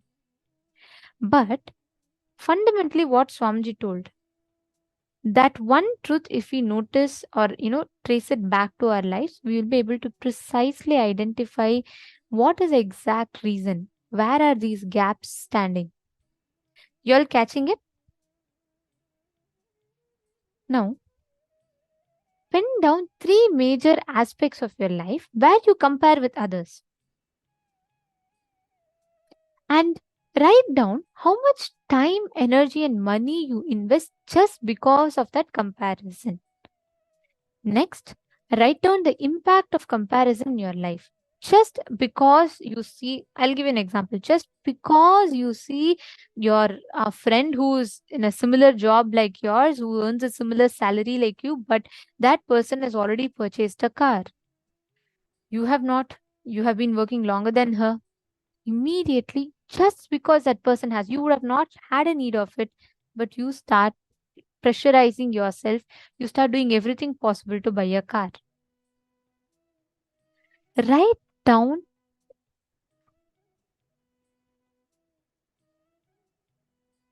Write down in your life all the 3 aspects of comparison.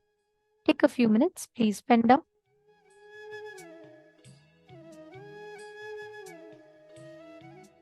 If any of you have any questions, please take a few minutes and pen down. Okay, so my Jia song has posted, comparison makes me very miserable, depressed, unable to focus on my goals, unable to live better in the moment, unable to create, and I wasted a lot of time. I've been lost in comparison lately. And for several years, this moment seems to suddenly wake up. Thank you, Swamiji. Very beautiful, Ma. See, Ma Jia song. Write down this completion. You will really see, unknown to us, what sits inside of us, Swamiji will remove.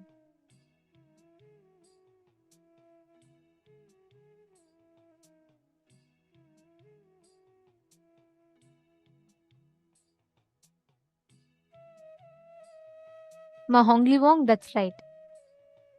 It is violence towards ourselves. Now, can I request every one of you to write this exercise down sincerely? In the mail room, I request all the participants to write it down. Punidanaya and Atul Delvahri Ayya, Ravi Kumar Ayya.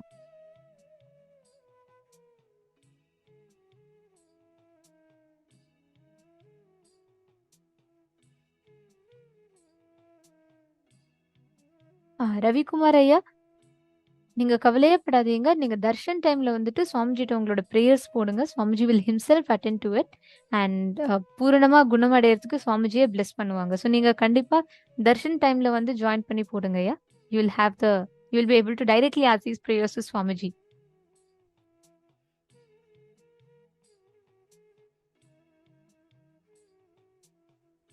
Every one of you take a few minutes and write down.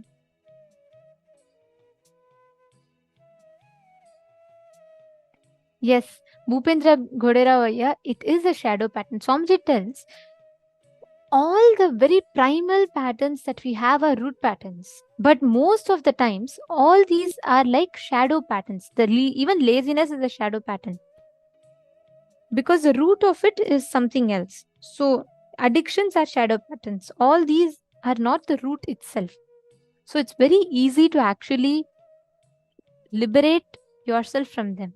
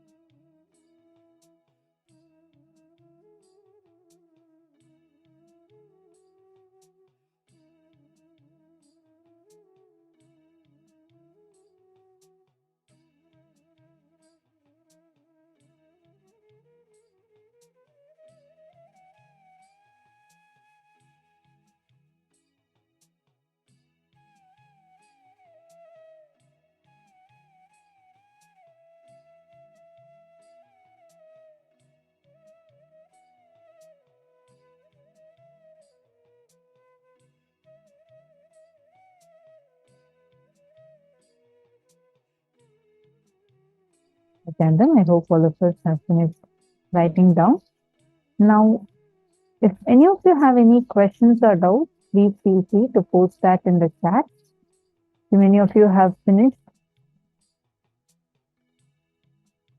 Okay. Now let's understand this a little more.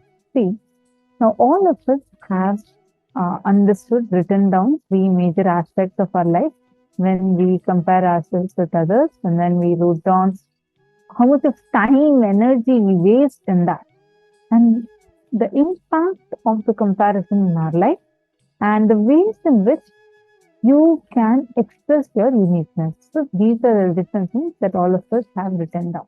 All right. So now, what we are going to be doing right now. See,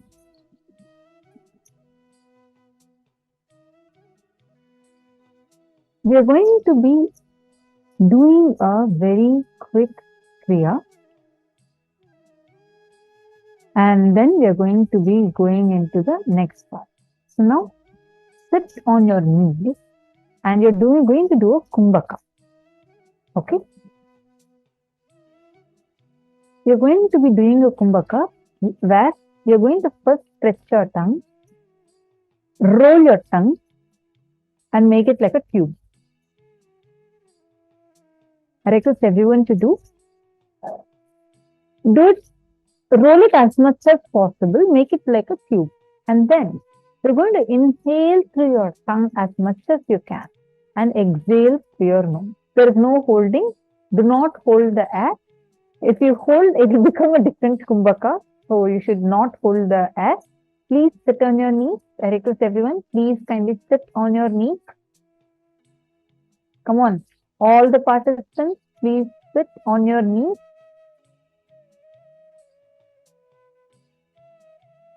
Please sit on your knees. I see some of you. No. Please sit on your knees. Do not just sit like how you usually sit. Sit on your knees. I request all of you to please come on the camera.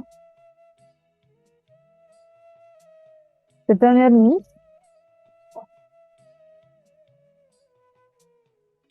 Yes. Please sit on your knees.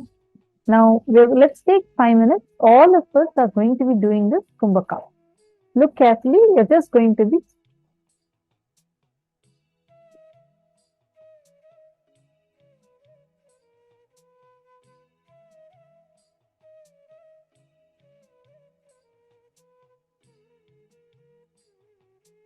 inhale through your tongue and exhale through your nose. Look here again.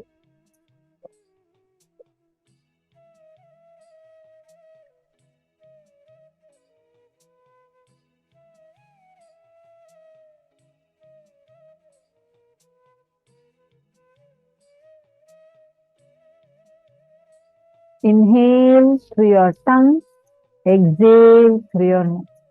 Please do not hold.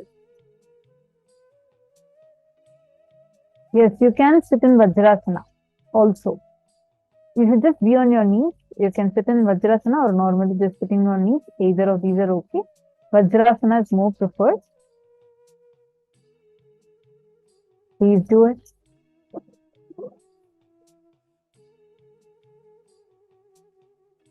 We request every one of you to follow along. This is called the Shitali Pranayama.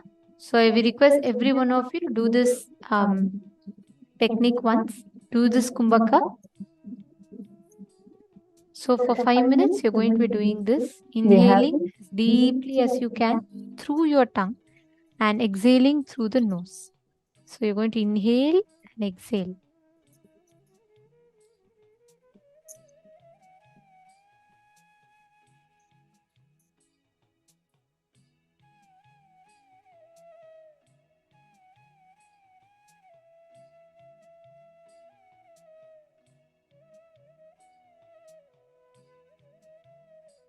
Do it continuously.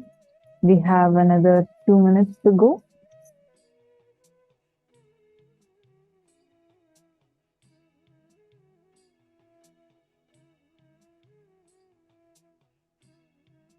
Roll your tongue. Your tongue should be rolled.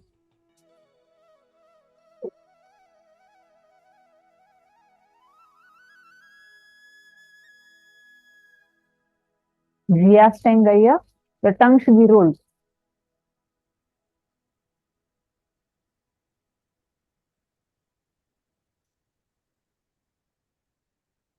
Do not hold, just normally inhale and exhale.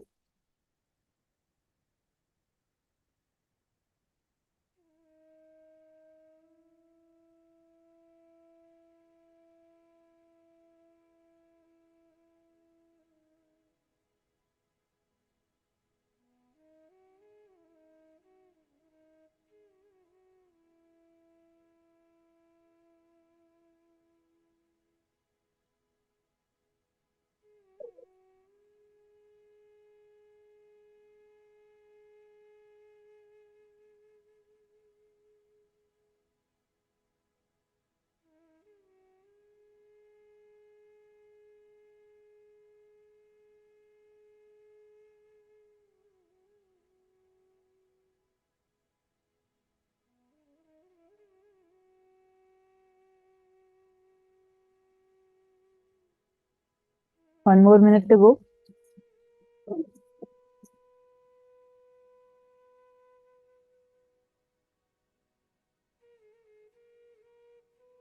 Please do. Understand. Please relax. Many of you feel so cool inside of you. The whole energy level is different.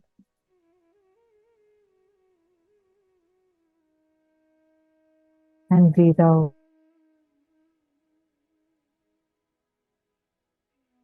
This. Understand. It's the outcome of innate mind. When somebody takes their image about you, and you are not in the silence you have, so saying, oh, come on, I'm going to expect this much from you. Just you think that's thing. Look in and verify at least 2 situations that have happened in your life where you have experienced jealousy and you used it as a justification mechanism. Means, oh, he's not fulfilling, then why should I fulfill? I'm just jealousy starts as this justification. I mean, if you understand it clear, then it becomes a violence to declare your supremacy. Take a few minutes and identify it. Same Denizaya, yes, you can share. If any of you want to send something in private message that you only want the Acharyas to see, you can directly message the PSM Tech ID, through whichever ID you're seeing us live from. Just send it as a direct message to that ID, and we will get that message and we will respond to your message. So anyone wants to share anything, you can just directly send it as a message, as a direct message to the ID that you're seeing us from. Listen, let's understand this a little more deeply. For example,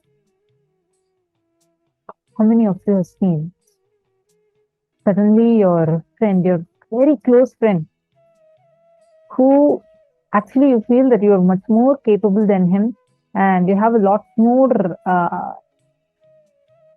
skill set, everything than him, but suddenly you are seeing that he becomes so much more successful in his life than you, and you feel very, very bad about it, and slowly you start comparing everything with him.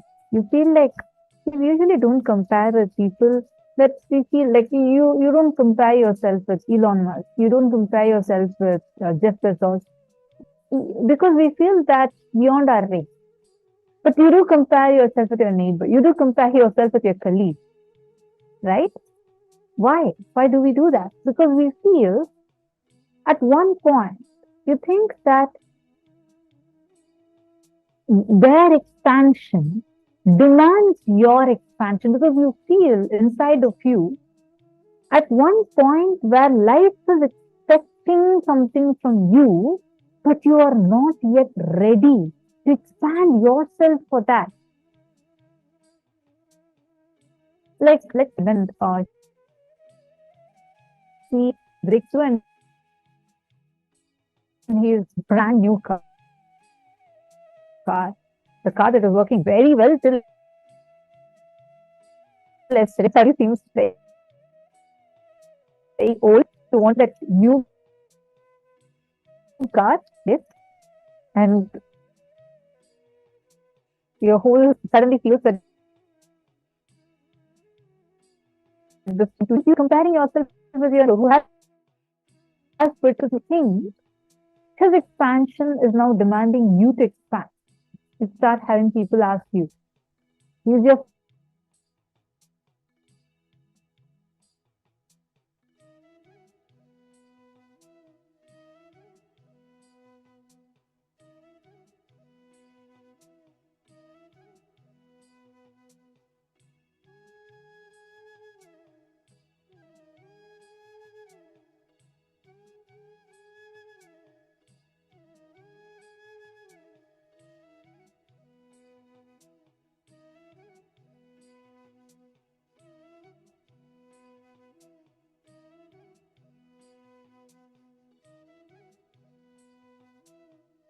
you feel that life is expecting so much from you. And whenever you feel that life is demanding, in this situation, life expects that much of expansion from you, you immediately increase what you try to do. You immediately increase the expectation that you have on life and justifying your unwillingness to expand by saying, getting it on the other person. Actually, it is not always even if you see, why does it make you feel like you need to have a car when your neighbor buys a car?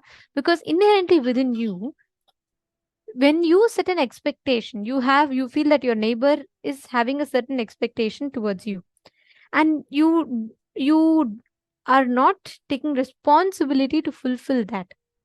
To justify as a mechanism of justification, you bring that in. So look and identify, write down how this jealousy became a defending mechanism in your inner space. At least identify 3 situations for now. I request everyone to do this.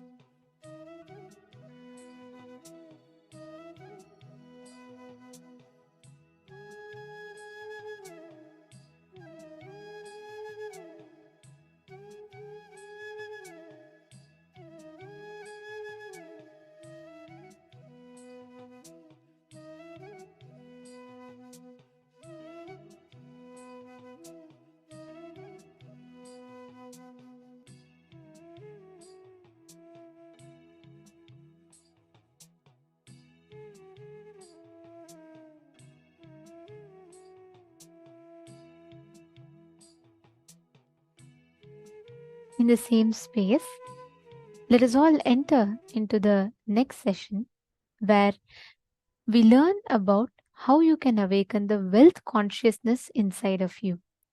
Let us listen to a very powerful revelation from Swamiji now. This is going to take our understanding about wealth itself in a different level altogether.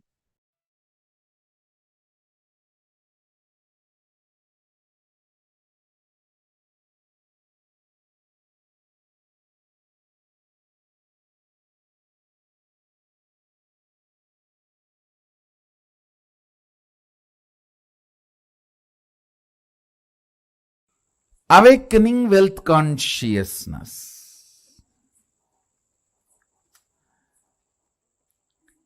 Let me describe fundamentally what is wealth as per the reality. Understand?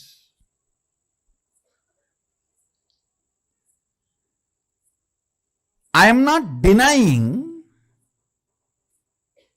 the crude form of the wealth currency as some meaning. No, I am not denying. I am not saying the crude form of the currency, the country currency you use, the raw form of the wealth. I should say the crude form of the wealth which you use for any transaction. I am not saying it has no role, no value, no. I only want to declare that is not alone wealth. Understand? Current which keeps the currency current is wealth. Understand? The Vedic definition. Current which keeps the currency current is wealth. What is fundamentally currency? 100 of us are sitting here. One has 1,000 rupee and he wants food. He gives that to somebody who supplies food. Then he gives that to somebody supplies raw material. He gives that to somebody who gives him health. He gives that to somebody who gives him a house. He gives that to somebody who gives him clothes. Continuously when it is moving, by the time that 1,000 rupee moves between many hands, its value has increased. Understand? The current which keeps the currency moving is the value of the currency. We may ask, why some countries' currency has high value, why some countries' currency has no value or low value. It is our ability to keep our currency moving. The current which moves the currency keeps the value for currency. If you have too many reasons to use that currency, which you can buy only through that currency, that keeps the value. That current keeps the value of that currency.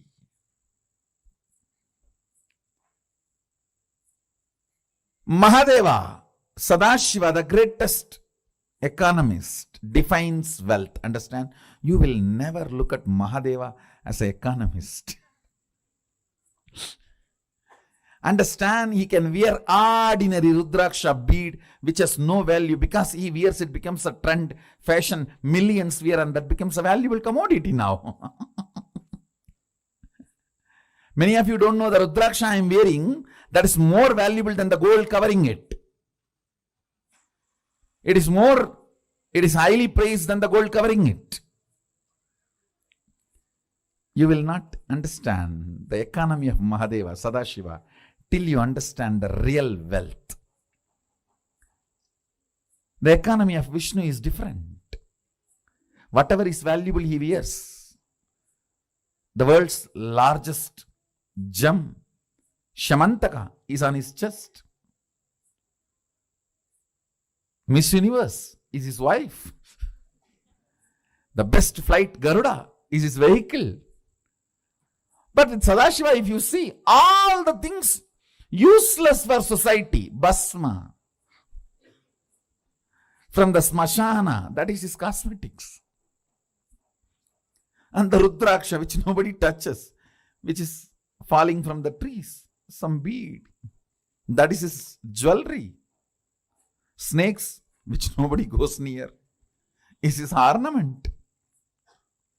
All the things he uses, understand. He is making a statement about wealth.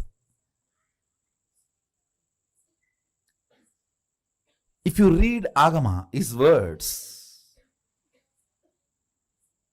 beautifully it describes wealth in multiple places. Our ability to be intelligently active is wealth.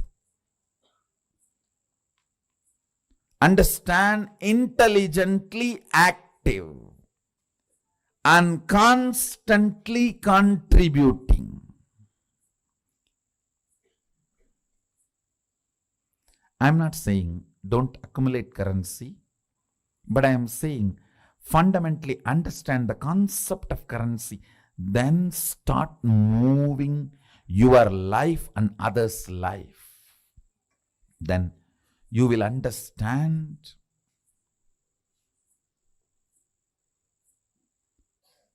Not only the wealth consciousness is awakened in you, you will never bother about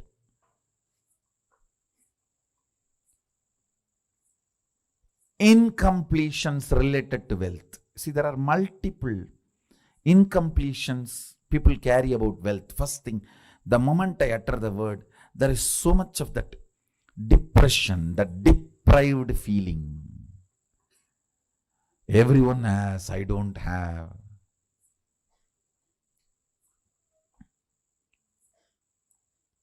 For what I am contributing, I have not been given my share. The various thought currents. Sometimes, oh, I am loaded with it. I don't know how to save it, how to protect it. From various resources, from various people, you need to protect your wealth. Sometimes the illegal sources which are trying to snatch it from you. Sometimes the legal sources which are the so-called legal sources which are trying to snatch it away from you. Sometimes illegally legal and legally illegal sources trying to snatch away from you. So you are worried about protecting. That is also an incompletion. Understand? Any incompletion related to wealth will disappear if you are awakened to the wealth consciousness. And awakening to the wealth consciousness is not becoming fool, irresponsible, careless. No. No.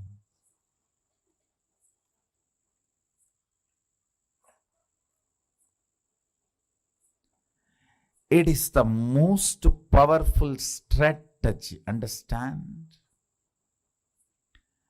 Whenever your inner space is capable of including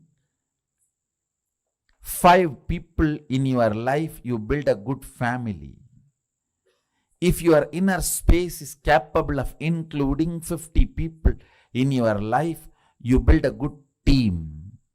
If your inner space is capable of building few hundred people in your life, you become a social leader. If your inner space is capable of including few thousands, you become leader for your region. If your inner space is capable of including a state in you, you become a leader of the state. If your inner space is capable of including a country in you, you become the leader of the country. Understand? If your inner space is awakened to understand and include the concept of wealth, you will see wealth becomes just part of your life.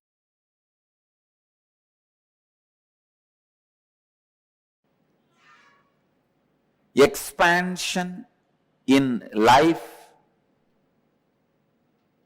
is freedom.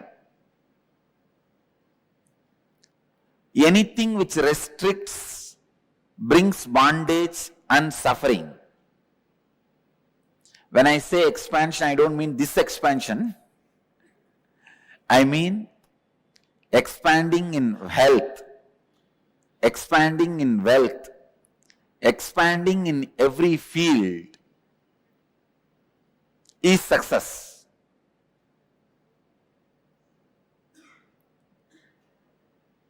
That is life. But there are many patterns which stops the expansion, restrictive patterns, which restricts you in your health and wealth. Please understand.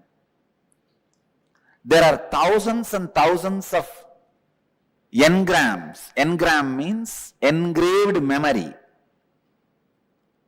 Thousands and thousands of engraved memories, thought patterns in you, which are restricting you experiencing the ultimate, which are constantly showing you that you are not ultimate and you cannot expand by giving foolish, self-created, restrictive circumstances. Never ever think circumstances are more powerful than your reality. No. Our reality is more powerful. Our capacity to create the reality is more powerful than any circumstances. Let me define engram. Engram means a memory gets into your system, makes you work in the same way, even if you don't want. For example, you are addicted to smoking or drinking pattern. That engram gets into your system very strongly.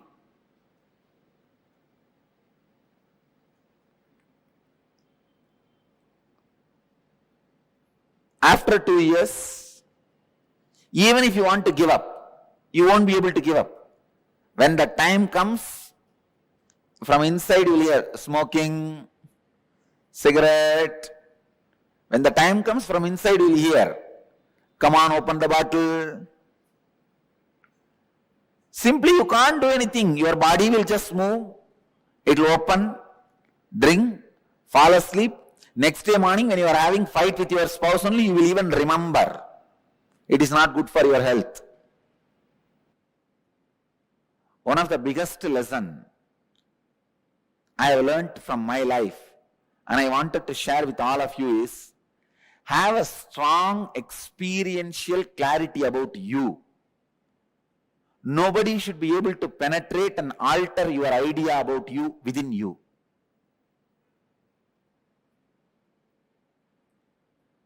Constantly, if people tell that you are a miser, you are a miser, you are a miser, you are a cheat, you are a cheat, you are a cheat, you should not start believing it.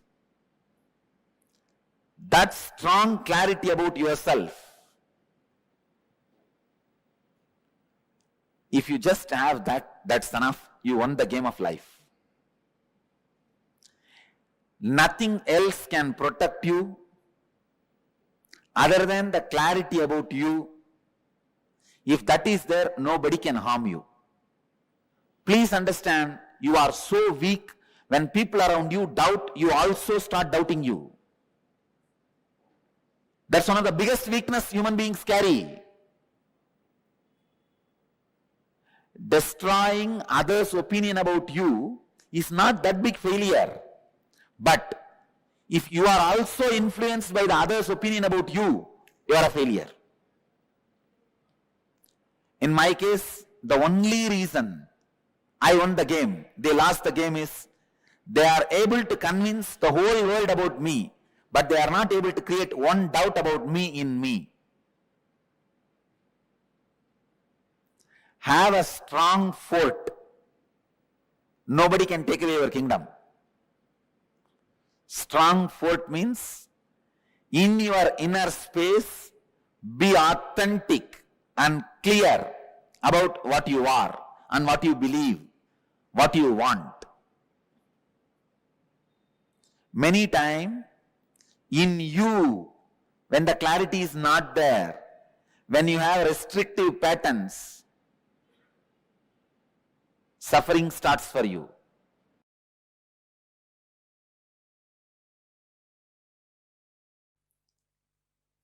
Only those methods of grabbing, stealing, robbing is wrong, sin. Otherwise, creating wealth, if you are contributing something directly to the people, universe, if you are grabbing from others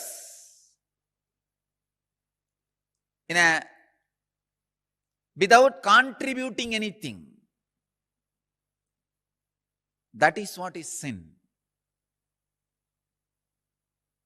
So creating wealth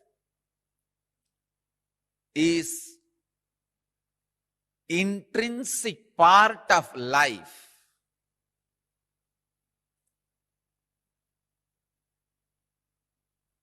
Krishna says very beautifully in Gita, Gahano karmano gatihi. The universe by its nature works. If you have at least the goal of creating wealth, you will be creative. Your energy will be channeled properly. I can give you the clear guidance. The first priority should be in the life for moksha, enlightenment. Till that happens, the second priority can be creating wealth. Understand? Not grabbing or robbing or stealing. Creating wealth.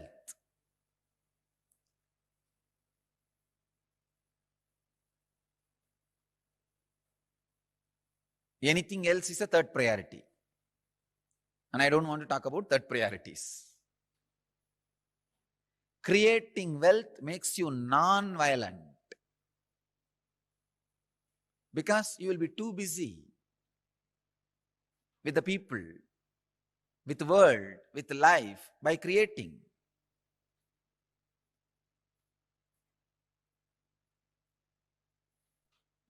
First, remove the guilt about wealth from your inner space.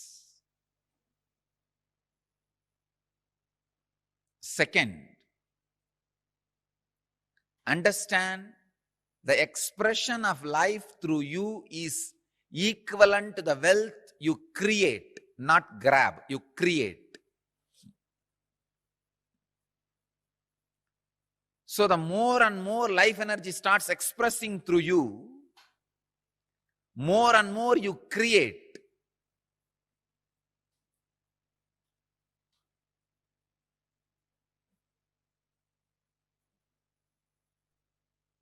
Life energy expression and wealth is one and the same. Seekers always justify their poverty as their spiritual quality and innocence. So if you are not wealthy, understand, if you have decided not to create wealth, great. But if you want to create wealth and not wealthy, if you have a greed for the wealth or a desire for wealth and not wealthy, be very clear, you are not a seeker, you are a seeker. Something is seriously wrong in you. Look into it. Wealth itself is not sin.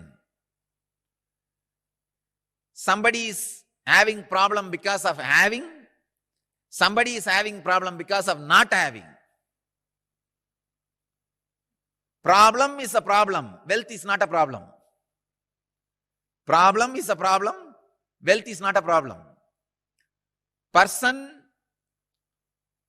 who is having guilt because of having, person who is having guilt because of not having, both are big,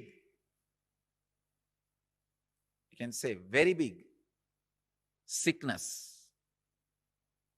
I have seen many of these rich men, because they carry a deep guilt imposed on them by society, even though they created their wealth very honestly, in a creative way, because of the guilt imposed by society on them, they live a very miserable life and go on drinking alcohol and trying to have high costly entertainments just to forget this guilt. Many times they come to me for their problems and in need of solution. When I analyze their inner space and life, there is no problem. Then why are they suffering? The only guilt which they are carrying, which is imposed on them by society. I tell them, come on, don't imbibe the guilt given to you by the fellows who are incapable. You do not cheat or grab or be dishonest. That's right. That's enough. But no need to carry a guilt on the wealth, about having wealth. Rich men carry this guilt very deeply. And just to escape from that, they get into all kinds of addictions.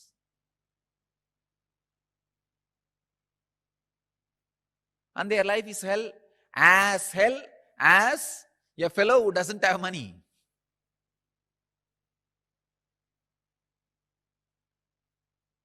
The next thing, having is one side, not having.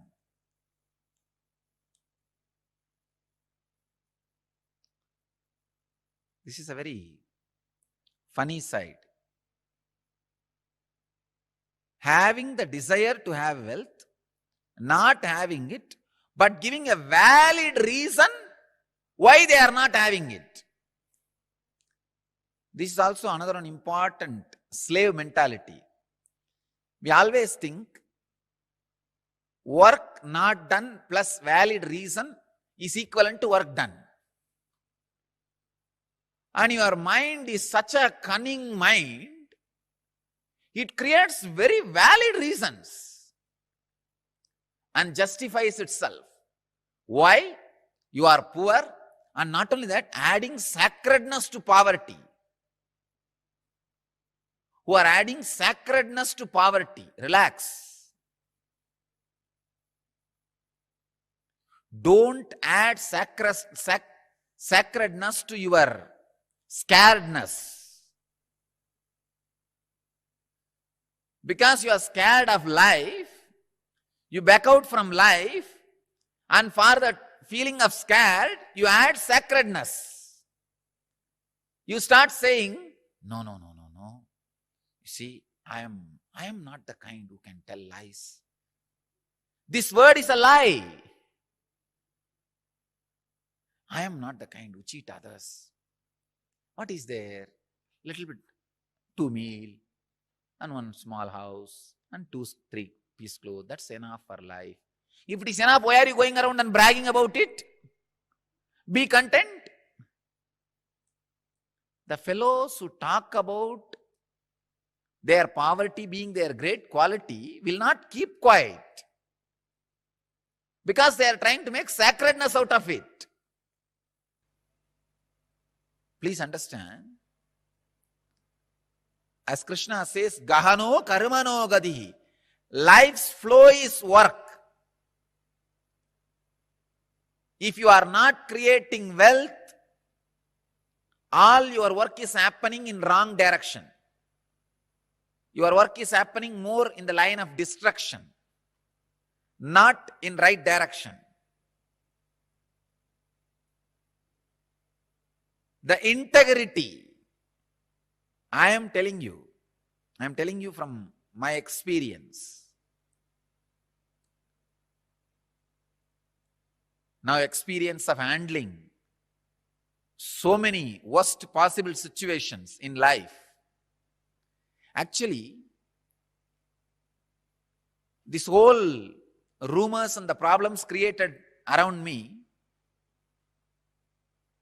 has made me really rich in life. Economically, I may not have become rich, but in life I have become very rich. Now I know how to handle people. I know who should be trusted and who should not be trusted. I have learned a lot of lessons. Actually, I tell you, these lessons are really worthy of the money we lost. We lost a lot of money. But these lessons I learned are really worthy because it will be asset forever for the whole future. Sometime, the lessons you learn become more valuable than the situations try to hit you. Look in.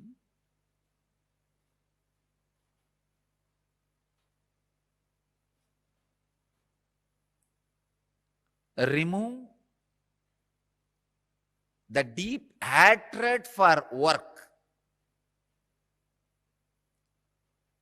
See, life is by its nature flow.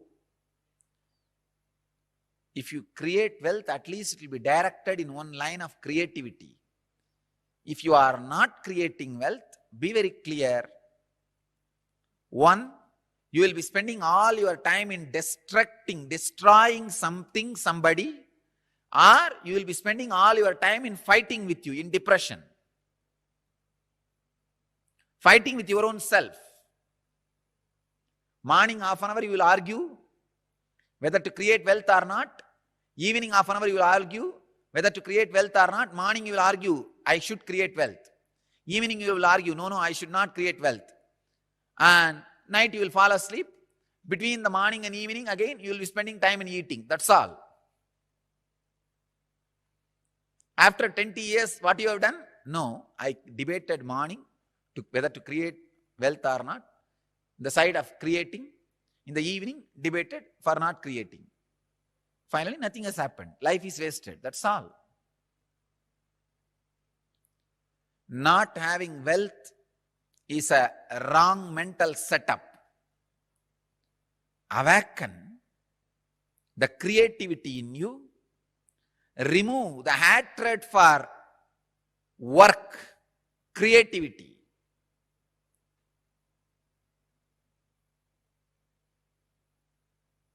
I'll give you further, deeper, exact techniques and process to create wealthy consciousness. First, you need to create a wealthy consciousness which is ready to take the responsibility to create and sustain, which is ready to take the responsibility of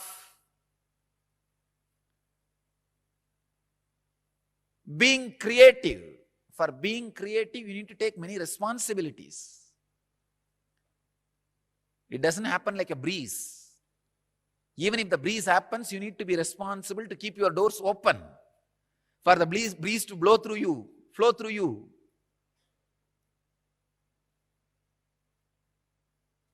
In Vedic tradition, we have two major gods representing wealth, Kubera and Lakshmi. Kubera is a guy who holds stock market. Lakshmi is the bank circulating. Lakshmi gives, circulates. Kubera holds. sits on it? Treasury and currency. We have another two dimensions of wealth in Vedic tradition. Sanganidhi, Badumanidhi. Understand? Badumanidhi means flowered wealth, like a lotus, created. Sanganidhi means conquered wealth. Flowered wealth, conquered wealth. Conquered wealth is not robbed wealth. Please understand. Conquered wealth is not robbed wealth. It is not like a Gajni Muhammad coming to Somnath temple and robbing the whole temple, grabbing all the gold and taking it away. No, that is not Sanganidhi. Sanganidhi is conquered from the natural sources. Badmanidhi is made to flower from natural resources.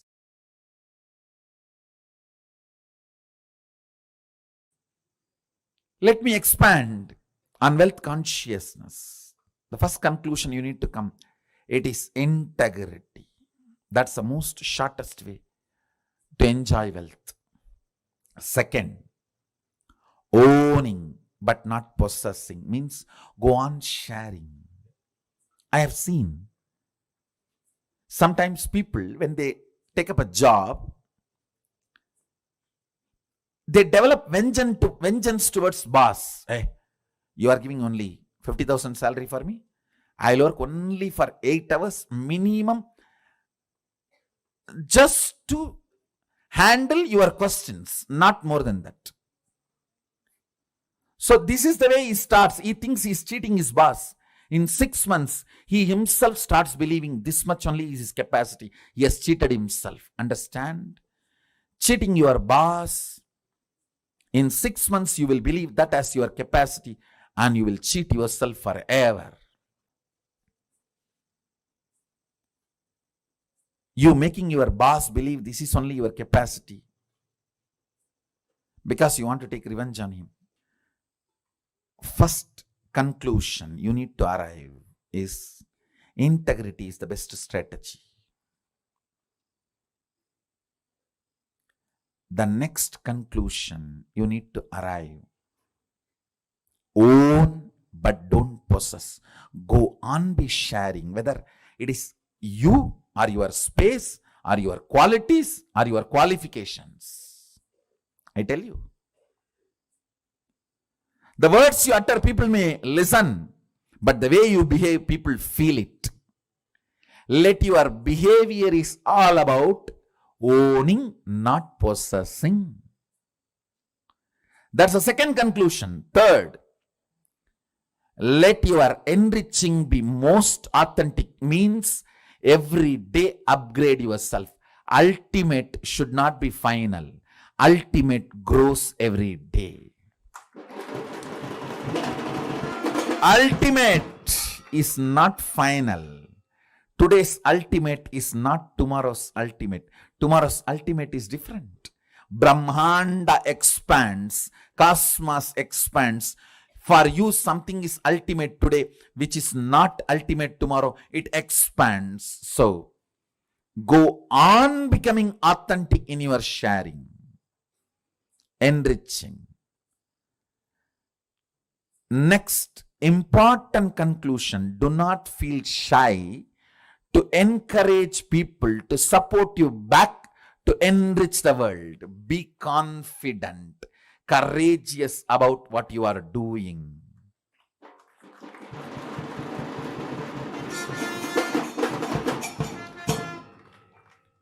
Don't be meek, weak. Be confident about what you are contributing and encourage people to contribute back to them so you can continue to contribute. You can keep this Dharma Chakra alive. That's all. Just these 4 conclusions arrive. Now, one good news I have for you is our Vedic masters, Vedic rishis, Vedic visionaries, starting from Sadashiva. They have mastered a science to bring these highest thought currents and ignite your inner space through certain rituals and processes. That's what we call homa and making aushadha. Understand? Thought is as matter as any item which is seen by you in front of you. Please listen. I am repeating. A thought current is as matter as the mic, camera, TV, and all the items you are seeing in front of you. If this hand key can be given to you, a thought current also can be given to you.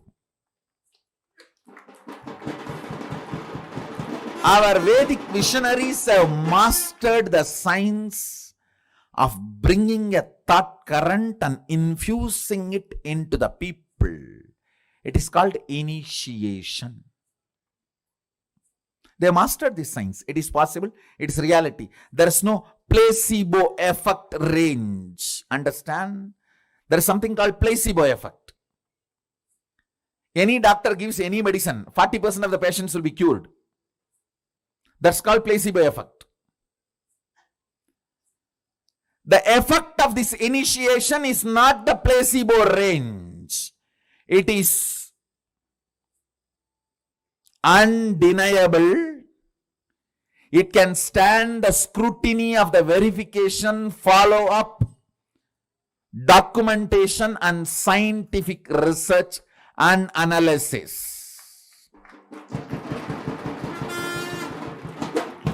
It is not placebo effect range. Understand? Our masters have mastered this science of making the thought current come in a space through yajna. Means the thought current from the space will be brought into the air through the mantras and into the fire through the offerings, into the water in the kata pot and sprinkled on you, and into your mind through that water being sprinkled on you. The Dhanagarshana Bhairava Homa. The thought currents of awakening wealth consciousness in you, deciding to be ferocious within you and awaken your wealth consciousness. Ferociousness is not anger. If you feel society has cheated you, you are angry about the wealth, you will never manifest wealth. Ferociousness is different, anger is different. Kala Bhairava, Dhanagarshana Bhairava is ferocious but not angry. Understand?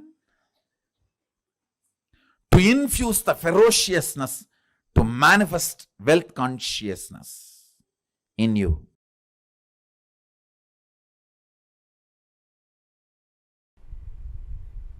Once I asked my grandfather,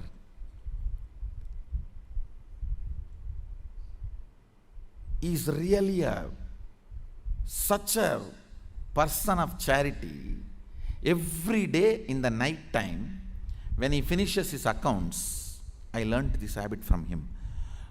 Even if it is 1 o'clock, 2 o'clock in the night, those days there is no computer and all. It was only in the notebook. Only after signing the ledger, completing the accounts of the shop he was running. He was running a rice mandi, wholesale rice godown. Only after completing the ledger, signing, he will go to bed. I learned that habit from him. And the most important thing, he had a box. On that box, there will be a board called Magame Bandu. Means 10% of his net income, he will put it in that box every day. That is kept for charity. So any temple function, religious function, temple inauguration, annadan, anything, people will come. When they come based on their function level or expense level, you will give donation.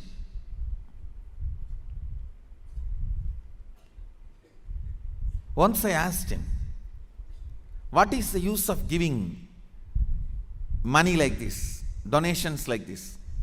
He said, the result of giving donations like this is more people will come to receive donations. That's all. Understand?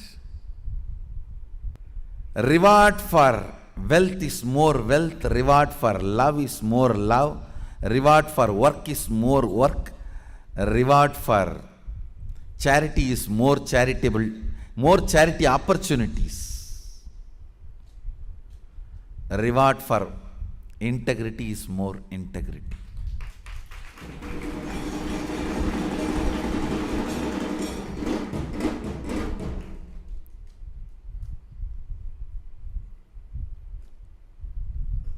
Cognizing the joy integrity brings in you, the powerfulness you experience through integrity, cognizing integrity is the ultimate no blind spot shrewd strategy for life. As I said, your plans are two cunning strategy. Integrity is three cunning strategy.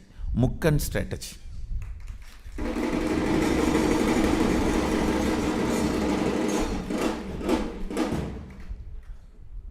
In anything, whether your relationship with your body, your relationship with the life, your relationship with the existence, your relationship with the ultimate source, your relationship with society, your relationship with humanity and its laws, in every level, cognize integrity as your strategy.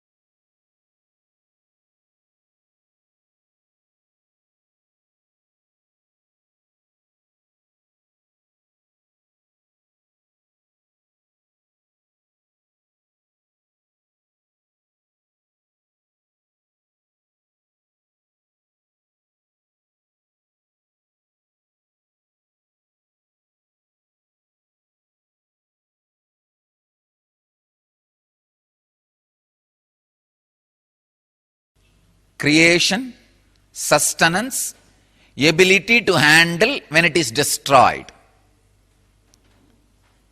Creation, sustenance, ability to handle when it is destroyed. This three dimension about wealth need to be known. Creation is all about high enthusiasm. Understand? The whole thing, the creation of the wealth, I am boiling it down to one word. Intense high enthusiasm. I challenge and I promise. Just radiate high enthusiasm in any line you touch. Even if it is a line of collecting garbage, show high enthusiasm.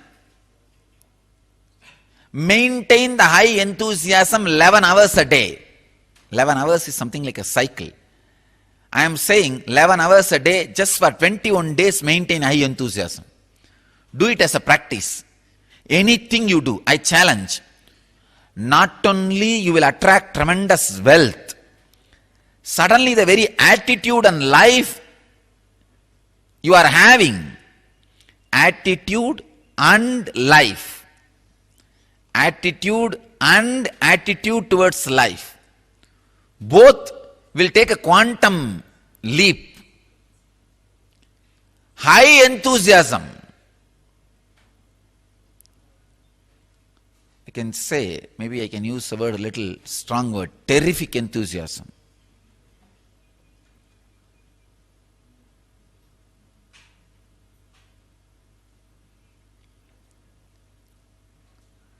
High enthusiasm is wealth. Anything you do, radiate high enthusiasm, that will become sacred. That will become sacred. I can say, if you have the high enthusiasm, you have received a prasadam from Guru. The real prasadam is not the food Guru ate or the water washed his feet. These are all outer prasadam. The real prasadam is the high intense enthusiasm. Enthusiasm in anything you do. Filling your being is the right job of the master, then fulfilling your desires. Fulfilling your desires are too small, then filling your being. A real master fills your being. Creation is all about high enthusiasm. Enthusiasm can never be brought by any reason. Understand? Enthusiasm is just internal quality, like you are breathing, like how you are alive, like living. Enthusiasm is high quality. It is your very quality. It can never be altered, arranged, reorganized by any reason. It is just joy overflowing through your intelligence. I can tell you, use anything to create enthusiasm in you. Enthusiasm and addictions are completely opposite to each other.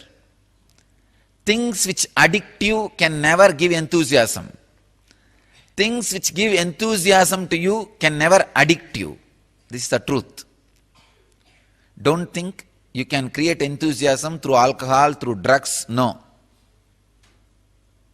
It doesn't happen. Maybe demonic excitement can happen by alcohol and drugs. Demonic excitement is not enthusiasm. In demonic excitement, you are not creative. You are violent. You just jump around like bhutas. They do not know what they are doing. They destroy. They never create. But in enthusiasm, you are not demonic or excited.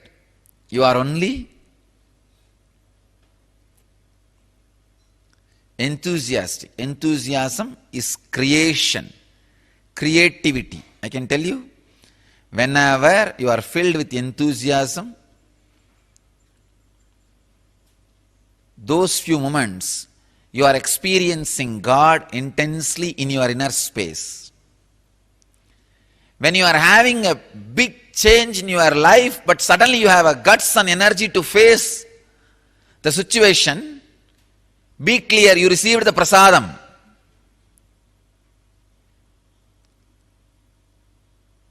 Sacred prasadam.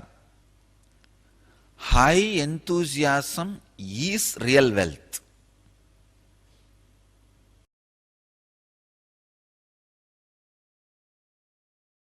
At the age of my third birthday, I was 3.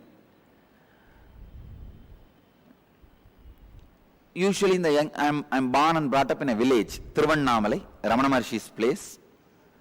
Now it is a little kind of a town, but in those days it was a village. I'm talking about 35 years before, one generation before. So it was a village. Usually in the villages, all the family people will give money for the kids during birthday and all these auspicious days. And I was born in a giant family where 87 people lived together. Just few days before for my biography I calculated, 87 people lived in one house. The house is 80,000 square feet. 80,000 square feet house and 80,000 square feet ground. There was little, some parts had a double story, but all other 86,000 square feet ground floor. So, huge giant family. Naturally, aunt, uncle, cousin, each one came and gave 1 rupee, 2 rupee. Those days 1 rupee means it's equivalent to now, you can say 100 rupee or 1000 rupee. So I had one kerchief where all the money was there. I was sitting and my father asked me,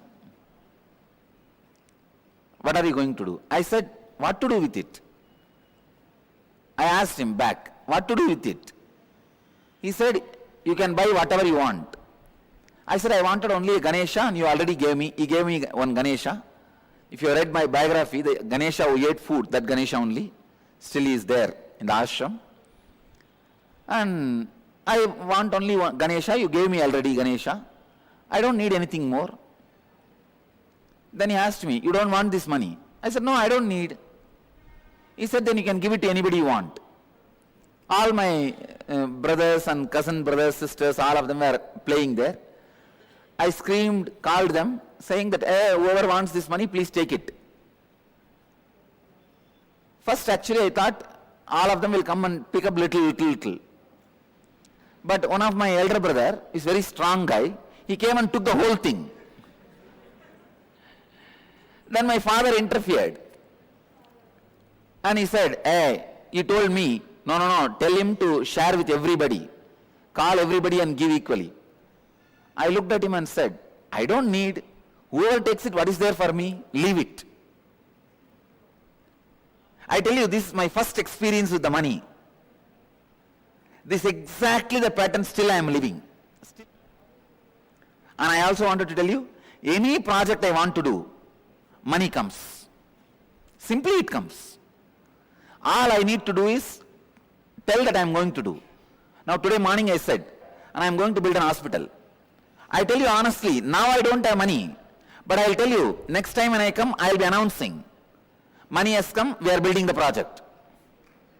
I just know. See, money is simply extension of your understanding about you. Your strength on you.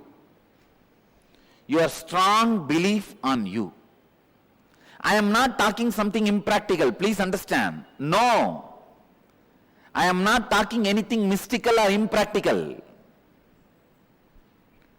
Whatever I am talking is a formula. It is not just miracle happens only in my life. It is a formula which can happen in every one of your life.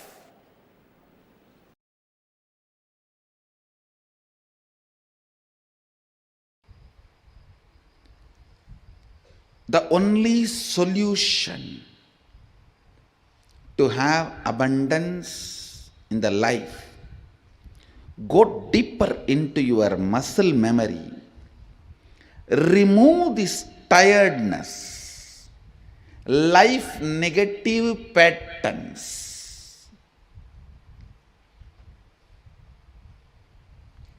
Go into your biomemory, remove these life negative cognitions. That is why I tell you, first step in abundance is yoga and the long breath. Breathing deeply and yoga is the first step in abundance.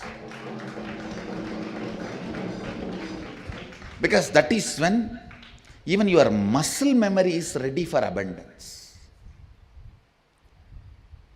Go deeper into muscle memory, biomemory,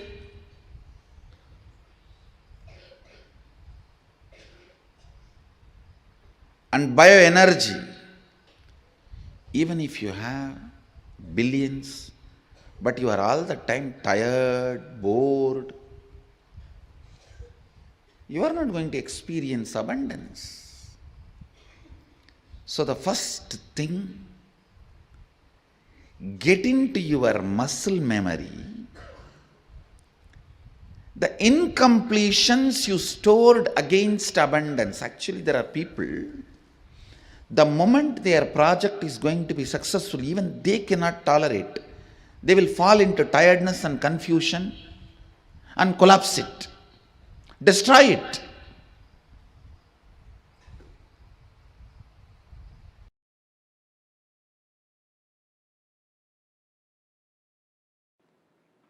We all have that cute feeling of living with a minimal memory, because somehow we think more number of thoughts means more stress, which is completely wrong. Listen, which is completely wrong. More number of thoughts are not more stress. More number of thoughts from incompletions are more stress. See, it is your internal fight which encourages thoughts and which wants to be thoughtless. That is stressful. Actually, thoughts by themselves are like Lakshmi, wealth. Right way of applying it, you can just manifest wealth without manipulating. There are only two kinds of people who are wealthier in the planet Earth, the humanity. One who manifest wealth, other one who manipulate wealth. That's all. Thoughts are like Lakshmi. If you know how to manifest them, you will manifest wealth. But if you are stupid to manipulate yourself, you will be manipulating wealth. Anything manifested can never be taken away from you by anybody. Anything manipulated can never stay with you, however you may try. I am telling you. Anything manifested can never be taken away from you, however you try. How much ever your detractors, opponents, enemies try, nothing can be taken away from you.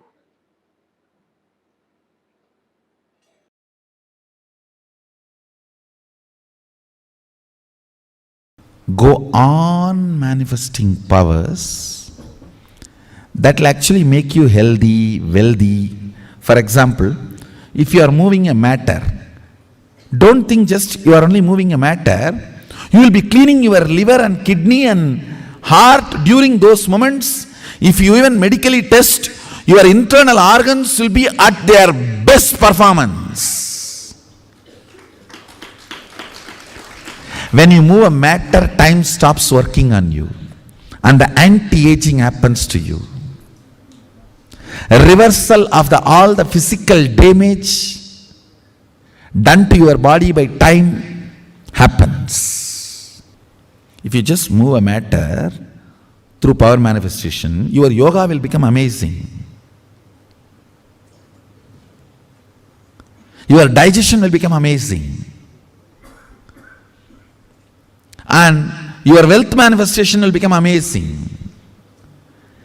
Because you need to understand all power manifests from the space of Mahadeva, Sadashiva.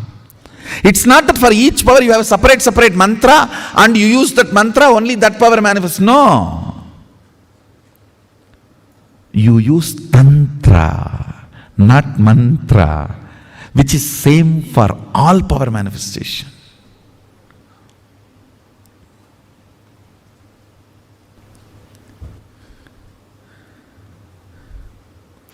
Go on be power manifesting. Go on be reaching out to others. Go on be causing. I tell you.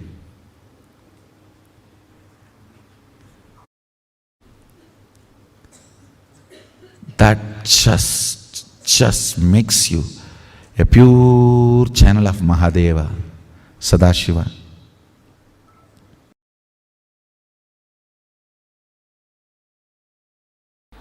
Anima, Lahima, Mahima, Ishitvam, Vashitva, Prapti, all these Ashtama Siddhis are possible. Your brain is hardwired for all these higher possibilities. Just because common man did not have access to the science does not mean it does not exist. Just because common man does not have access to the country's treasury, you can't say country's treasury does not exist. Same way, just because you do not have access to these extraordinary powers, don't think these powers don't exist. All these great powers are possible. It is a simple inner science.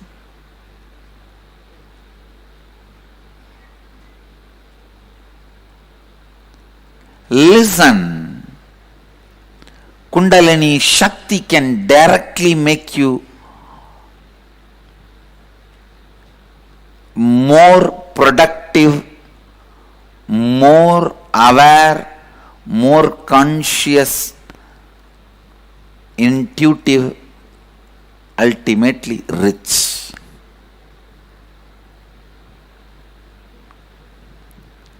It will take away the low idea you carry about you. It will take away the lower self-image you carry about you. It will show you your possibilities. It will show you the power of your intuition. It will awaken your intuition. It will awaken your intelligence. You will forget tiredness and boredom. You will do smart work, not just hard work, smart work.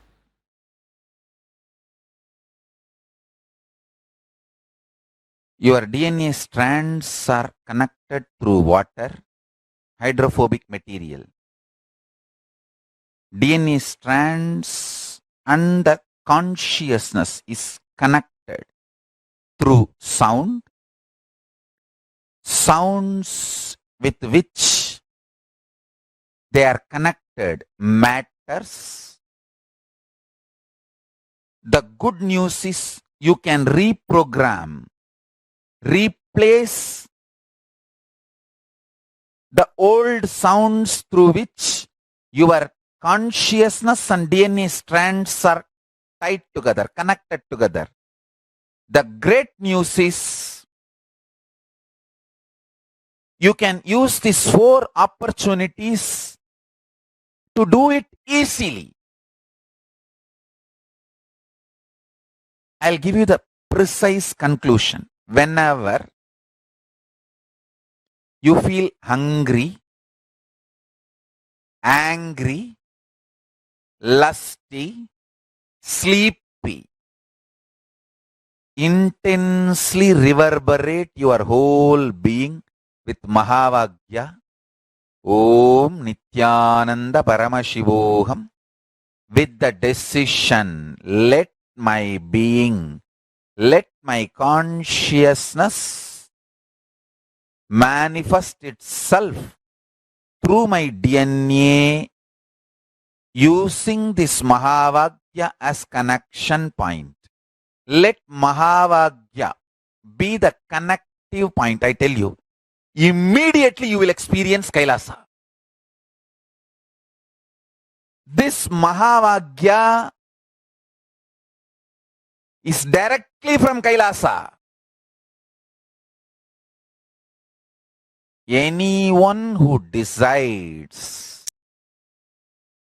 to use Mahavagya to connect your consciousness and DNA will have the ultimate superconscious mutation.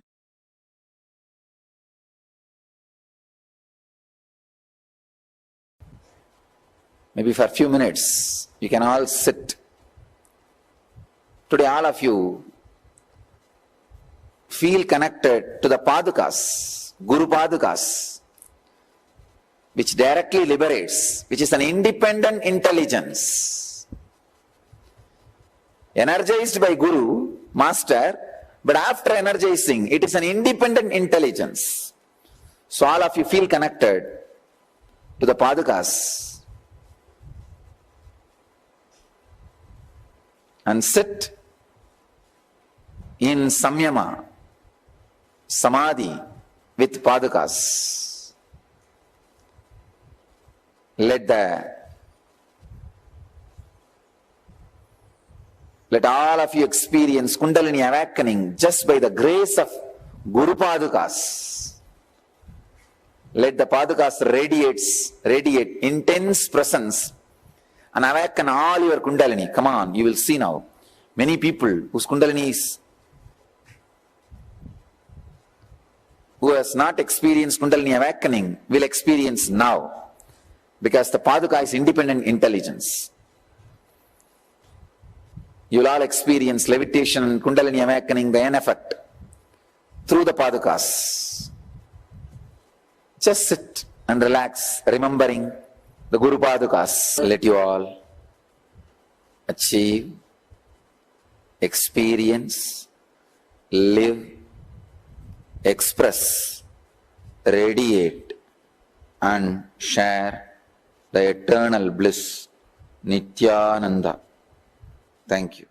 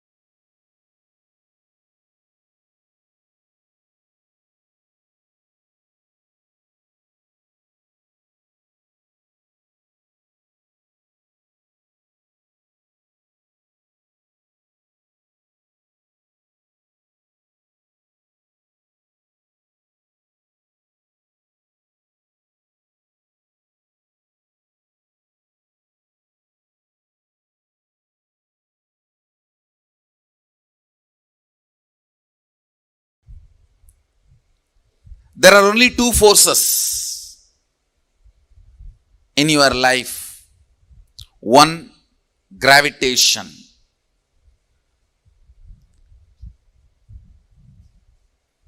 I'll explain. Listen carefully. What is gravitation in your inner space? Listen. I'm not just talking about the external gravitation force. I'm talking about gravitation power, or I should say powerlessness. Moving with the logic of this is the past, because of that this is the way the future will be. This is the way past was, because of that this is the way the future is going to be, is gravitation. Listen.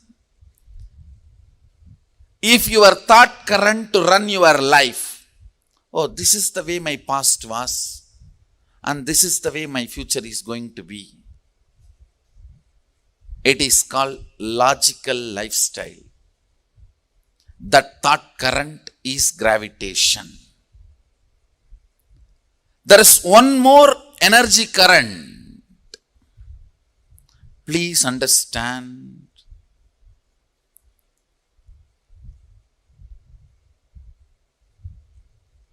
The thought current I explained. This is the way my life was, so this is the way my future will be. All of you know. That's the way you function. I call it life of logic.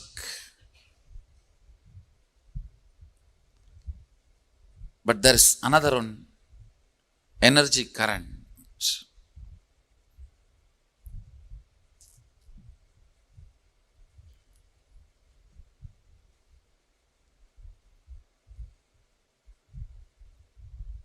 The possibility of the future not logically connected to your past,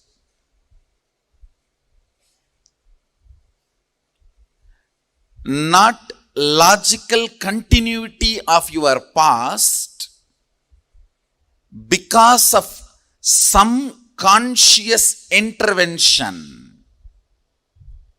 You call it Guru's grace or God's grace, Sadashiva's grace. That is what I call Shaktipada. Understand? Blessed are those in whose life Shaktipada has happened. Before Shaktipada, life is logical. After Shaktipada, life will be magical. The person who decides this kind of an external intervention is impossible is atheist. Who starts convincing you it is not only not possible for me, not possible for you also is communist. Who thinks it may be possible for others in the past, not in the present, so-called modern day Hindu. It is possible for me also. Maybe if I practice when I am about to die, agnostic.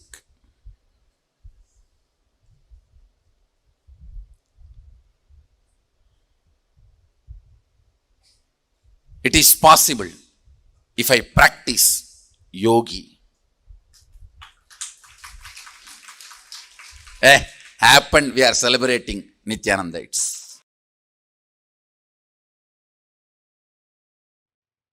I remember once, see one of my guru, Narayana Guru, Narayana Swami Tata, his name, locally people used to call him Narayana Swami Tata.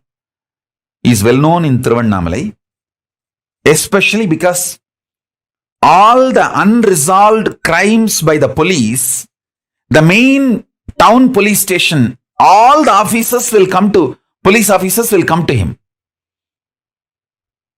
all the police officers who worked in Tiruvannamalai town 30 years before, they know this Narayana Swami Tata whom I am talking about.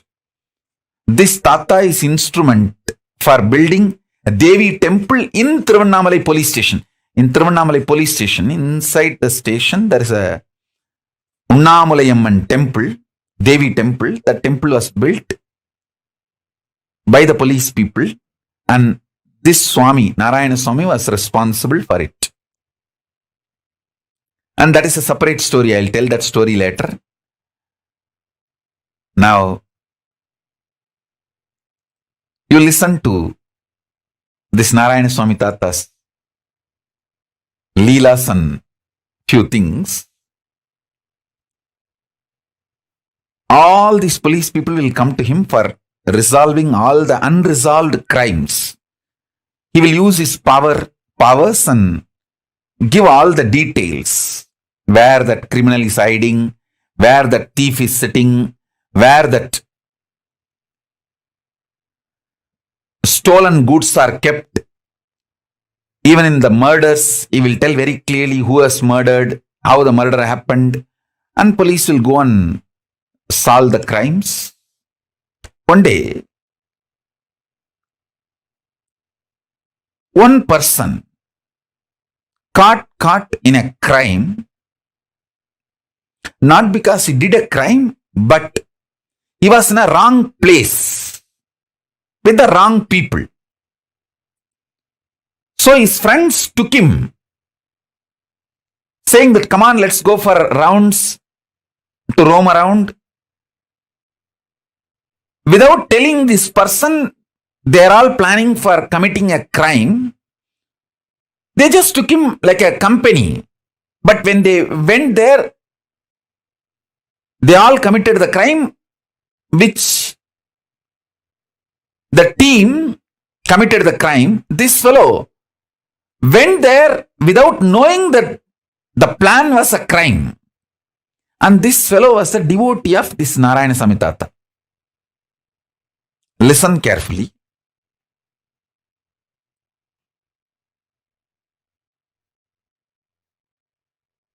His name, that person's name, I still remember, Sivan Pillai. That Sivan Pillai is a devotee of Narayana Swami Tata. That Sivan Pillai was called by his friends, come on, let's go for a trip. They took him. But his friends did not tell that they are planning to commit certain crime and they are taking this fellow along with them for that crime. Because that gang, which was planning for a crime, they know this Tata will tell all the truths to the police and the police will arrest them. But if Tata's devotee is part of their gang, the Tata may save that gang to save his devotee. That was the plan. So they took this Sivan Pillai with them and committed the crime. The Sivan Pillai did not participate in the crime, but he was part of the team. He ran back to Tata, Narayana Swami Tata, and begged him, please save me. I did not do the crime and they lied. They did not tell me that they are going to commit this crime and they just took me with them. Even though I have not done the crime, but I was part of that team when the crime was committed. Tata said only one thing. All right, go and sit. He particularly mentioned one cave in Arunachaleshwara hill. In the Arunachala hill, he said, go and sit in that cave. Don't come out of it. You will get the food inside the cave. As long as the food comes to you, don't come out. Eat, stay, don't worry, don't come out. This fellow is such a obedient disciple, he went and did the same. As usual, the police came to Tata to resolve this crime. And Tata gave all the instruction and he showed all the team fellows and all of them got arrested other than his devotee.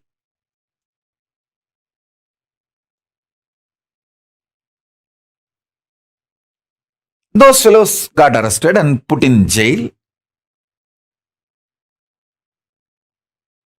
I was seeing the whole scene, means when the devotee Sivan Pillai came and cried to him. I think that Sivan Pillai must be still alive in Tiruvannamalai. Because at that time he was 30 maybe. So now he may be 70 or 60s. He may be still alive.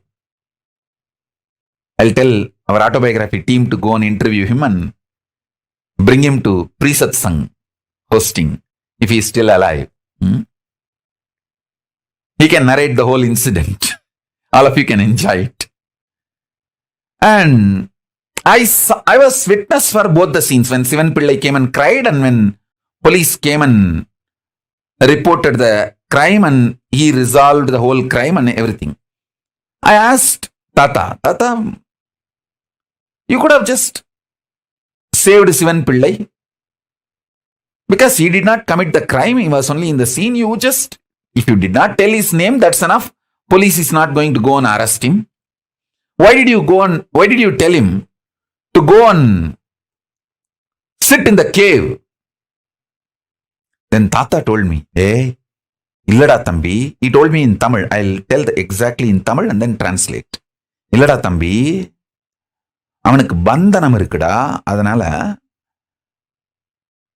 பந்தனத்தை பந்தன யோகமா மாத்தத்தான் குகைக்குள்ள போய் உட்காந்து தியானம் பண்ண சொல்லிட்டுண்டா.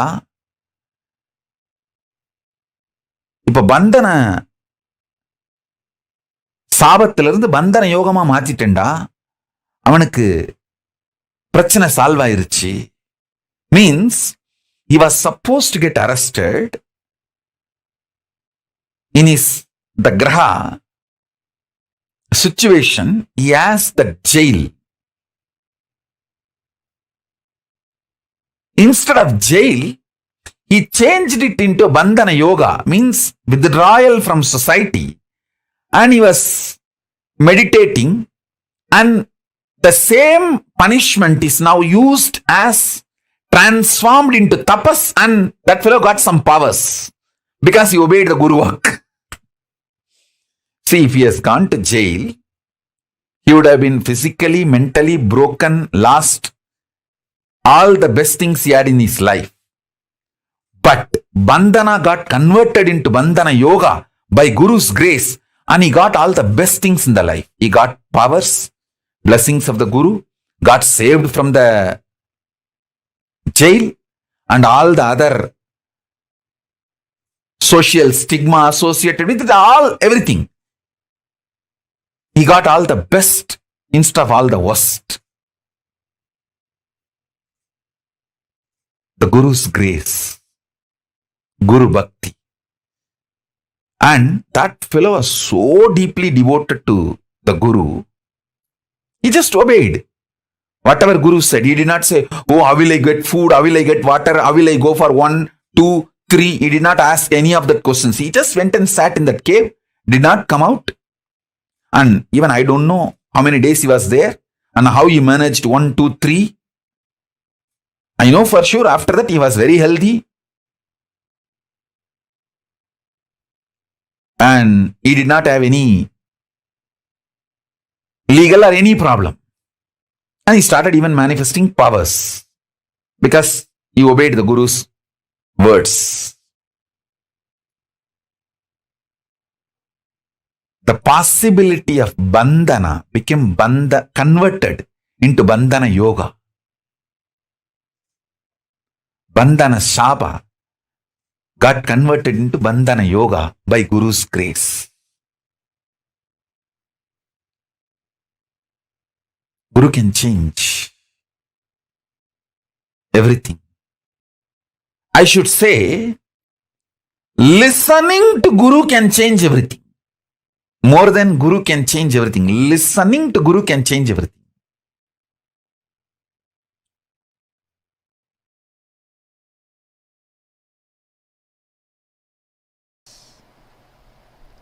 I still remember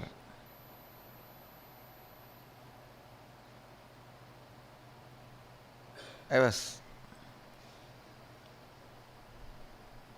8 or 9-year-old boy sitting with two of my gurus.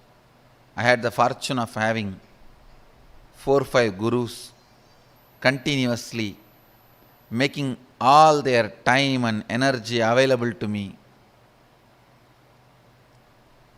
So two of my gurus, I was sitting with two of my gurus, and the temple bell rang. The lifestyle in Arunachala is so beautiful. You know it is morning only when you hear the temple bell. You know it is breakfast time by listening the crackers in the temple. Every puja, there will be temple crackers. All the 6 pujas, there will be temple crackers. Only listening to that sound we know the time. So the temple bell rang, means Nevedyam. The food is being offered to Sadashiva.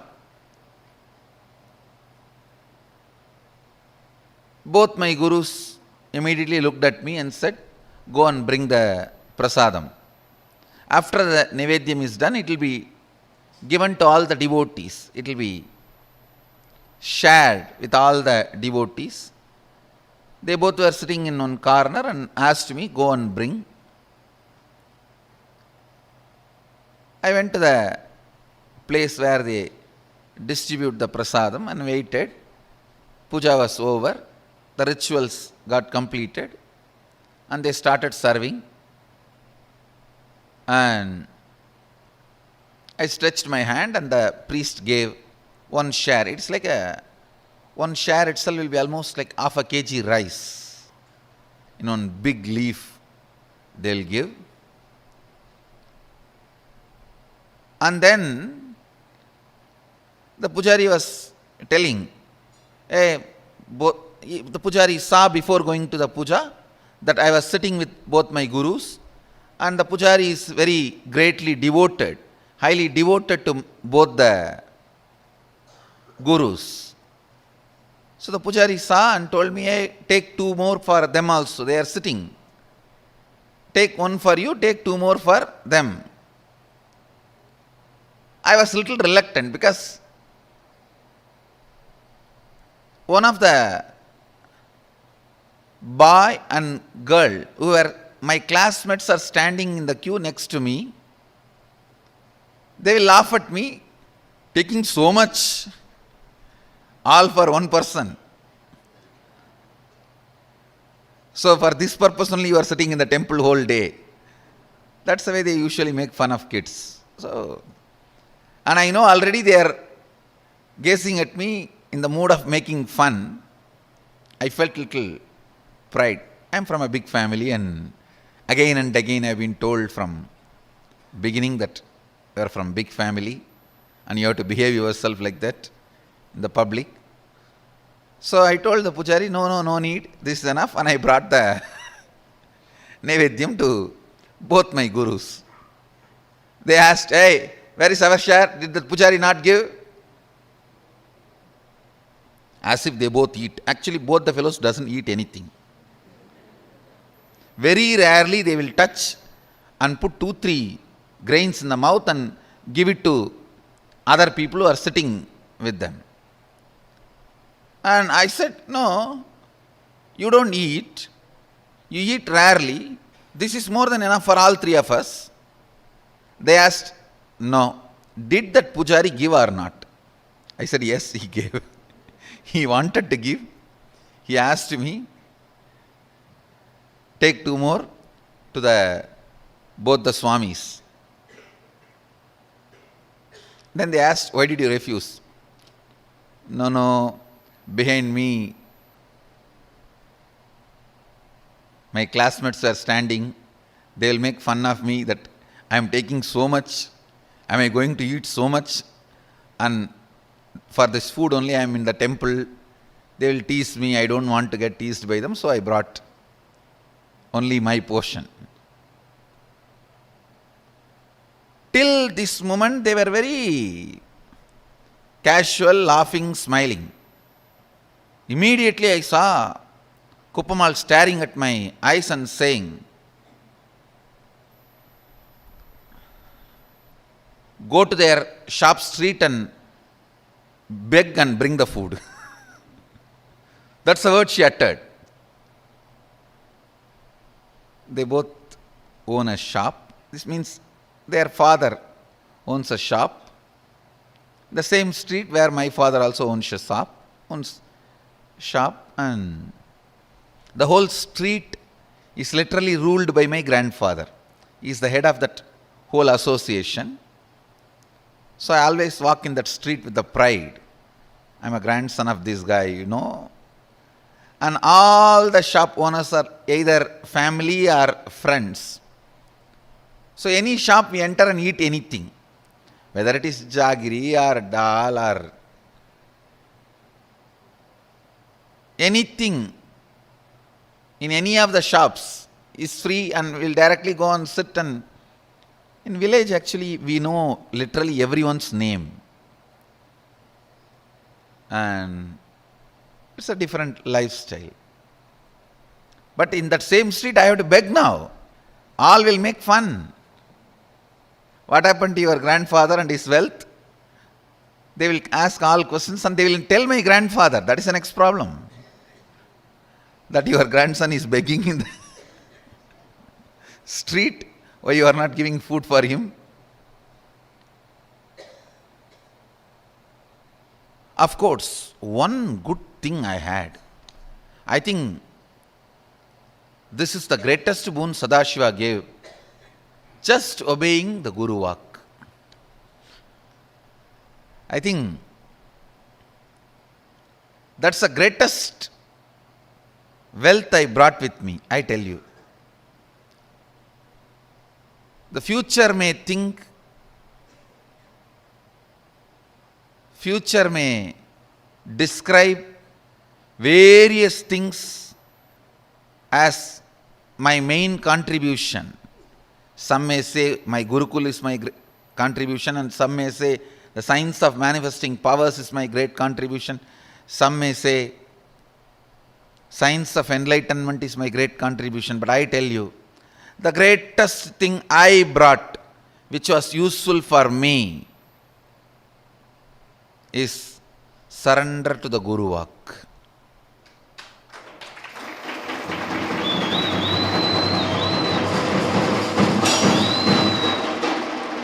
If any of you feel in a very short span, in a very young age, in small number of years, I have done big work. Whoever feels, if you feel that, if you want to know the secret, I tell you,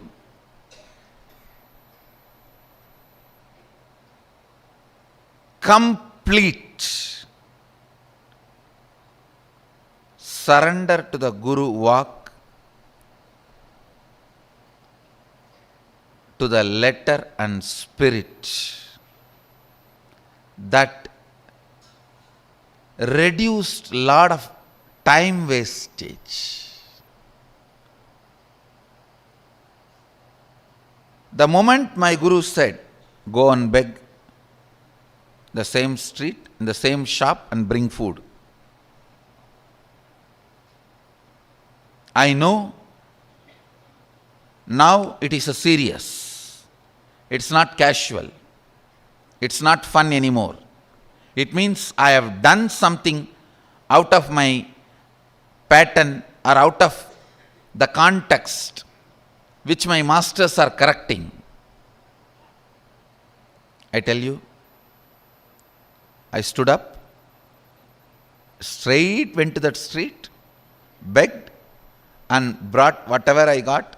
Naturally, all friends, family, They all gave so many things. I have to take a small pulling cart. In villages, there will not be rickshaw, the hand-pulled cart. So I have to hire a small hand-pulled cart to bring all the items I got as bhiksha to my guru. So I hired a small vehicle and brought the whole thing and put it at the feet of both the gurus, and I realized, understand, that was one of the greatest realization I had.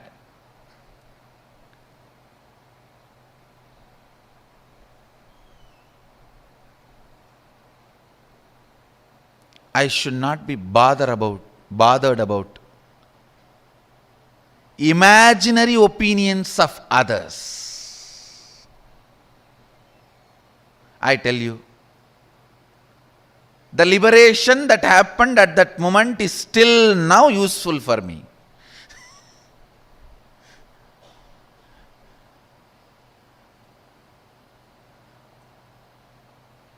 Next day I had a chance to talk to both my friends.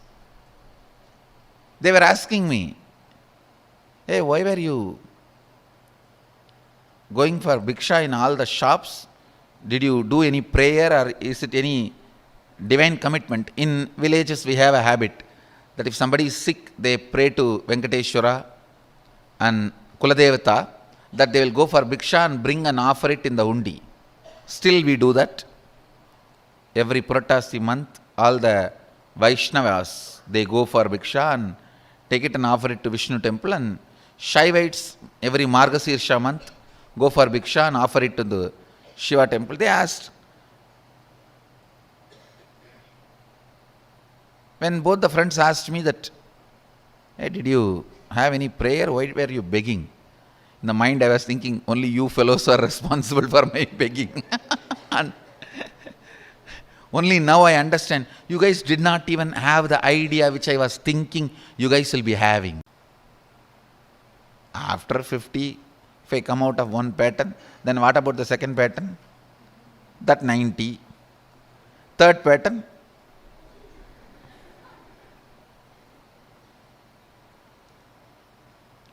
The implicit surrender to the Master's words have reduced tremendous wastage of life.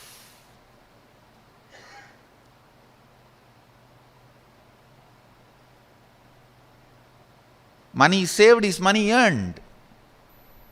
Time saved is time earned. Life saved is life earned.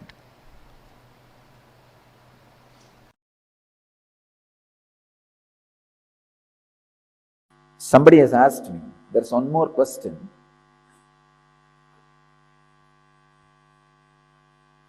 What is it that is really working for the seeker? Is it self-effort or Guru's grace? This is one of the important problems seekers face in their life. Is it Guru's grace or self-effort? If it is self-effort, why do we need Guru? If it is Guru's grace, why should we do any self-effort? I am solving this paradox, this problem once for all. Understand, you need to have self-effort to be in Guru's grace. You need to have Guru's grace to have self-effort. Both are not contradictory. When you catch Guru's grace, put your self-effort to be in the grace. Avoid all the negative talks, negativity about the Master and you.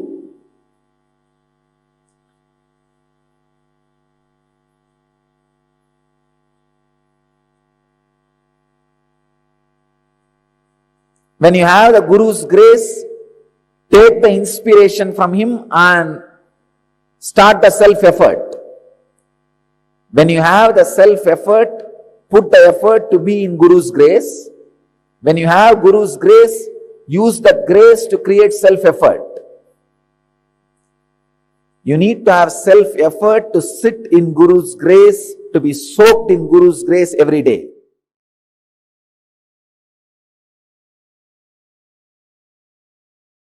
The beauty of Hinduism is it does not claim monopoly over Nirvikalpa Samadhi or enlightenment. Everywhere, the sincere people receive Nirvikalpa Samadhi, enlightenment, superconscious breakthrough. Be very clear. Anywhere the sincere people receive Nirvikalpa Samadhi and superconscious breakthrough. Now,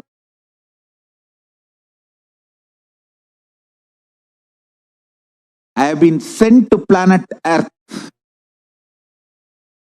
to initiate, inspire, emanate this Nirvikalpa Samadhi, superconscious breakthrough, to give you the experience continuously. So all of you receive the stimulus package from Paramashiva first. Listen. Sincere practitioners, either you practice unclutching, completion, oneness,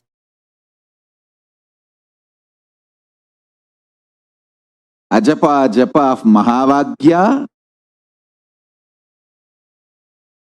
intense yoga, sincere puja, any of these practices I initiated you into. Deep feeling connection. You are qualified to receive the large chunk of this stimulus package from Paramashiva, superconscious breakthrough.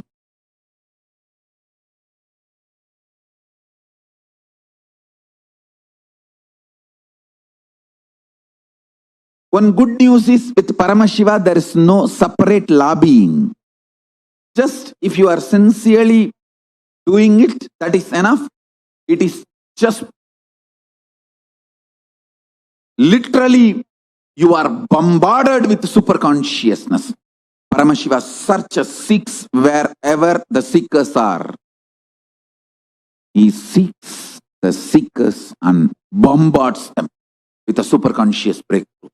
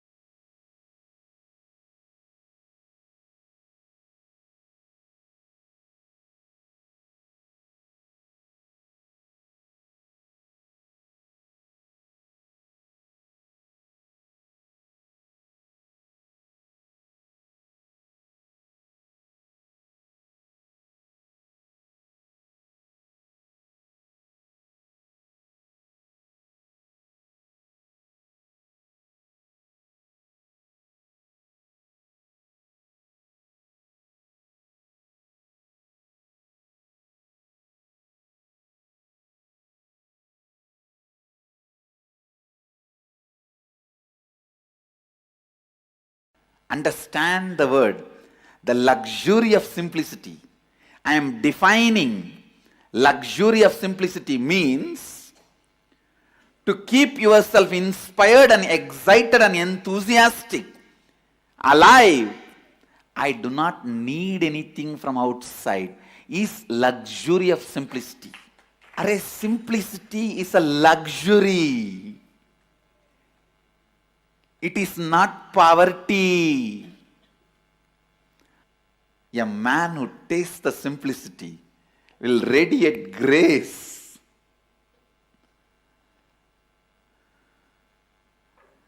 The luxury of simplicity,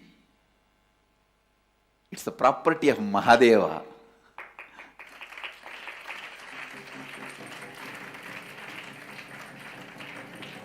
Luxury of simplicity.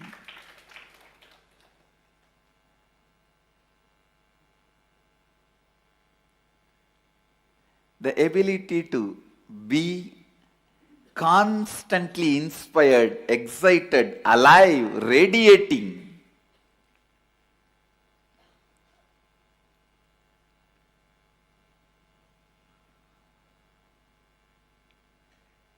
Such complete inner image about you, outer image, others' image and life image. That is the simplicity where you do not need anything from outside to excite you, either your senses or your sensitivity or your sensibility.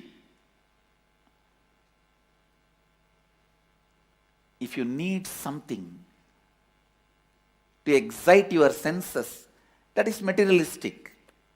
Pleasures of five senses. If you need something to excite your sensitivity, that's the need for love, romance, emotional fulfillment. If you need something externally to excite your sensibility, that is like a need of knowledge and purpose, all that. But a man who does not need all the three to keep himself enthusiastic, exciting, radiating, energetic, only he knows what is simplicity. Simplicity is luxury. Understand? Neither these few pillows nor this throne can take away that luxury of simplicity from me. Understand? Simplicity is not, as you understand, poverty based. It is a spiritual based.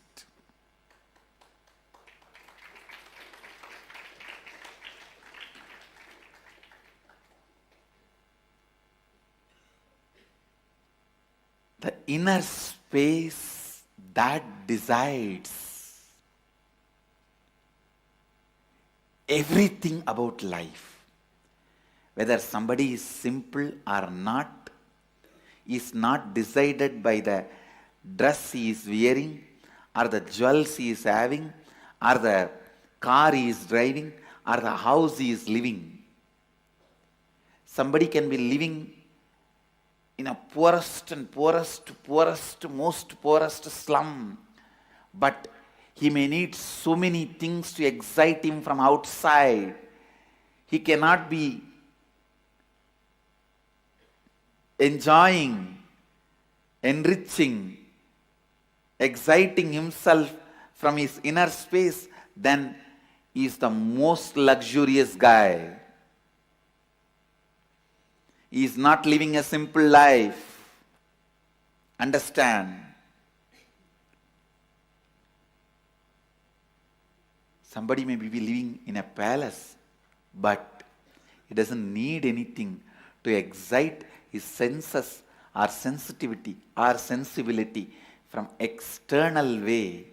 Nothing external is required to excite him in all these three levels. Then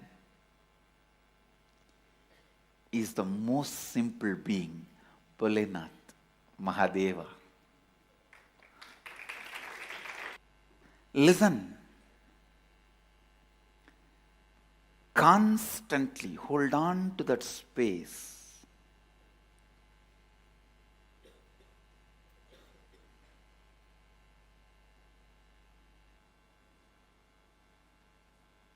You are Mahadeva, Shivoham,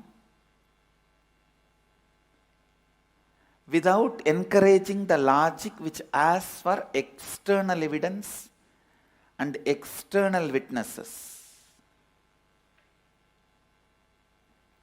Instead, in the first, start building internal evidences and internal witnesses. The moment you remember, I am Mahadeva, let me be in the bliss of Mahadeva, in the experience of Mahadeva, in the knowledge of Mahadeva. Let your logic start functioning in that first. Let the Shiva Bodha be built. The first effect will happen on you is luxury of simplicity will happen. Simplicity, which is the biggest luxury.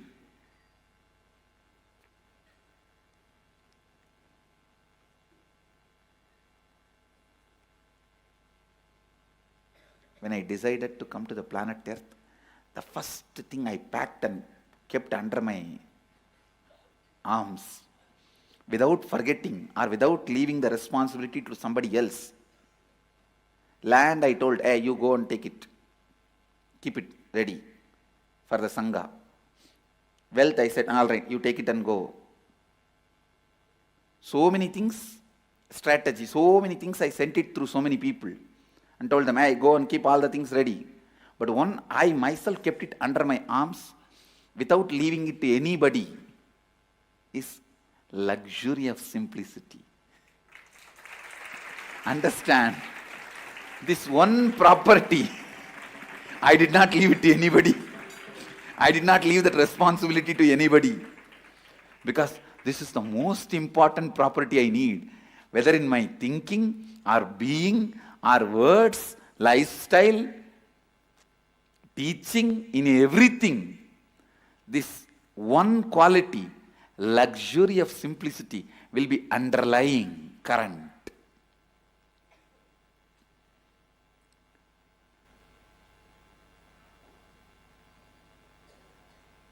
I tell you, that's the biggest richness anyone can have. The ability to be never dependent on anything. Ability to be never dependent on anything.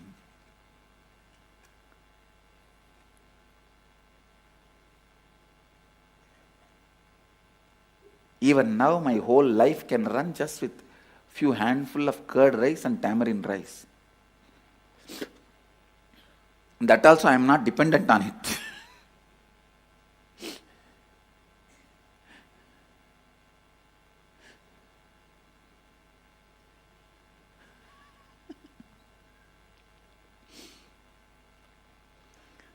I tell you, when you start invoking Shivoham, living Shivoham, digesting Shivoham, breathing Shivoham, the first internal witness and evidence which will start getting built is luxury of simplicity.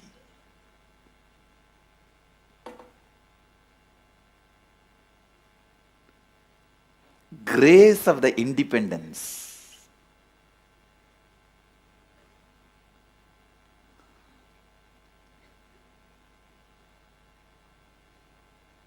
The grace of the independence.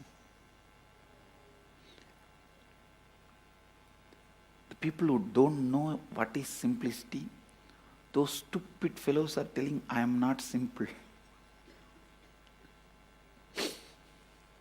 I really wanted to tell you guys, even contemplating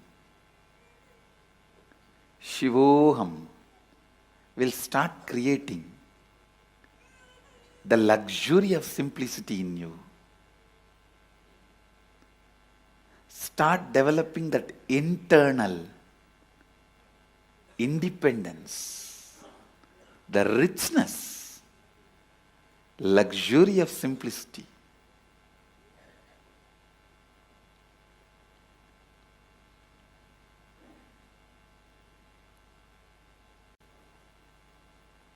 When you cognize Shivoham,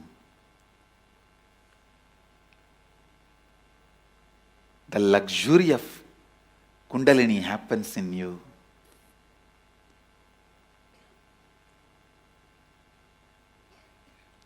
You will be able to help anyone to experience Kundalini awakening.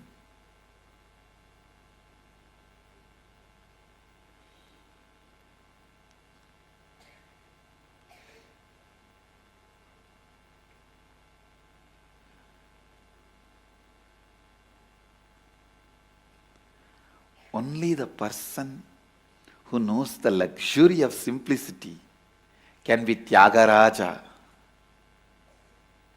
Because whatever you need in the world, he doesn't need. Go on. Go on. Go on cognizing. Shivoham. Shivoham, Shivoham. That is the only way you can burn your tiredness and boredom. And I tell you, the man who burnt the tiredness and boredom with this fire of Shivoham, only he knows the luxury of independence. Luxury of simplicity.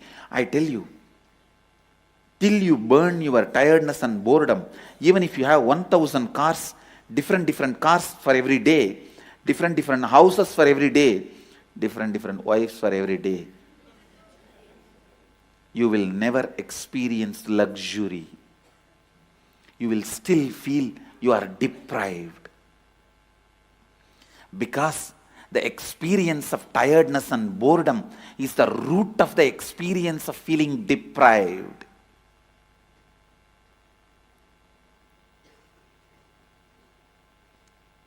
If you can be bored, not 1,000 car, even if you have 1 million car, you will be bored. If you can be bored, not just 1,000 houses, even if you have 10 million houses, in all the best locations of the world, you will be bored.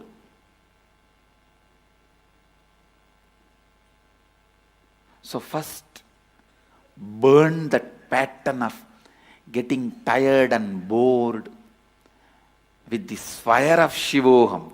That's the only fire which can burn the pattern of getting tired and bored. The moment you liberated yourself from the pattern of getting tired and bored, I tell you, you know the luxury of simplicity. You are ever enthusiastic, ever enriching, ever excited, ever enlightened.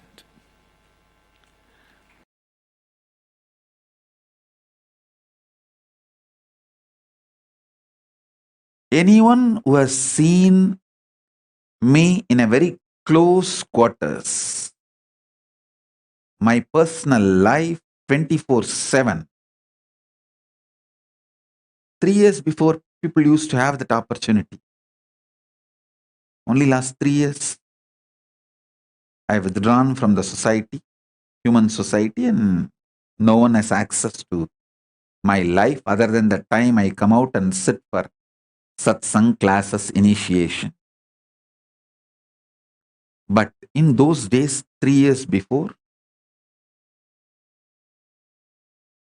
people used to have access to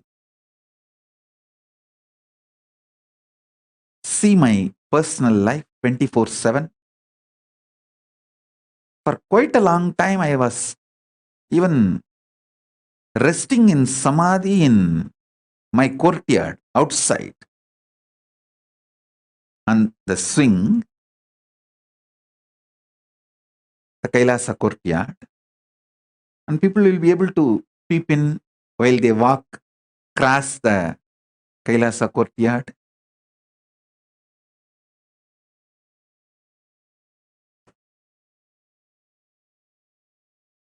Day and night, anytime. People who had access to my personal life 24/7 knows very clearly how the system I am using, body and mind, is eternally, intensely, continuously inspired, excited, hardworking, alive, awake.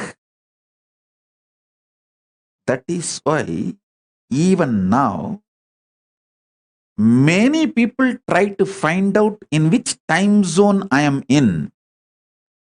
They are not able to find out because anytime I come to the session, I am fresh. Body is alive, no yawning, no tiredness. This fully alive. So you can't gauge my biological clock. You can't gauge what time I am sleeping, what is my daytime, what is my night time. You can't gauge. You can't gauge based on my body language and my body, the time zone I am in. Because I am alive 24/7. No tiredness, no yawning, no symptoms of anything related to biological clock. I tell you,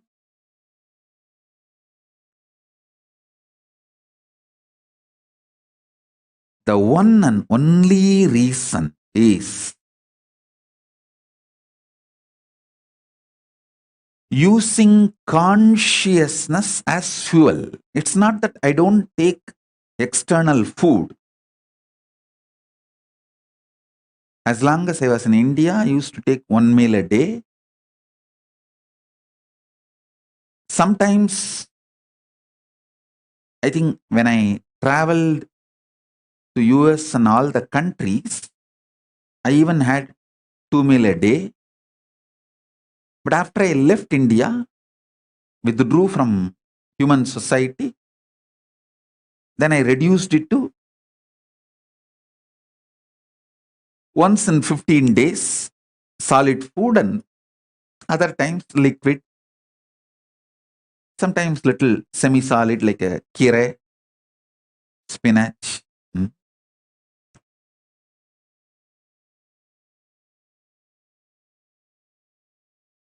So nowadays, during the Maheshwara Puja, I take solid food. Please understand, it's not that I am not taking the food, the external fuel, but it is 90% less than what you all usually take. It's almost like a 90% less than what you all take. So understand, just make consciousness as a fuel for your body. When you feel the hunger, you will make Divya Sarira of Paramashiva for yourself.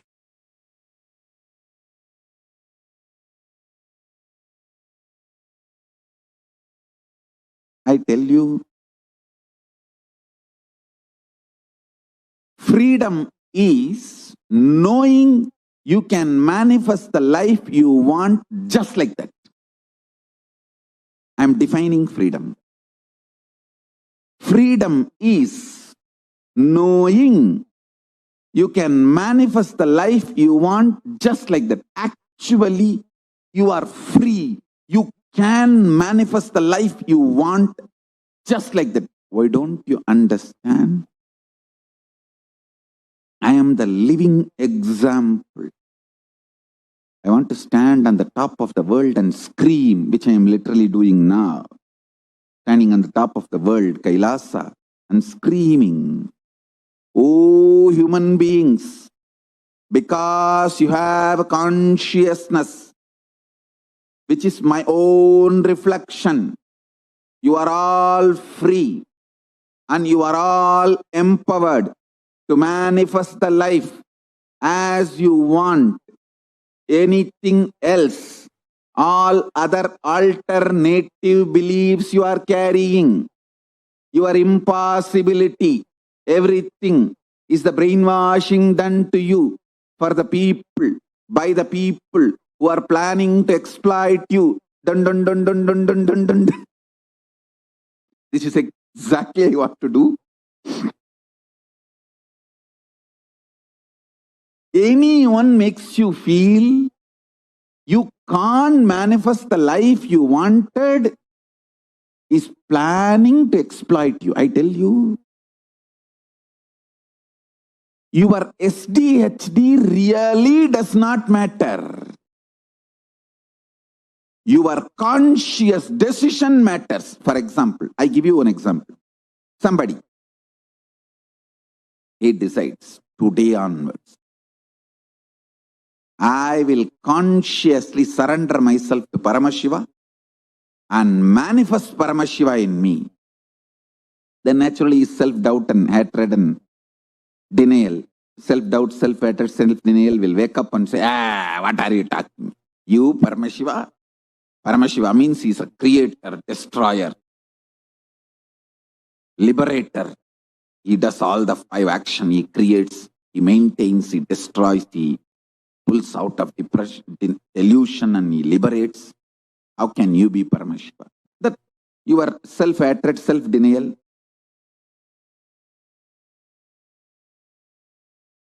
self-doubt, all that will stand up and start jumping. I tell you, your inner miniature version of your mother-in-law is your self-doubt, self-hatred, self-denial. It will just jump. I'm telling you, consciously, your life never ever gets touched by the impact, effect of self-doubt, self-denial, self-hatred. Listen carefully. Only mentally you attack yourself, stop yourself and tie yourself in your couch and start doing Nidra Devata Puja. Nidra Devi Samadhi.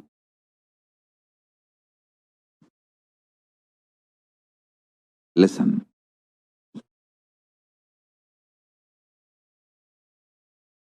The beauty of your consciousness is it does not get affected even by death.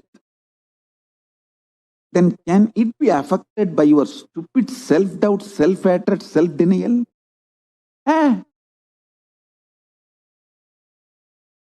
Loose. Loosani.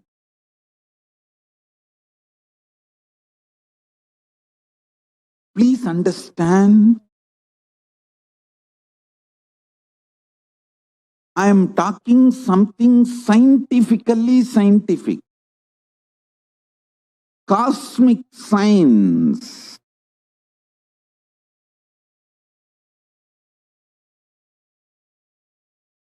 Your existence, what you feel as you consciously,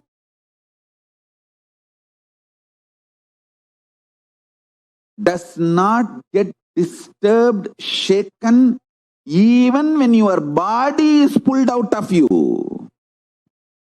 When your mind is pulled out of you. It doesn't get shaken by anything being pulled out of you. Listen, I am not brainwashing you. Keeping Mahadeva, Paramashiva as a witness, I am revealing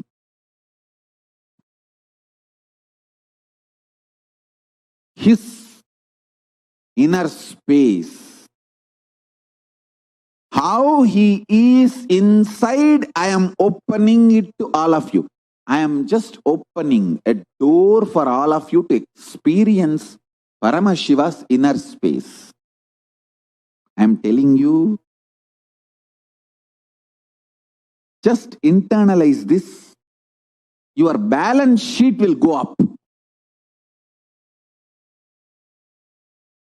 You will take amazing business decision. You will take enlightened business decisions, enlightened relationship decisions, enlightened health decisions, enlightened life strategies. Your self-doubt, self-hatred, self-denial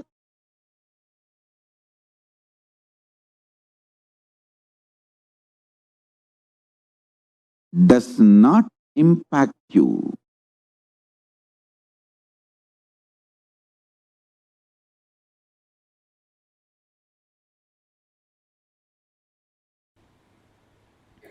Anything you fill in your logic becomes your imagination.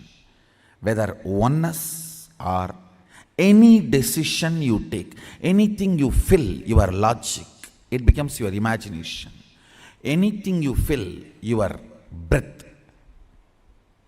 your heart, it becomes your visualization. Anything you fill your depth, that becomes your declaration. Then comes time, length, breadth, depth, time.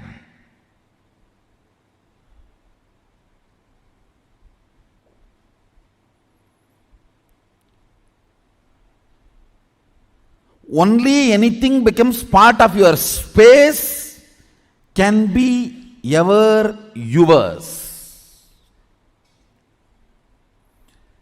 Till something has not become part of your space, it cannot be yours. It is only your imagination, visualization, declaration. Length, breadth, depth. Listen.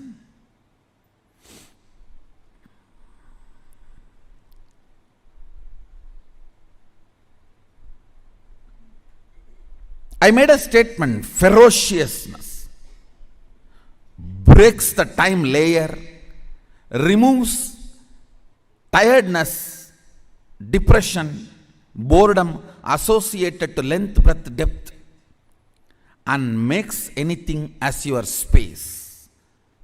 The example story I gave, Bhishma. Understand? Two incidents I gave. In my life, one day I missed the morning Manglarati in Ramakrishna Math. Math has a beautiful routine. Early morning, during the summer it is 4 o'clock and during the winter it is 4:30. The morning Manglarati, everyone has to come and sit and do the spiritual routine. One day I missed the morning Mangalarti because I overslept. I did not do the cute analysis. Oh, what is the pattern? What must be the reason I overslept? I did not do all that cute diagnosis analysis. It was a ferocious decision. I think we should stop sleeping, that's all.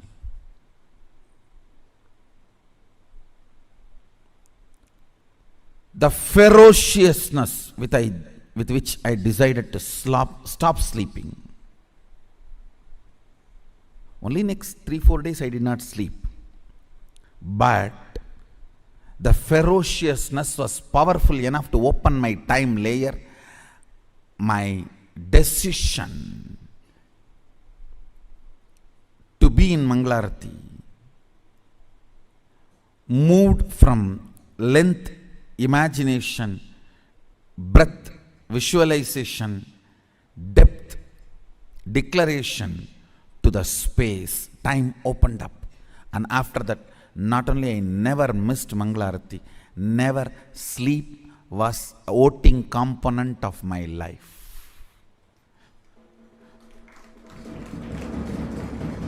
Understand this word. Sleep lost voting right in my life's any decision. Any decision I took in my life, sleep, tiredness, depression, boredom, all the four are, see, tiredness is the chemical effect of sleep. Depression is the psychological effect of sleep. Boredom is emotional effect of sleep. Coma is physiological, psychological, emotional effect of sleep. Death is the conscious effect of sleep.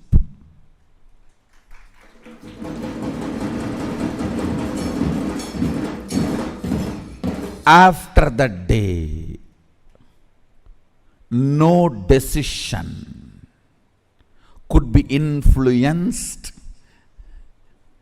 Understand? After that, no decision in my life was influenced by sleep.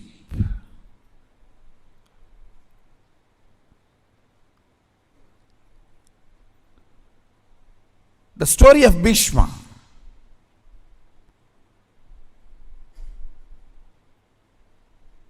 He goes to the woman. Santanu has fallen in love. Actually, he is going to pick up a girl for his father.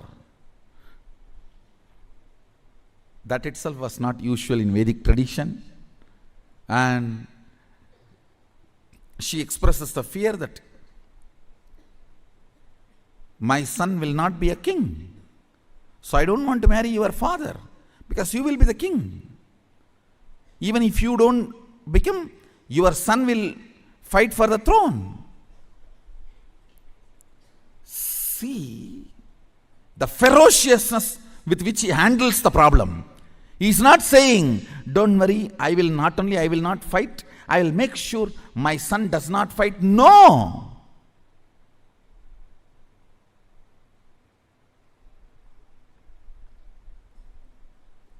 The ferociousness. I declare myself Akanda Brahmachari. Understand, the scene is described by Vyasa. It was such fantastic scene. Son sacrificing his life for father's lust, which is not dharmically expected. Dharmically, he is not expected to do this.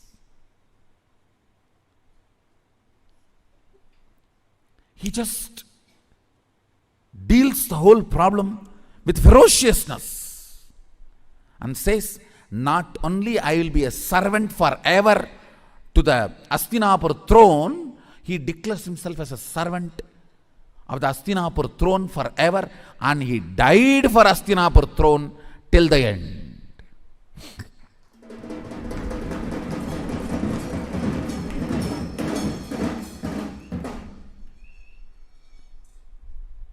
Understand?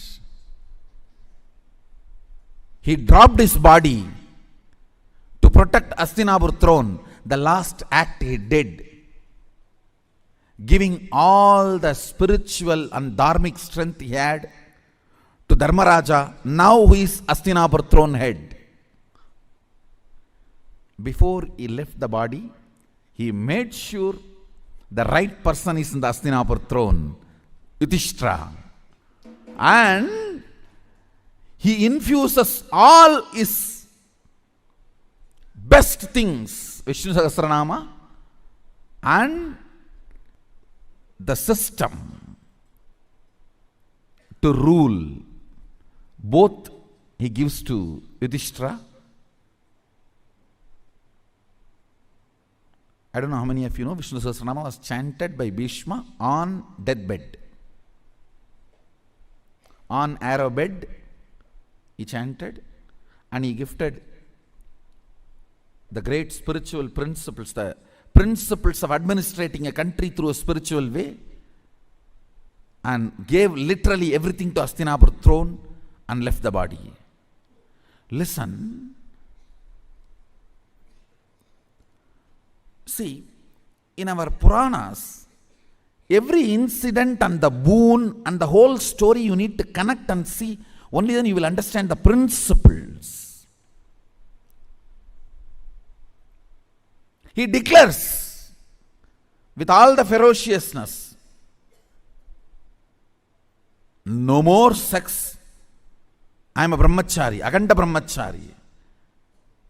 Understand the ferociousness. Time opens. Listen. Whenever something happens on the planet Earth, when the time layer opens, the gods and goddesses shower the flowers. Any incident you read, Devatas were showering the flowers, that incident will be directly related to opening of the time. What is opening of the time? Your vow or the decision is from space, not restricted by time. Understand?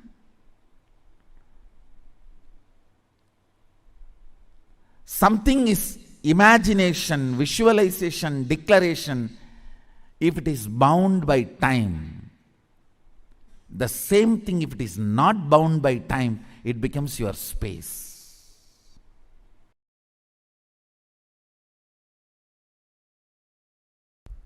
When I was in the Ramakrishna Mat, once I missed morning Manglarati. Manglarati is supposed to be 5 o'clock. I missed Manglarati. I did not try to find out what is the reason, what must be the pattern, I should complete with it. No QTPI analysis. No.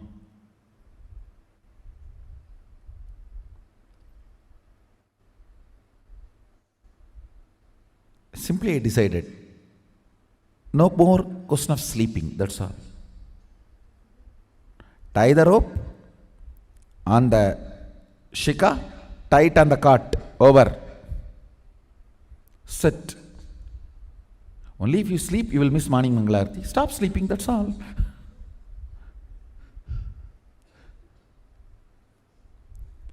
The ferociousness was such. My body and my mind, both of them know, if I decide, I decide. They just obey me if they want to live with me. Understand, both of them know, they simply obey me if they want to live with me. Never again, ever, I missed my morning Mangalarati.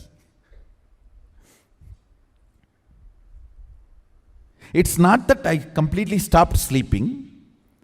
Maybe next few days I didn't sleep. But the body and mind learnt the lesson. This guy cannot be bent. He cannot be bent. You simply have to listen to him. You simply have to obey him. If you want to live with him,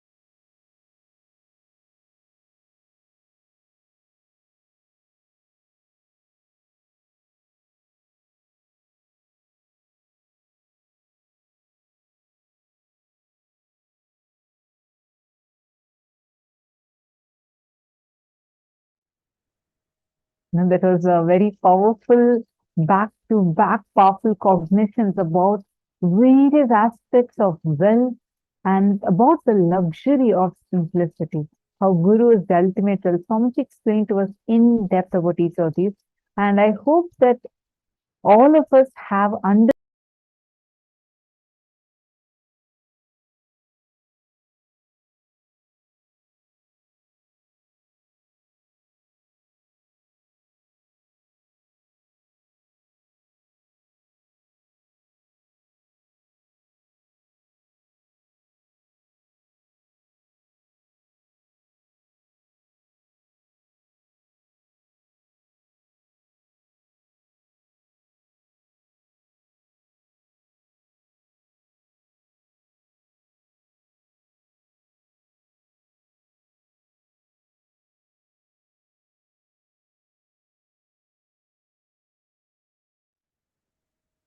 Sorry for the technical glitch.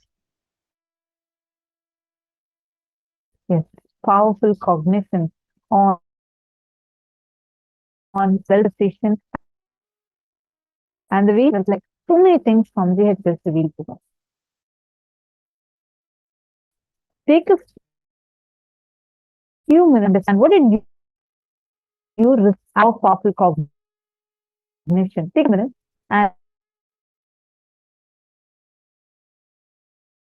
and please gift from Swamiji. Day gifts. Actually, every day we are having the gift sent to all of you via your emails. You would be receiving, and we are going to be announcing we are going to be sharing the link with you also. That way you can directly go and get you yourself can directly go and get the gift. So take a moment and please visit events.kailasa.org/free-gifts-S3D9.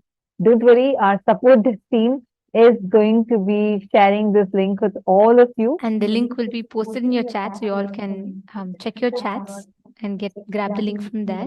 And also today, Swamiji has showered us with the most important secrets of manifesting wealth.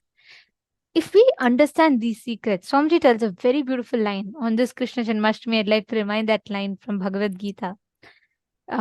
Krishna says very beautiful in Bhagavad Gita, Swalpam apyasya dharmasya tayate mahator bhayat. Even practicing this principle, little bit, even little, one principle that you start practicing, the greatest fears will just leave you. These techniques are powerful. They are a science. Every one of you that have learned the science of manifesting wealth, techniques for wealth manifestation, please understand it is real. It's a science. It's a science which can work for you, which can work miracles for you just through your conscious decision to practice. Start with one or two. Start enriching. Share this technique with another person. Just start with these simple activities that you can do. I'll tell you that one activity will make a big difference in others' life. Like for every one of you sitting here, just sharing the science with your friends, inviting them for tomorrow's program. It will make a big difference in their lives. Especially tomorrow is Sadanjita Murti, basically working on the very DNA, awakening your DNA, so which will enable you to tap into your conscious resource. And it's a very, very beautiful and a very important day as well. Just sharing this with one or two of your friends will make a big difference for them.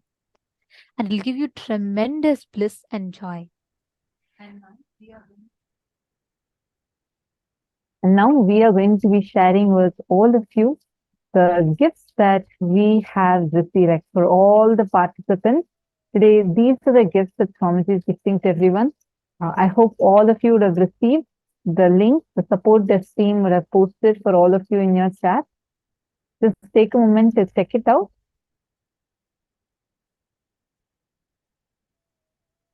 These are the gifts directly from Swamiji for all of you.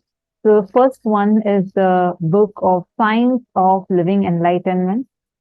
And it's a compilation of visionary spiritual talks delivered by the Supreme Pontiff of Hinduism to global audiences. during 2012 and 2013. And next is a book called Why Guru, where Swamiji explains to us in depth why Guru, what is the importance of having Guru in our life. And next, you also are getting a book on luxury of simplicity, the science that you all just learned. And we are also having the Darshan booklet that is going to be shared with all of you, which explains about the darshans that we experienced today. And you're also going to be receiving a Shri Yantra as a gift from Swamiji. All these are available. This is also going to be sent to you, as well as you can go to this link right away and download it. And next is the techniques to awaken wealth consciousness in you. And one more very special gift is Swamiji's own chanting of Dhanakarshana Bhairava mantra. Just listening to this chant can awaken wealth consciousness inside of you, and this can tremendously help us in getting out of debts, etc. And you also would be receiving your home assignment, where you can go and learn whatever we have learned today. You can just glance through it and complete this homework. So after giving us such amazing darshan, amazing sessions, and on top of that, Swamiji showering us with so many gifts. Every one of you that are here, just through this, you can experience all the best things, like throughout the day what you learn, and enjoy these gifts, because even after Paramashivoham, they will be with you, continuously guiding you further. So hope all of you enjoyed, and hope all of you received the gifts. We welcome you all to join us tomorrow. This brings us all to the conclusion of our day today. And let us conclude our day with the Purna Mantra. Om Purnamadav Purnamidam Purnat Purnamudachyate Purnasya Purnamadaya Purnamevavasishyate. Om Shanti Shanti Shanti Hari Om Tat Sat Sarvam Bhagavat Sri Nithyananda Paramashiva Padukarpanamastu. Om Nithyanandam. Thank you all. Nithyanandam.